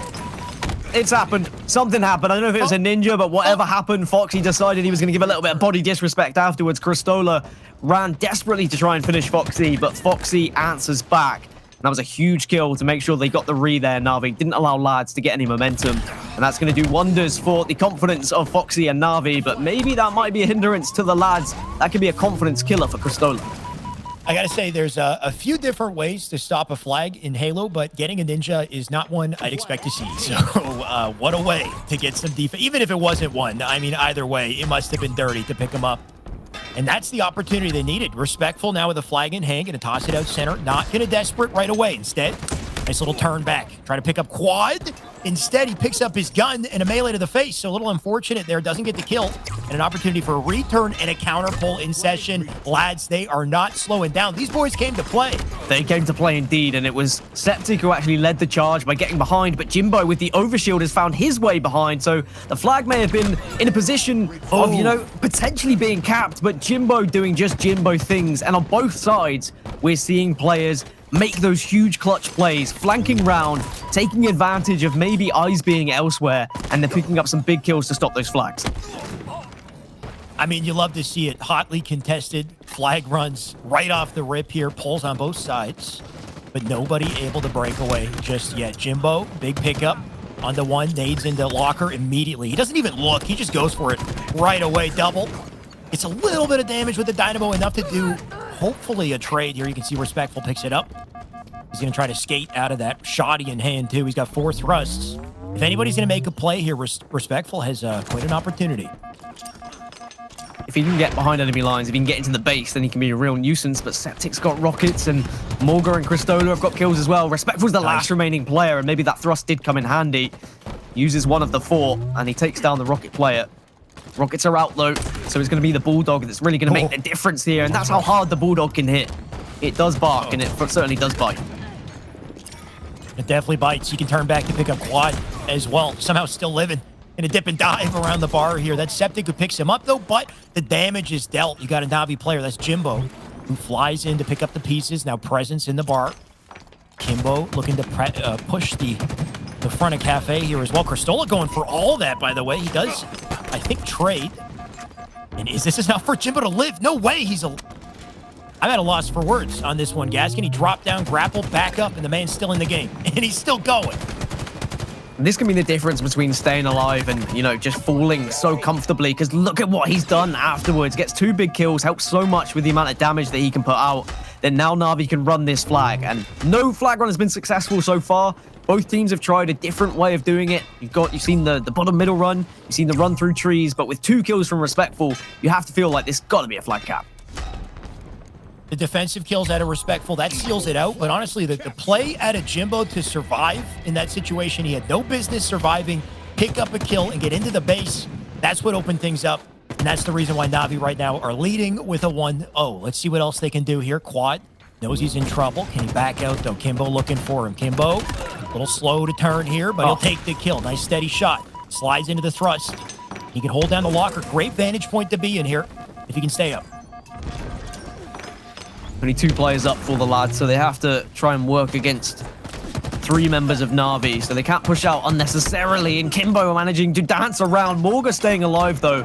Very important kill, and also a tricky one sometimes when someone thrusts behind you. You know, not everyone's got a high sensitivity on their controller, and it can sometimes take a little bit of time to do a full 180. But Morga showing that he has the ability to do so, and those Dynamo nades, they're starting to tick. Big pickup with the Dynamo. Shots into Jimbo here, too, whose options are limited. Gonna get just melted by Morga. Morga for double. Maybe double potential here. He'll take it on the... I think that's too foxy. He'll drop Kimbo, gonna trade him, but the damage that he put together, that's an opening for Quad. A flag out the door here through Cafe, and maybe a run for lads. They need to keep their numbers, though. Cristola gonna drop to a nade. Flag out center. Quad cannot afford to desperate it. All he can do is cover it from a vantage point here. You can see he's got his teammate opposite side. Map melee in. Enough to take the shields, but Na'Vi, they're still coming in hot. Got to be careful here as well, because the overshield is going to be spawning. Yep. And whoever gets this overshield may be rewarded with a flag capture. Jimbo's got a lot to do in Bart. Does manage to get the trade. But what's happening elsewhere? Septic has got the flag. Did they get the overshield? Doesn't matter at this point, I guess. They've got the flag at least far enough where they can defend it. If they can get the read, this might be 1-1. Can't quite see if the re's coming just yet. Standoff for sure, though. Hold down flag in base. Yeah, you can see it's just sitting down bottom mid. They got to get in with the contention. Septic with a massive pickup on the 2 Foxy. And keep the defenses up here. Just going to play the goalie for now. Not too much he can do. I think that flag went through, though, right? Or no, sorry, it did not. It's still sitting there. They collected it. I take it back. So standoff still in session. Kimbo there pestering him. He's got to get that touch, though. He's got to slide into it. Kimbo wanted to touch it. He doesn't quite do it. Flag gets returned to Na'Vi. I think they got a chance for 2.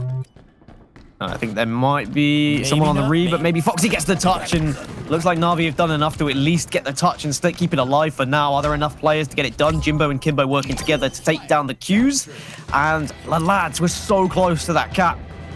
But very well worked by Na'Vi, ensuring they kept getting the touch. They kept training that flag across the map, and has to be said, Septic maybe could have done a little bit better with that engagement with Kimbo. Maybe left that flag a little bit late to try and get a touch to at least give the rest of the team on spawn a chance. But it's Kimbo who got the job done and got the return. It definitely makes you wonder, how could he have changed his game plan there to ensure the flag didn't get returned as quickly as it did? Either way, the game goes on here, and Jimbo looking for more kills. He's got the shotgun to work with. Presence up in BR. Septic gonna fly out the bottom mid. Does have the thrust, so I understand why he did it, but the trade comes in. Cristola still out bottom center. And Jimbo still working with the shotgun, can play this patiently. Morga, you can see he's in the cafe, likely getting the info on it. I think he just he did the double take. Saw Cristola out bottom mid, leaves a nade for him. Jimbo in a great vantage point here, needs to stay up. Just to go back to, the flag and the fact that Septic had it and he had control of it, I think something that players are starting to get used to and starting to learn is that you don't have to touch that flag to stop the timer. You can just stand within the vicinity, within that circle. Of course, touching it resets the timer. But if you drop it and stay within that circle, let's say you put it on one side of the wall and you stand on the other side of the wall, that timer's not going to go down. And it's very difficult for the other team to actually, realize where you're standing and if you are contesting it or not, or if you're holding it. And you've just got to really put yourself in a position where you give your team their best chance if you die to get back by having that timer as full as possible. It's actually pretty nerdy. I kind of like that, though, that you said that you could put it like around the wall, and there's a couple different walls you can work with in the base there, and then just sit in cover and still have it paused on the timer. So good potential there, and we'll see if anybody elects to use it. In the meantime, they're just going to go for another run here. You got Morga with it. Take it through bottom. Shoddy, and hopefully got some help along the way. Cristola with a pickup. Flag still going. No contention on it just yet. This might be a clean run here. Still got the defense. Got the flag in the end zone. 2 dead on the feed, though. Multiple dying here, and he's got to live. Septic with a trade. And that's just enough.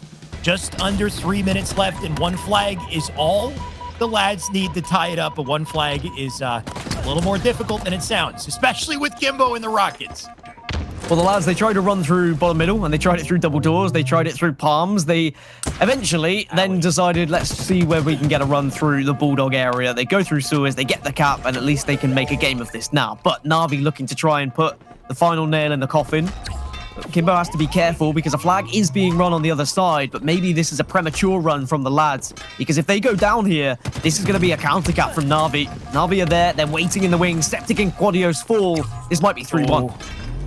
This could be it right here. Return likely coming in. You got Kimbo just sitting on it, waiting to plant it in here. The return you can see on the overlay. They succeed. And a 3-1 on the board. And the timing is brutal at this point. 2 minutes left to answer back.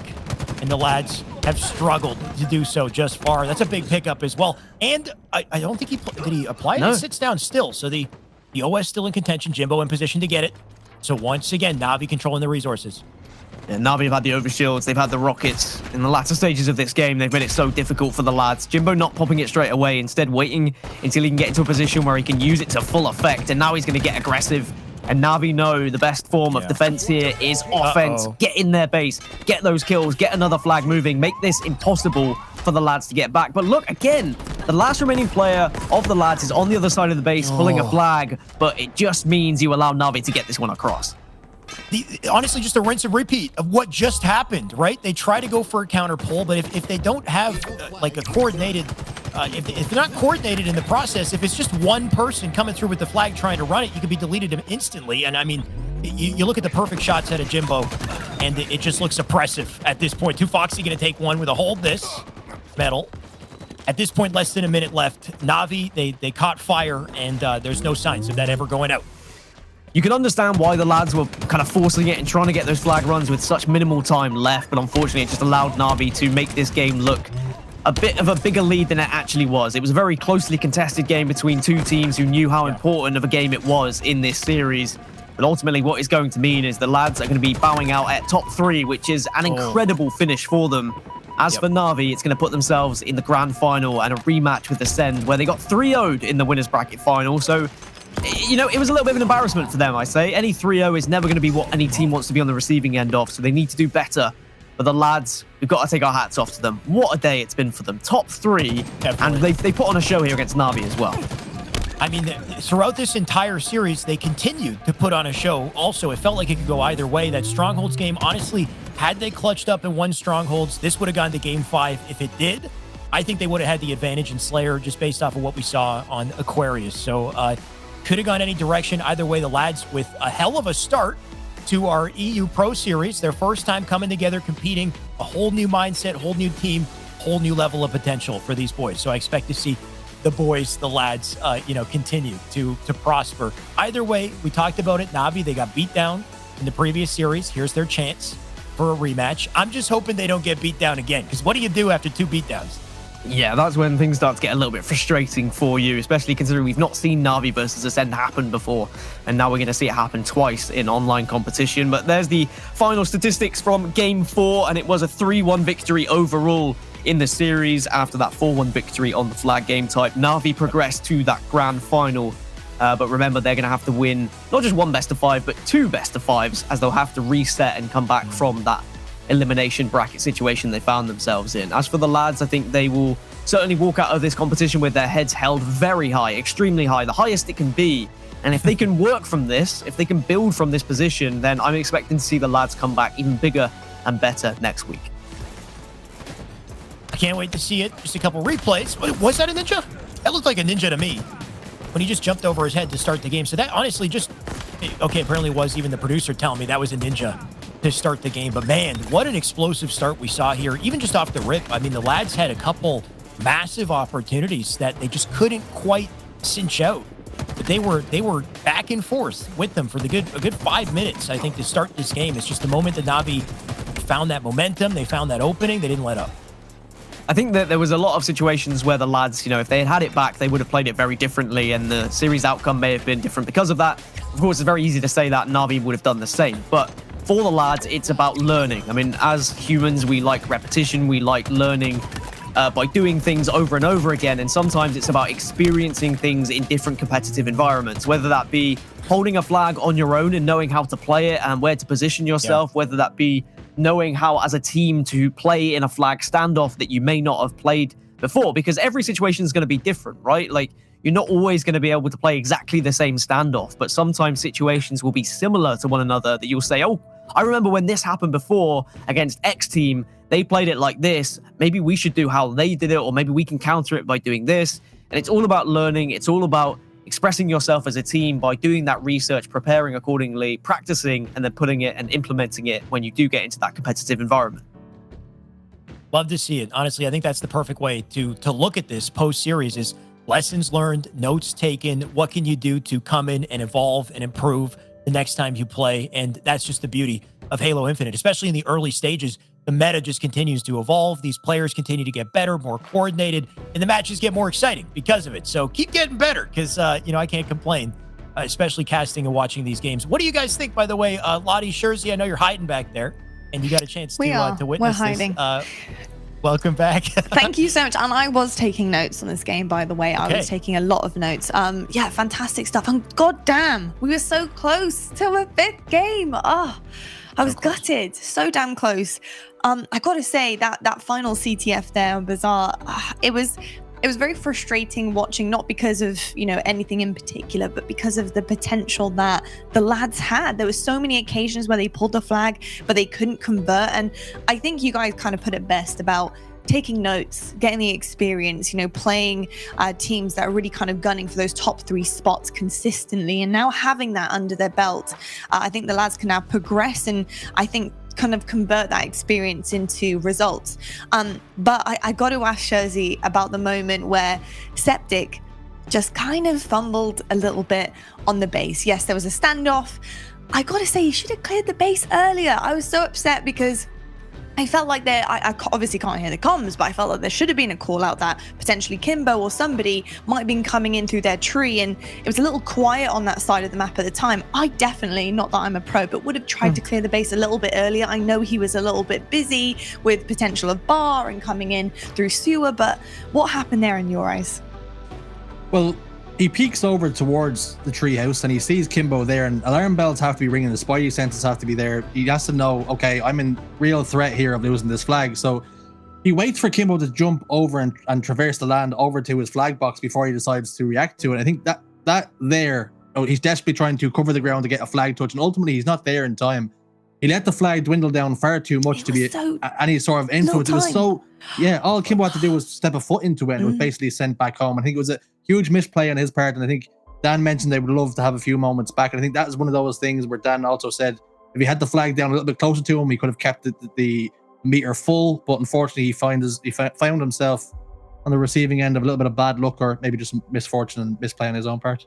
Definitely. I just think it's small little moments like that are kind of, I think, separating that skill gap in terms of results from the lads to some of our other top 3 teams as well, because obviously it's difficult, but those tiny little mistakes can honestly just cost you the entire series. But I've got to say, I was really impressed on Strongholds though as well, with the way that they played that. They were really kind of a very aggressive force on live fire, and they had that rotation, and the trip caps also helped them to kind of reset that control and then stay on top of it when Na'Vi were trying to convert those and then move and rotate accordingly. So I was really impressed with what I saw there, but unfortunate stuff there for the lads. But top 3 could be proud of themselves. Fantastic stuff. But gentlemen, we're going to head to a break right now, because when we come back, we do indeed have our grand finals. The Ascend lads have been waiting in the wings, and they finally have their opponent. Na'Vi will be facing them right after this.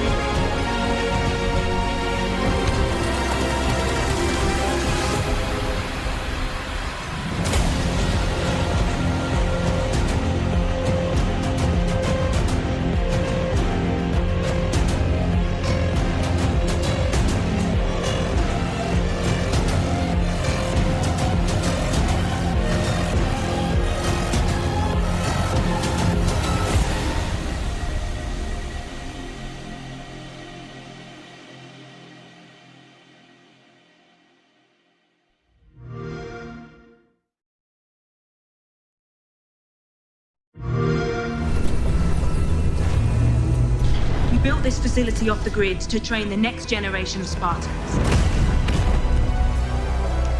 To be a Spartan, you must become the impossible. Greetings, Spartan. It would be my pleasure to serve at your side.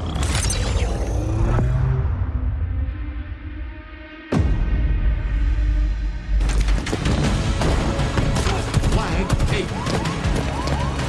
An electric kill.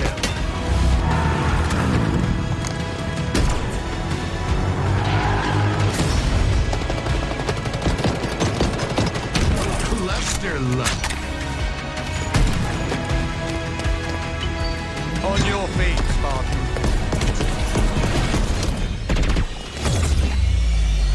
Ninja.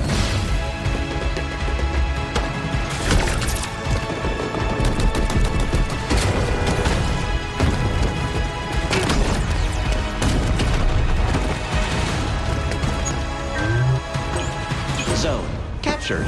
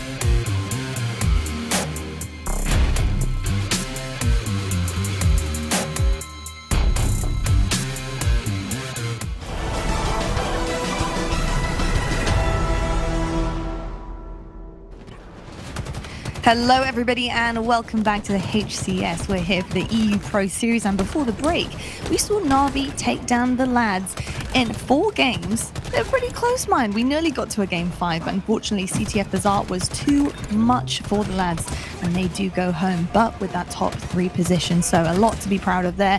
Na'Vi will go on now into the grand final. However, they need to reset the bracket if they want a chance to walk away with the first ever EU Pro Series title, because Ascend have a little bit of a different idea coming forward here. And these guys haven't lost an online tournament yet and are looking to take that one from Na'Vi as well. So really exciting stuff happening here at EU Pro Series. And I'm so excited to welcome the boys back onto the screen. Got Gaskin, Jersey, hold on, Shyway, and a puppy. Oh, with a puppy. Oh my Everybody goodness. welcome Forget about me. Luna. Everybody welcome Luna to the stream. Say hello, Luna. Hi, Luna. Oh. My God. Oh, Hi. my heart. Oh, my. Forget Halo. 11 Fine, we'll just weeks, have a you bit said? of Luna on the screen. Oh, We're trying to get her to 11-week-old cast the grand puppy. finals. Is she a golden Jersey? She is indeed. Oh, absolutely beauty. gorgeous. I will And say wait this. for the shedding. The shedding is Yeah. going to come. It's going to come fast at you. I know. As you can see, I'm quite hairy, so I'm losing hair too. So. Okay, well, I can relate to that, but it's, She So looks you've got cute some now. competition in your household But now, Jersey Jersey. said that Luna is short for lunatic because she's been Yes. on a mad one as a Oh. puppy. Yeah, she looks cute, is. but Oh, you yeah. know full well that she's tearing up the place right now, and that's what I like. 100%. Wires are just, they're going Yep. down. If Ethernet Jersey's cables. stream or anything just drops, you know exactly what's happening. No, absolutely gorgeous. That's put a smile on my face. And what also has put a smile on my face, though, lads, is, of course, the fact that we have a grand final on our hands and we have 2 very incredible teams, well-known teams here in Europe, and that is going to be Ascend versus Na'Vi. Now, taking a look at the bracket, we've had 2 different journeys here, of course, because we know that grand finals, it's bumped up from the elimination bracket. So Na'Vi have had quite the journey to make it here. And honestly, got a little bit close for comfort there with the lads. Nearly didn't make it, but however, quite a convincing win on map 4 there as well. So great stuff coming forward from Na'Vi. But, game 4 can get a little bit scary, that is for sure. I've got to ask you though, Gaskin, how are you feeling about this Na'Vi roster going against Ascend? Because Ascend have been nothing but dominant. Yeah, I think their dominance is probably going to carry on into this grand final. I'm not going to beat around the bush and try and paint a picture that Na'Vi are going to suddenly have a miraculous comeback and they're going to show us what they're made of and they're going to take down Ascend really comfortably. Ascend certainly will know that Na'Vi will give them a game here, but the fact they've got to do it over 2 best-of-5s means that we will see, pretty much every game type, or close to every game type. I know you won't see every game type, but close to, means that, if both these teams played every game type online, I do think that Ascend are going to come out on top, maybe 9 times out of 10. So Na'Vi need to find that 1% chance, or that 1 out of 10 chance, a 10% chance, right? That they can actually show up and destroy Ascend here. But we need to see a different Na'Vi. We need to see a Na'Vi who are going to be winning their 1v1 engagements, not allowing Ascend to get away from those fights and get away and Scarpa into a position where they can then win another engagement elsewhere. So we have to see something entirely different from what happened earlier today. We do indeed. Now we can see a CTF Bazaar right bang in the middle there, which Na'Vi have just basically come off of against the lads, and pretty convincing as well. Really great flag balls. We'll go with that. Some plags, and also being able to convert those. Very aggressive play style. Love what I saw there. However, we've got Strongholds, Streets, Slayer recharge in the way as well. Looking at this one, I want to know from you, Jersey, Na'Vi, which one do you think is going to be one that they can 100% take? Potential swing one. Well, I think our attentions have to go straight away to Slayer on recharge. Strongholds generally have favored the French teams. They're quite good at just rotating better than everybody else. So I think CTF Bazaar is probably one of their best chances of picking up a win. We've seen how good they were against the lads. They dictated the pace to play. They were able to control the power weapons and power ups more often than not. So I think that's something that they need to do against the likes of Ascend. Yeah, indeed. I think, honestly, the rest of this, though, is looking pretty strong in terms of objective playing. You've got to be very, very careful when it comes to live fire, and Aquarius Slayer is going to be a bit of a tough one as well. Ascend right now, like I can't help but kind of sway towards them just based on how we've seen them play, basically the entirety of online so far. Shyway, Na'Vi are a little bit warm right now. They've just come off the end of a series. They've had quite a bit of a journey, so they have a couple of series under their belts. Do you reckon that'll play a part potentially going up against Ascend in their favor? I don't know. I mean, the last time they played, they didn't just get beat. They got decimated. Like, it was brutal. I was not expecting it to be so bad. Last time they faced off in the streets, it was what, 50-23? And on top of it being as oppressive as it was, there was more body disrespect in that game than I think I've ever seen in an EU Halo tournament before. So I'm not really sure what set the precedent for it.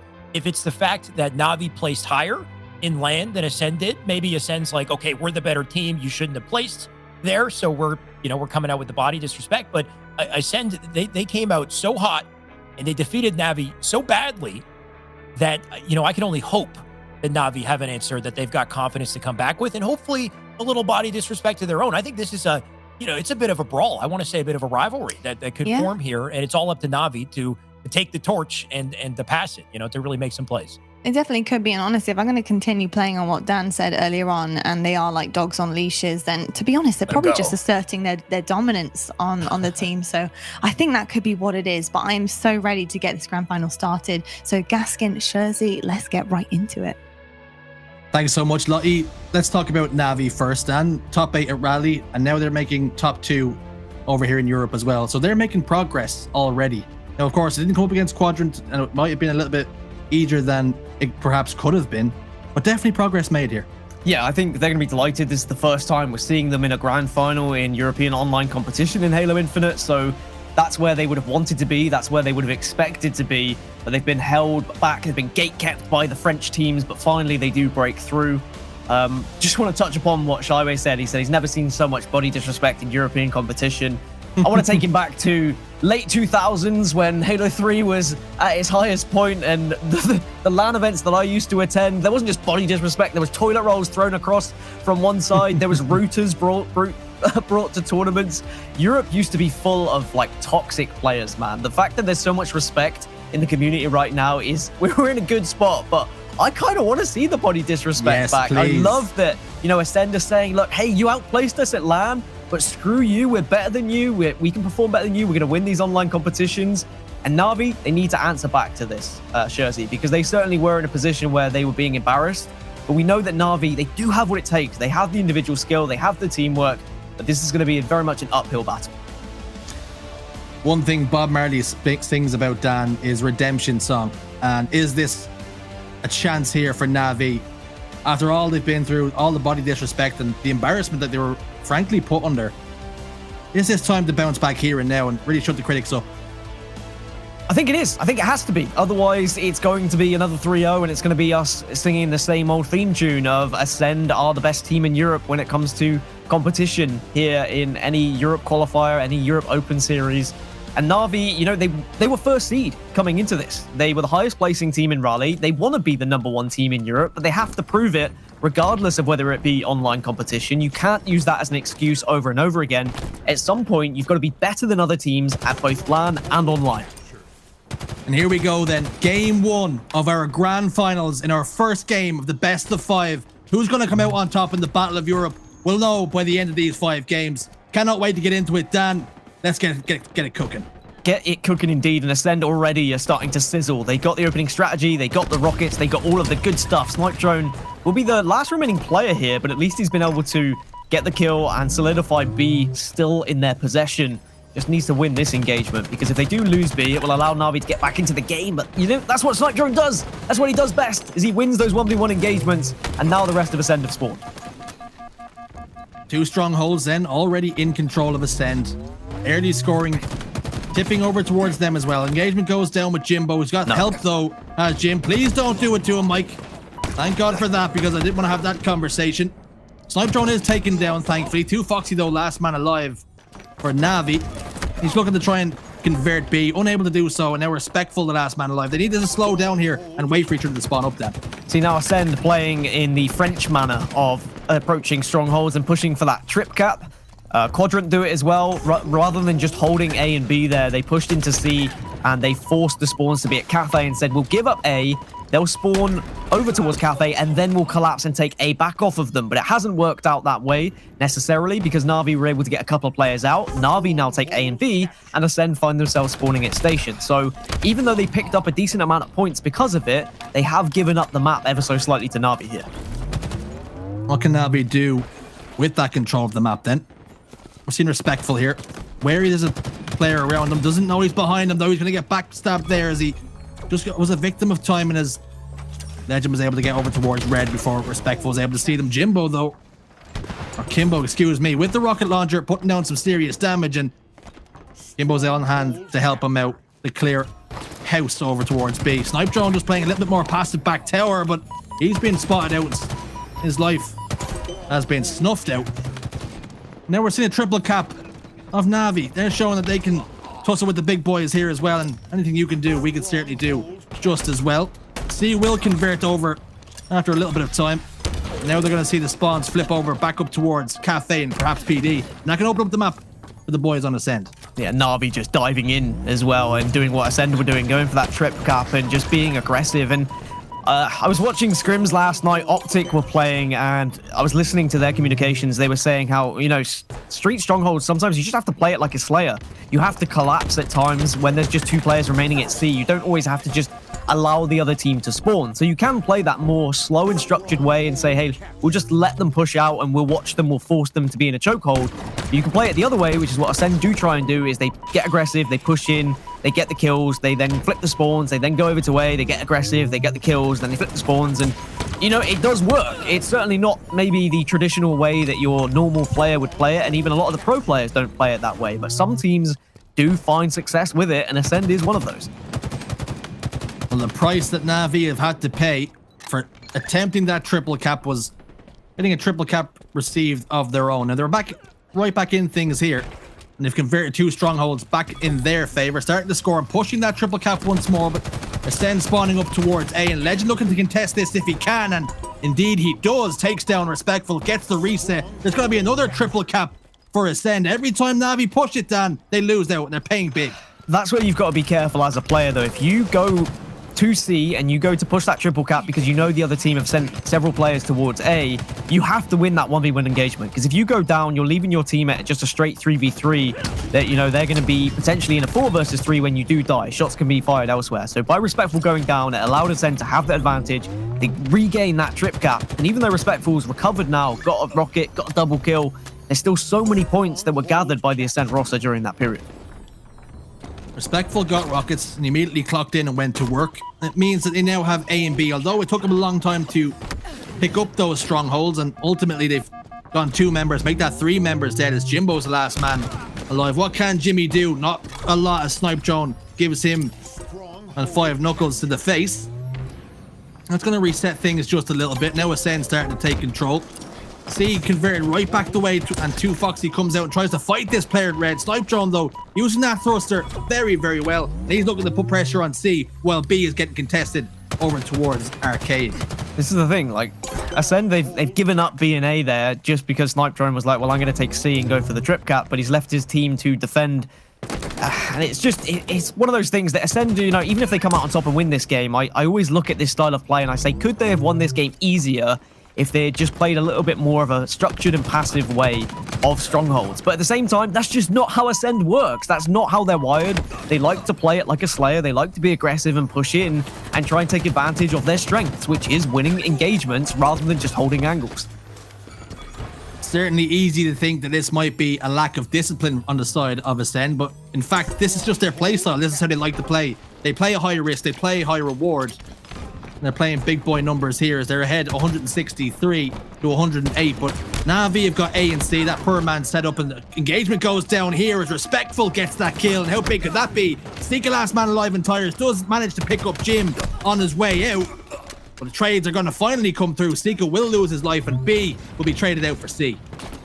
What I will say is that a playstyle like this, I know full well that Na'Vi are the type of team to be saying, why are they doing this? Why are they pushing me? Why are they challenging here? And that all adds to the frustration and the mind games that come with Halo Infinite and any kind of shooter and FPS in general, to be honest, is that if you are in the heads of your opponent, they are going to play a little bit differently. Maybe they expect you to challenge where you wouldn't usually challenge, so they start challenging themselves.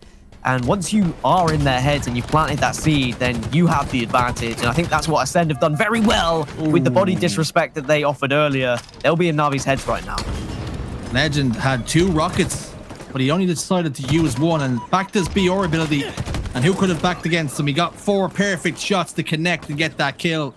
before getting taken down, and his teammate picked up the rockets. But now Jimbo caught over towards Arcade, down to no shields. Stronghold's going to get reset as well, and in comes that Stalker rifle just to clear house. C's getting transferred, as is A, so Ascend very much going to keep control of the map here, at least as it stands. Not going to see another rocket launcher for another minute or so as well, so it's going to be all battle rifles and raw gun skill here, and Shady does just that and takes down Kimbo. Slides his way out of there. Lovely, fantastic movement just to slide his way out of danger there, whilst also picking up a kill, Dan. That was better from Shady as well. Very different to what Snipe Drone did in that situation. Snipe Drone went down into C, tried to capture C, and ended up dying. And Respectful did the same thing as well earlier. Whereas Shady said, look, I'm going to leave C. They're pushing A, so instead I'm just going to rotate round, go through middle, and help the rest of my team. And Snipe Drone tries to dive out for a triple kill, but it's only going to be a double. But Ascend recognizing now they can't necessarily be constantly pushing for this triple cap. They do just have to stop Na'Vi from consistently taking A off of them. And we are seeing A now being converted in control of Ascend. Gunfight goes down though, big in the kill feed. We're seeing 2 Foxy pick up a double kill, and that's going to help them no ends. But unfortunately, they're going to have to contend with a triple cap and need to start transferring some of these strongholds back in their favor. B has come their way. Rockets though in the hand of Jim, but he's fortunately going to have to be forced to fire at the ground to take it down that player, putting the pressure on. Kimbo last man alive here, and A and C, still in control, only needing 10 more seconds. The writing's on the wall here. Navi need to snap to life very quickly, Dan. Ascend is so annoying to play against in Strongholds. Navi probably thought, well, it's great, we've got an opening to be here. Ascend have just left it, and Ascend have won 250 to 144 by playing in a slightly unorthodox fashion to maybe what you're used to seeing at times, especially with European Halo anyway. They love to push onto that third one, that third cap. They love to kind of hide and be a nuisance within C. I think Na'Vi knew that, so Na'Vi said, well, you know what, screw C, let's just go take B, and then maybe we'll move to A or C afterwards. But then the collapse happened from Ascend, so it's so difficult to play against a team that play at such a speed, and it does replicate the North American playstyle as much as you could as a European side. That's one thing that Europe's always struggled with, is keeping up with the pace of NA, but Ascend, they definitely do demonstrate those NA tendencies. When you're playing them in matchmaking, you generally get time to shoot one burst in your gun, then you're dead again. So you're sort of thinking to yourself, I know this game is free to play, but can I actually play it? Let's take a look at the stats here, though. Anything jumping off the page and impressing you? I do see Kimbo with 6 kills and 19 deaths. That's an owie. Yeah, you asked me what's impressing me, so I'm going to ignore that one and instead focus on the fact that, you know, Seeker's got 20 kills, 14 deaths. Shady went 19 and 11. I mean, the entire Ascend roster has put up some decent numbers, but I was also, you know, quite impressed with the role that Snipe Drone had to play in that game.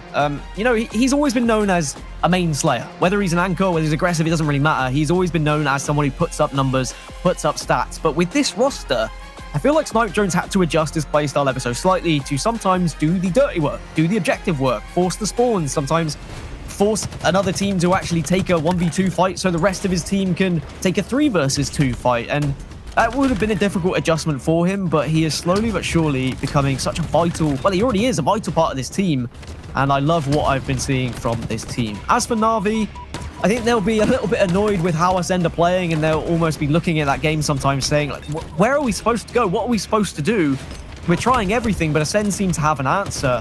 At the same time, they'll look at those stats and they'll say, well, Kimbo struggled, and he did struggle. 6 and 19 is not what you'd expect from a player who usually is so solid on the map.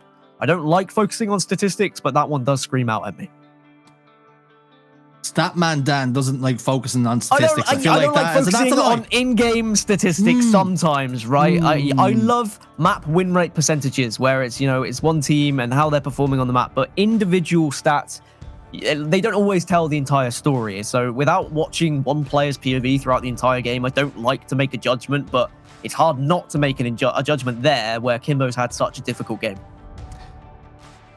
Tensions now, though, Dan. They turn towards recharge, and game type's going to be Slayer. But the way the last game played out, of course, we do expect Kimbo to bounce back, but the way Ascend are playing raw aggression all the time in your face, they don't seem to be taking their foot off the gas here at any real point. And the thing is, I'm noticing, they're showing Na'Vi absolutely no respect. No, and I think that that's a difficult team to play against as well when they're just soaring at you and they're challenging everything. and I bring up like the difference between an online team and a LAN team because there is less to lose here in an online competition. Yes, okay, there's prize money, but not as much prize money and pride that's on the line when you're at LAN. Therefore, you are going to make riskier plays where you might not make them in, you know, the high-pressure LAN situation. So sometimes that can really change how a game plays, and it's difficult to get that in your mindset of, you know, I'm going to play this as if it were a LAN tournament for so much prize money when it's not, right? It's for seeding points, and it is for, you know, a decent amount of prize money that will certainly help these players trying to make a career out of it, but it's not always going to be as much of a pressure situation. We move over to Recharge Slayer, and I do like my statistics when it comes to win rates. Na'Vi lost this game 3 times in Raleigh. They played it 3 times, so they didn't win it. It does seem to be one of their weaker games. And it's starting to leak through here just a little bit as the opening engagements certainly do go in favor of Ascend. Opening engagements 3-1. Jimbo's getting naded, but we're seeing the Snipe Drone have to back down here, but his teammate is on hand. But look, I'm looking at this, Dan. All the goodies and all the scary stuff, that's in control of Ascend. Yeah, Halloween was a long time ago, but this is looking pretty much terrifying, like it's going to be a trick-or-treat episode at this point. But Foxy's managed to pick up a double to at least give Na'Vi a chance, but look at the way Ascend are moving around the map with such confidence. They're looking for kills. They're not waiting for Na'Vi to come to them. Legend was literally running, saying, "Where are they? Give them to me. I want to take them down." Sounding a bit like Batman. Where are they? As he charges around the map. Legend gets that kill, though, onto Respectful. That's going to be just enough to open up the map, and he's going to try and control pipes here. He's managed to stake a claim for it, running towards Jim, who's down to no shields. Recognizing that, I like that play from him. He didn't have to use the energy that was left in the sword. He could save that for a rainy day, which he might need to do right now as he grapples straight towards Respectful and puts a dagger straight through his heart to make that a killing spree. Wonderful stuff from Legend, and nade shot comes down from Kimbo. Can he get a double kill as well? Snipe Drone, why is he deciding his number is up? But he's going to have to sacrifice his life in the end with 2 Foxy, putting him in the grave. 6 kills, or 8 kills to 13 now. 5 kills, the difference between these teams. Camouflage just about to pop up. Tiny score. Me no be able to read, cannot confirm. 16-8 is what it says, actually. I finally am able to see what it is. Please, can we make that score bigger one day? Please, I beg, I beg. Now we're going to see Ascend in a position where, you know, they've got such a significant lead here that if they do get this camo, this is just going to go from bad to worse for Na'Vi. It's so difficult to get back into a game when all the goodies are in the hands of the other team. And oh my god, are we going to see the Needler come into play? We don't need to, because the melees are going to be there. Ascend really ascending at this point and showing what they're made of. 20 kills to 10, and just a reminder, last time these two played a Slayer earlier in the day, it was a steak dinner in favor of Ascend, and Jimbo and crew won't want that to be something that is repeated. That much is for damn sure. 22 kills to 10 now. Camouflage just after expiring for Shady.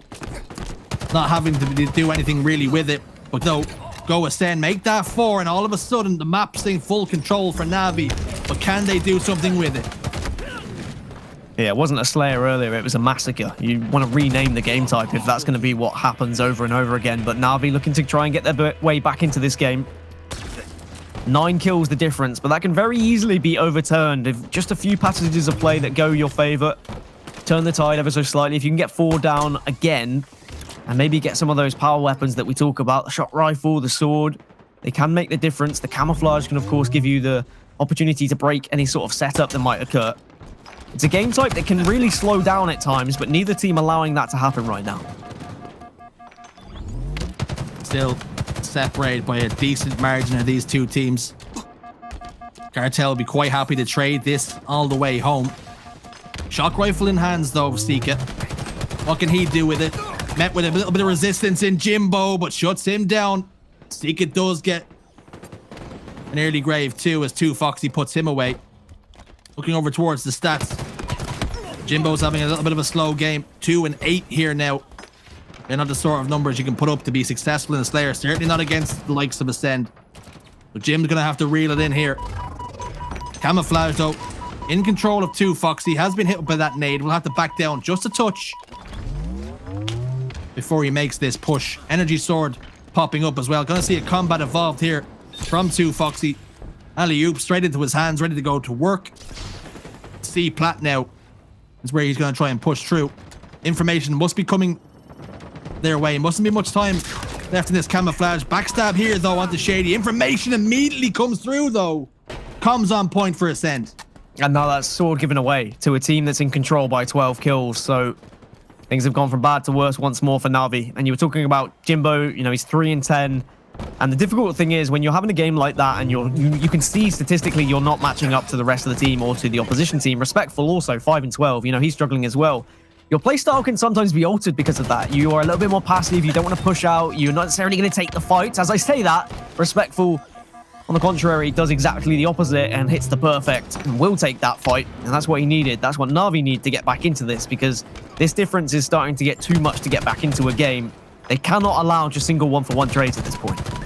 Snipe Drone takes that fight on and somehow was able to delay his death so long that Seeker was able to come and clean up that damage that he initially put down. When slays like that go against you, Dan, when you seem to have a 1v2 in your favor, and somehow, some way, that player manages to do enough damage that it ends up being a 2v2 split, that's going to be paying a dagger to the heart of Na'Vi, and only needing 5 more kills now do Ascend to close out this game and double their lead. And even though we do historically see a lot of upsets happen and a lot of comebacks happen in Europe, it's very rarely Ascend are on the receiving end of those. They usually know how to close out a game. They're a team who really do kind of stick together as a unit. They will ensure they get those trades to get those kind of 3 or 4 final remaining kills, as they now only need 3, whereas Na'Vi need plenty. I mean, 14 at this point. Now then, 1 more kill, all that's required. And we don't even need to see it. It's already happened off the beaten track. Game 2 goes the way of Ascend. They're 1 game away from a clean sweep on Na'Vi for the 2nd time in the tournament. This is how we saw it going. This is where the script was pointing towards. I think with the performance that Ascend had earlier against Na'Vi, if Na'Vi were the team that came back into the grand final, this is where we were all looking at the series going, because there was a clear difference between these two in today's competition. And part of me feels like Quadrant or the lads may have given a different game here to the Ascend boys. It probably was going to be the same. It's probably going to be a 3-0 as well, but it's almost like Ascend just have Na'Vi's number in every single area of every single map right now, and we need to see something from Na'Vi in this 3rd map that just gives us belief, you know, that they can get back into this series, because they're full of players who have the potential to win every single 1v1 engagement, but they're going up against an Ascend roster who are just oozing confidence at the moment, and they're taking every single fight as if they're going up against some random scrub from matchmaking, not from the Na'Vi roster. It's, you know, it's fun to watch if you are an Ascend fan, but certainly if you're a Na'Vi fan, you're kind of left scratching your head saying, well, you know, it's been a good day. Na'Vi have got to the grand finals for the first time in online European competition, but they're just so far off Ascend at the moment when it comes to these games. Yeah, I think it's definitely cause for concern when, okay, listen, you make top 2, that's all well and good, but these players will not be happy until they're number 1, Dan, and right now they're so far off the pace, like you say, of Ascend, and at times it doesn't look like they have the answers to the questions that are posed every single time. You're talking about how frustrated they must be that Ascend are playing a certain way, but this is the way they've played since Halo 5. Yeah, this is how Ascend play. Whether it's online, whether it's LAN, they're going to play the same, and sure, they might not find as much success in certain situations with the challenges they kind of pull off here or there, but certainly the difference between online and LAN is not going to be a steak dinner to kind of winning a game difference, I wouldn't have said. And I think you're completely right. Na'Vi are not going to be happy with 2nd place. It was comments I saw, actually, it was Defrag, member of Gambit and Friends team who finished top 8 today. He said, you know, Halo's kind of full of a community right now, full of players who are just those who are friends, who like to go to the pub, come home, play a little bit of Halo. And a lot of teams aren't taking it seriously enough. They're just kind of happy with a little holiday to North America, happy of playing Halo with their mates, and they're not necessarily as competitive as they could be. I don't think that's the case for Na'Vi. Na'Vi are a team who want this. They want to be the number 1 team. They are practicing. They are putting them in the time. And, you know, they should do. They're under an organization like Na'Vi. That is such a privilege. That is something that some players can only dream of. And we need to see them now putting in a real show for us in this 3rd game. We want to see the Na'Vi that we know and love to try and get us back into this series, get them back into the series and give us some belief that they can take Ascend at least to a game 4. I want to see signs of life here from Na'Vi. I want to believe that they have it in them. My issue is we now head over to Bazaar CTF, Dan, and historically, that's been a very, very good map for the likes of Ascend. It has been, and, you know, I do like my stats, and I do like looking at, you know, who wins what, but I will say that Na'Vi had a very successful time in Raleigh on this game type. They played it 5 times, they won it 4 times, and they only lost it the 1 time. So considering the, you know, the teams they played against and the pedigree of Halo that they actually faced up against, you've got to be impressed with those statistics. So maybe this could be the turnaround they need. Game 3 then of our grand finals. Ascend on match point. They win here. They send Na'Vi packing. They take max seeding points and max prize money to go along with it. Rockets though now in control of 2 Foxies. He pushes the enemy elbow. What can he do with them? Seeker is going to lose his life. No, he's not. Eventually, he does get the job done. It's only going to be a trade in the end, and Respectful's also got that overshield. He's going to lose his life. Rockets, overshield, in control of Na'Vi. Still no signs of getting the cap. Right, I'm an objective player, right? And I love running for the flag, but what was Respectful thinking in that position? He said, I'm just going to try and get this flag as far as possible, even though one of my teammates is down and the whole team of Ascend is just spawned in the base. That's not the Respectful that I know. The Respectful I know says, I want to kill everyone. So clearly there was some sort of call, or there's some sort of decision there that is outside of what is normal. Maybe Na'Vi just want to take the game to Ascend here and say, look, if we just keep moving flags, eventually one of them is going to get through to a position where we can make it work. Na'Vi then trying to apply maximum pressure here. 2 go down on their side though, but Kimbo's going to even up the odds here. 2v2 on the map as Kimbo's on the enemy base. Pulling flag out towards Treehouse. Teammates position over towards bottom middle. Unfortunately, 2 Foxy's going to fall at it. Not the most opportunistic time. Slays go through. Kimbo's going to die once more. 2 flag pulls already early doors here, Dan. Both going the way of Na'Vi, but unfortunately now we're seeing Ascend descend on the enemy base, and we could see a flag pull of their own. Na'Vi just have to be careful here that they don't do exactly what happened to the lads when the lads played Na'Vi on this game type, is that the lads got into a position where they were constantly just pulling flags, and then eventually Na'Vi realized that they were able to suffocate the few players that were remaining on the other side of the base and then get counter caps over and over. So if Ascend realize that Na'Vi are sending that 1 player behind on the flank to try and pull the flag, all they have to do is win that 4 versus 3 in the middle of the map or on the other side of the map, and they can get a pull of their own, and suddenly they're going to start to get caps on the board. Double kill for Seeka. That's going to open up the map. 2 Foxy though doing as much as he damn well can to stop this flag. It's not going to be enough. It's going to make it at least over the halfway point. Starting to juggle up. I love that little train as it drops just before it hits the ground bottom middle. And Shady's gotten that flag all the way home. Expert movement out of him. He's done that before. Yeah, I hope he has. I hope it wasn't just lucky, but the way he's dropped that flag, it's bounced off a little ledge and just moved ever so slightly. Certainly in Halo Infinite, with the way the flag mechanics are, the flag just kind of drops, like gravity pulls it to the floor. It doesn't bounce like it used to in previous Halos as much. So being able to find those little margins to speed it up is always going to help you out. I said it earlier when we saw Ascend on stream, as more teabagging comes through, is that Ascend, they know how to move flags. They know how to play the objective. They've got everything down to a T. Much like old Grey Mary, flag physics aren't what they used to be, and Seeka picks up a huge double kill to open up this early engagement here as 2 Foxy is going to get into a gun engagement of his own. He comes out on top though. That could be big, Dan. Aren't what they used to be, aren't what they used to... That was just literally playing through my head right then. I can just imagine like people, like just a whole montage of flags not moving the way they used to be. Great. That made me smile. Right, now we need to see Na'Vi though.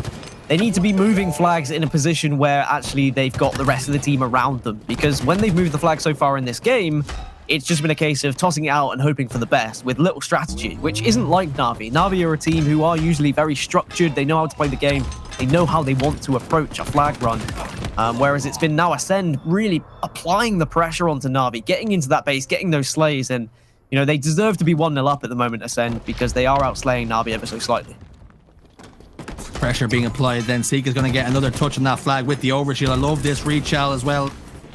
Recognizing that frag grenade is going to just hit the flag, so takes a backward step just enough to evade the blast radius of that frag grenade. 2 Foxy trying to put enough damage down. He is on opposing side of the base, and unfortunately for him, he's going to lose his life to the hands of Shady, and a second flag cap is only moments away. They're going 2-0 up. 2-0 up in the series. Writings on the wall here for Na'Vi. Yeah, is this the beginning of the end now? 7 minutes remaining, so still plenty of time for Na'Vi, but certainly not good signs. And it has just been a case of Ascend having their number on, Na'Vi's side of the map. And, if you add rockets and overshield to that as well, then things go from bad to worse if you are a Na'Vi fan. Grapple is going to be up, but at the moment, Seeker is prioritizing map positioning, as he knows full well if he had gone for that grapple, he could have been vulnerable to a few grenades, but he might be rewarded with a grapple in a moment, and now he can decide what he wants to do with it. You can be aggressive, you can go towards bar, you can use it as a way of getting close and closing that gap onto respectful, but at the moment he's holding those 3 grapples. He considers them valuable. And we're vastly approaching now, Dan, that 6-minute mark when we see OS and rockets, and Na'Vi need that now more than ever.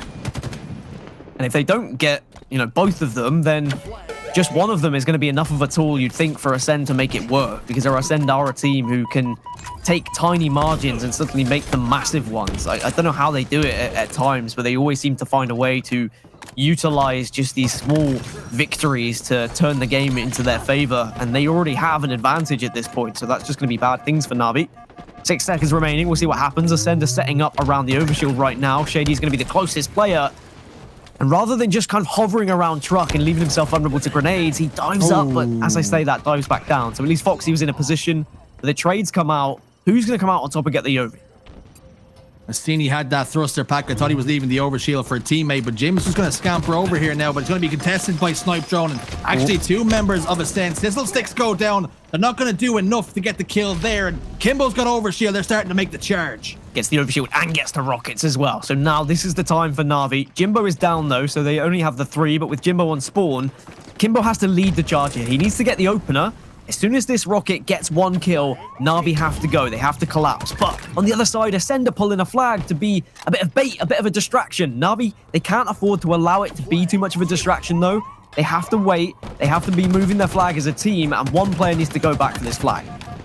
That man is going to be Jimbo, and he's not going to be able to do enough up against the Frenchman and Shady. But Kimbo's already made great progress with this flag.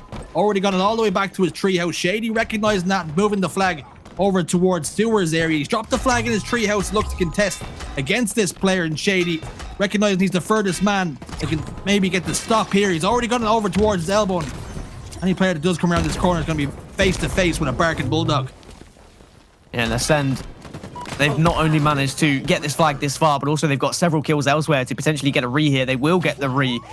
Na'Vi look like they might be able to get a return of their own though, at the very least, which they will. So for all that effort, at least Ascend were able to stop Na'Vi scoring, which really has to be their focus. With a 2-0 lead, as long as they stop Na'Vi scoring, then they will still win this game. Overshield's going to be up again in 18 seconds, but this is starting to get a little bit scrappy now. Na'Vi doing all right to stay within it. I mean, Foxy's got a decent amount of kills on the board. There are certainly players who are struggling a little bit. Jimbo, 9 and 18, Respectful, 9 and 15. Maybe not able to get as many kills as they would have liked, but it doesn't matter if they can start to get some flags on the board. They've certainly got close, just haven't been able to get that final moment, that final flag toss to get it just far enough. I'm seeing Overshield get picked up all the meanwhile, and it's going to be in the chest of Sika as he plays a little bit of defense, and that's all they really need to do right now, Dan. 3 minutes, some change left in the clock, Bulldog in the hand. Overshield has just dissipated without doing too much, you must be said, but you've kept it out of the enemy's grasp. Still plenty of time for Na'Vi. They won't be too disheartened because it's only a 2-0 disadvantage they find themselves in at the moment. But as this time dwindles away, panic may start to settle in, and we might see just a few more rushes towards Ascend's base and a few more risky flag pulls, but sometimes that's the way you've got to play. 2 kills, though, will give the opening now. Ascend down to just 1 player, and if Seeker falls, this could be a really good opportunity for Na'Vi to pull one. Door has been opened, then Seeker has fallen. Kimbo's already moving that flag, but we're seeing engagements go down. 2 Foxy with 2 huge kills, and that could open the door now. Just a little bit, just a touch as Kimbo juggles the flag a little bit awkwardly, but does get it up. But I don't really like this flag route that he's taking. Enough though. Jimbo's going to get a kill. 2 Foxy elsewhere, gets another one. Snipe Drones in a world of hurt up against Kimbo, who actually gets that flag all the way home. 2-1 to score now with just over 2 minutes. And we could see a little bit of an upset here with another flag on the move. Na'Vi just on the upward trajectory now at this point. They really want to get these flags moving, and it was an interesting flag route from Kimbo, but he wanted to avoid the grenades, I think, and the shots coming from the rocket area. but maybe didn't really think about the potential spawns coming from Thruster. But it doesn't matter, they got the flag in. With 2 minutes remaining, it's Ascend who are moving the next flag, and this could be, the final nail in the coffin. If they're able to go 3-1 up here, Na'Vi might struggle, so they need some big nades to stop. Big nades haven't come through just yet. We hear one trickling behind them. It's not going to do any damage, though. 3-1 now, Ascend. Counter cap. This game has been back and forth. This series hasn't been back and forth. Respectful's got that overshield, but he's ran straight into a frag grenade, and that's going to be a 2v1 split now in terms of slays. Respectful lost in the clouds trying to track this player. Knows he's being shot somewhere. He's shooting ghosts over towards double doors. Nobody home, though. Kimbo got flag on the move for what seems to be the only man pulling flags at this particular moment in time. 3-1 the score, though, with only a minute or so left. It's looking perilous for Na'Vi. Yeah, did Na'Vi try and run a second flag too quickly after their initial capture and allow Ascend to get that counter cap rather than stabilizing a little bit? It's almost like momentum was on their side and they started to see red a little bit, thinking that was their chance to get back into the game, and they had to move the flag straight away. With now 1 minute and 10 seconds left, it has to be off this next spawn. Na'Vi getting to the other side, pulling that flag and running back-to-back flags to stay alive in this series, stay alive in this grand final. Otherwise, we're going to be looking at yet another Ascend victory here in Europe. Lovely shots from Kimbo then, but he is getting shot in the back here, taken down to no shields. Immediately applying pressure to the enemy spawners. I'm going to spawn over towards Treehouse, it would seem. Here we go. As they have relinquished those spawns, it has to be here and now. Not only that, Dan, they have to chain back-to-back caps, but they've lost Respectful. In the meantime, Legend's going to lose his life as well, and Shady's backed up in towards lockers now. You have to go. All the meanwhile, you delay this push. Just gives Ascend that little more time, that little opportunity to keep this game in its grasp. But Shady's already gotten a few slays there. And Snipe Drone's got the flag all the way home. Sizzle Stick's gonna go down, take Jimbo down to no shield, excuse me. But you can see Jim's wasting no time. Just has to hold on to the flag here, Dan. It's gonna be a GG no re for Ascend. They're gonna be your champions of the Pro Series Week 1. Fantastic performance. Water is wet and Ascend win EU online competitions. That is now dating still back to October 2020. They have still not lost an online EU tournament, which is nuts. It's been over a year. We've gone into 2022 now, and Ascend is still doing the same things. Na'Vi, they just weren't on the same level today, and regardless of whether it's LAN or whether it's online, in the comments I made earlier, I am so impressed with how Ascend approached their games today. Their objective work was on point. The Slays are always going to be in a position where they give themselves the chance to be so smooth with their objective transitions. Flag runs were perfect. Ball runs and rotations were just impeccable. And then, of course, their strongholds are always just a little bit unorthodox, but certainly a pleasure to watch, and it does make it exciting. A really impressive series, a very impressive tournament from the Ascend roster. And, Na'Vi, they've got a lot to take away from this as well, Jersey. It's the first time they've made a grand final in online competition here in Halo Infinite, so they've been able to get past that hurdle that has been so big for them so far. They can take pride and comfort in the fact that they have made top 2 for the first time in online competitions. That's for sure. On the other side of things, Ascend, just reminding everybody why they're the top dogs, and a real stamp of authority by them here today, Dan, just to show they haven't missed a step since Raleigh. I will say, I love both of these rosters, and I think you are seeing on your screens kind of Europe's hope of pushing themselves into that kind of top 6 once more in North America. Na'Vi were able to achieve top 8 in Raleigh. Can they go one step further the next time we see these teams compete? It would be Kansas City, the next major, that both of these teams will have an opportunity to compete against the best in North America. The good thing is I can't see either of these teams making changes. Because of the fact Na'Vi had such a successful Raleigh tournament, we're not going to see them making a change. And because Ascend are so dominant online, there's no way they make a change. And Europe has always been vulnerable to teams who chop and change, and people snaking and people trying to get onto a better team. We're not going to see that within the top 2. And I will include Quadrant in that as well. I think Quadrant are a team who maybe will be disappointed with their performance today, but they certainly are up there and can compete with both of these rosters as well. Thoroughly impressive. And there's confirmation of exactly what way it did shake out. 250 to 144 strongholds on streets. 50-38 Slayer recharge. And then, of course, what we just seen, 3-1 CTF Bazaar in favor of Ascend. The cleanest sweeps you're ever likely to see from Ascend. We talk about Navi and how good they have been, Dan, and how good they've been looking and signs of improvement, like we said, but Ascend again, just showing us exactly why they're one of the best teams, and maybe they're looking and turning their attentions towards other competitions. Maybe it's going to be international before they get their next challenge. Yeah, I really want to see Ascend, start scrimming North American teams. But I know Lottie, Shire were watching that one in the wings, and, it's the same old Lottie. Ascend still on top here. They really are. I mean, and they really clearly know exactly what their competition are going to do. They are reading a lot of these teams like books, and all kind of in a similar way. They just have their play style and what they want to do down, and they are pushing that forward. There's no need to capitalize on mistakes from their side because they're not making any. So it's really, really hard for the teams to be able to do that right now when they're not quite up to that level of play that we're seeing from Ascend. I've got to say that on the other side of things, though, Shawe, Navi, baby steps, right? You made it to a grand finals. You haven't done that yet online. You can go back to the drawing board now and work on things, crisp it up, get on the same page, and start to become a little bit more unpredictable in games. I think that's really what I want to see from Navi. Have that intuition there, become a little bit more predictable, and I think they could honestly go from strength to strength.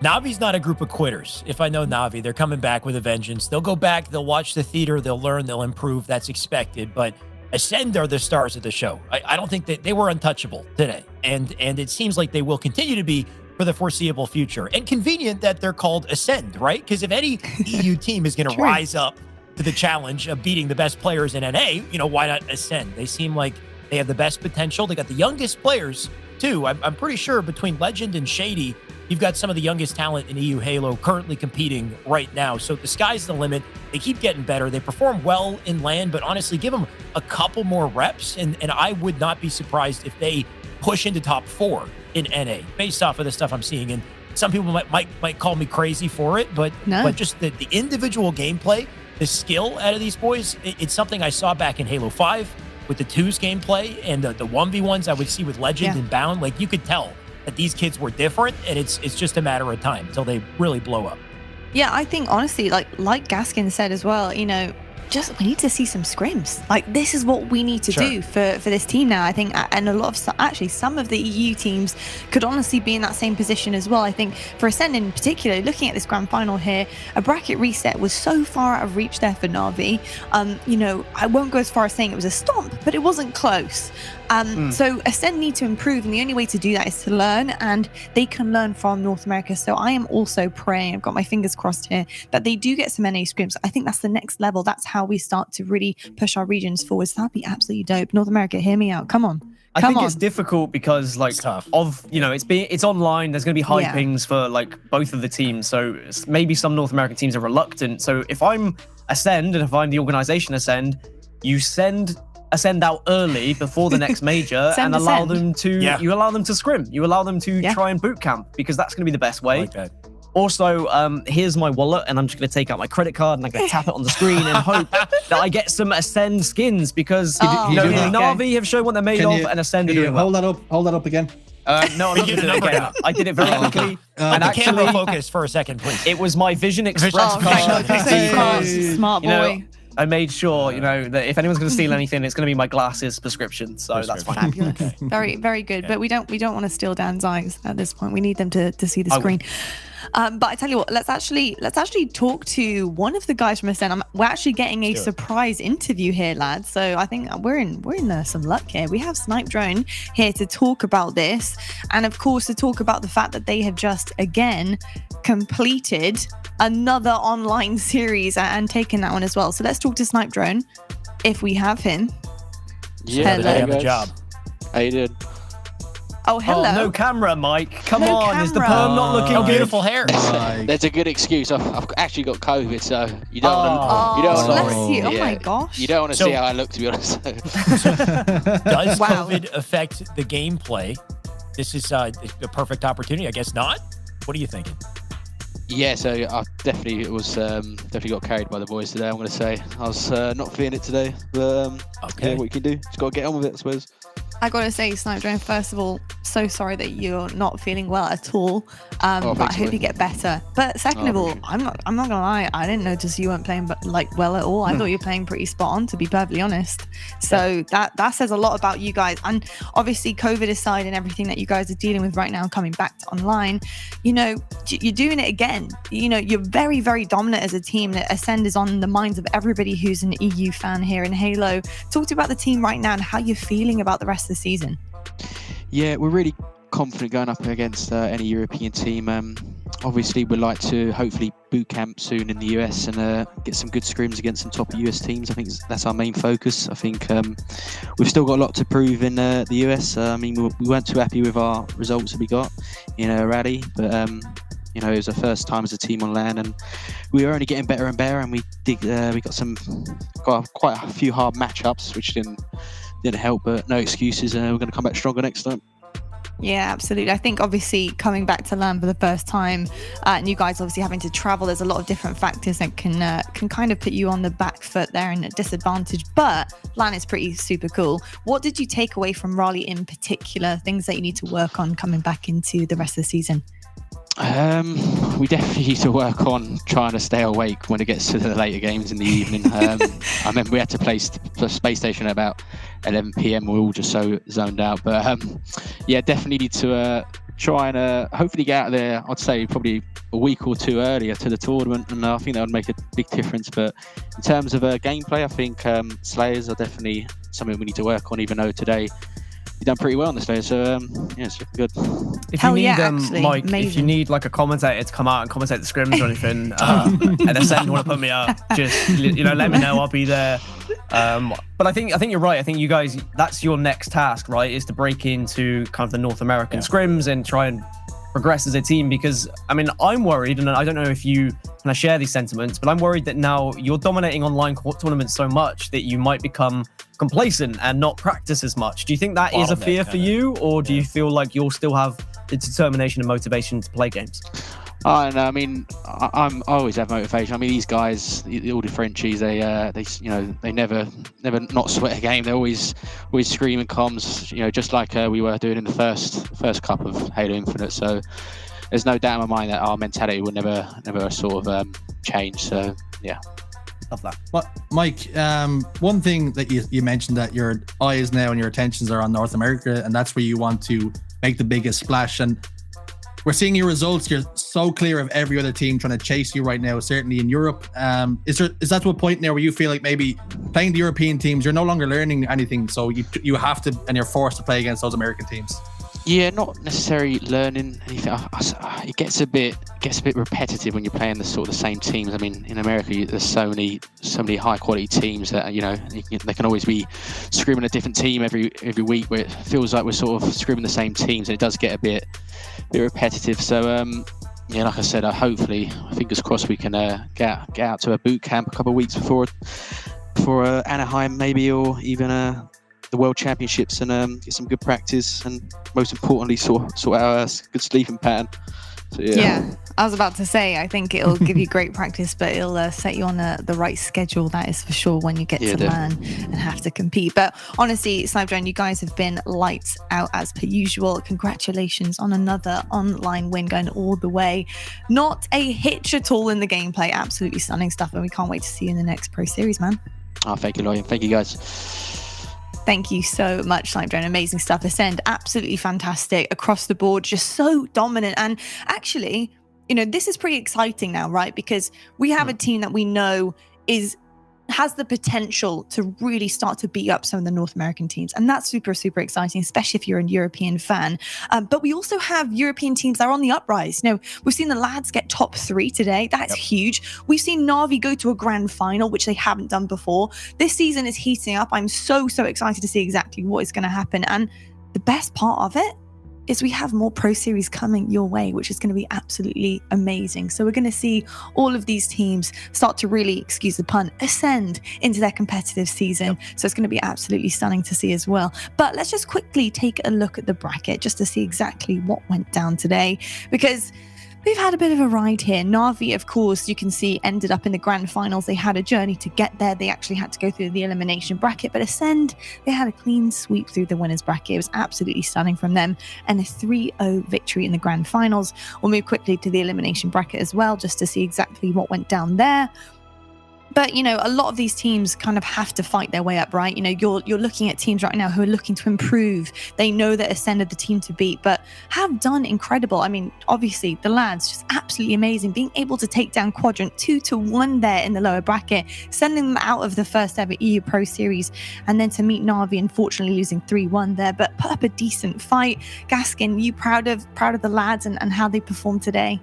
I am. I think the lads will be delighted with that, and I think that that's what Europe needed. I think Quadrant needed a kick up the bum. I think all these teams need a kick up the bum, and this is what Europe can do now, is force each other to get better, to try and get closer to Ascend, because someone has to try and match these teams. One thing I will say is the same 8 pro teams that kind of featured will feature again next week in the Pro Series. The top 8 teams stayed as the top 8 teams. I do want to give a shout out to Wake Up, Bongo, High Stakes, Easy Team, Kitty Crew, Soos, Almighty, and Fantastic, because they were the open teams that got into today's competition. Unfortunately, we didn't see them on broadcast because they didn't get far enough to compete on the show today. But I expect to see a lot of those teams featuring again next week in the Pro Series, and hopefully they'll get that little bit further so we can see them on broadcast. Amazing stuff. Big shout outs to them. And like you said, you know, you never know. They might be featured very soon. We'll see. Experience definitely helps in getting some reps under the belt as well. But gentlemen, it's been an absolute pleasure. I cannot wait to be back on the screens with you guys again. I hope everybody at home has had an absolute blast. This has been the first ever EU Pro Series. It's week 1. Ascend have taken the title. Can they take it again next time? Well, we're going to have to tune in to find out. We'll see you January 12th for the next EU Pro Series.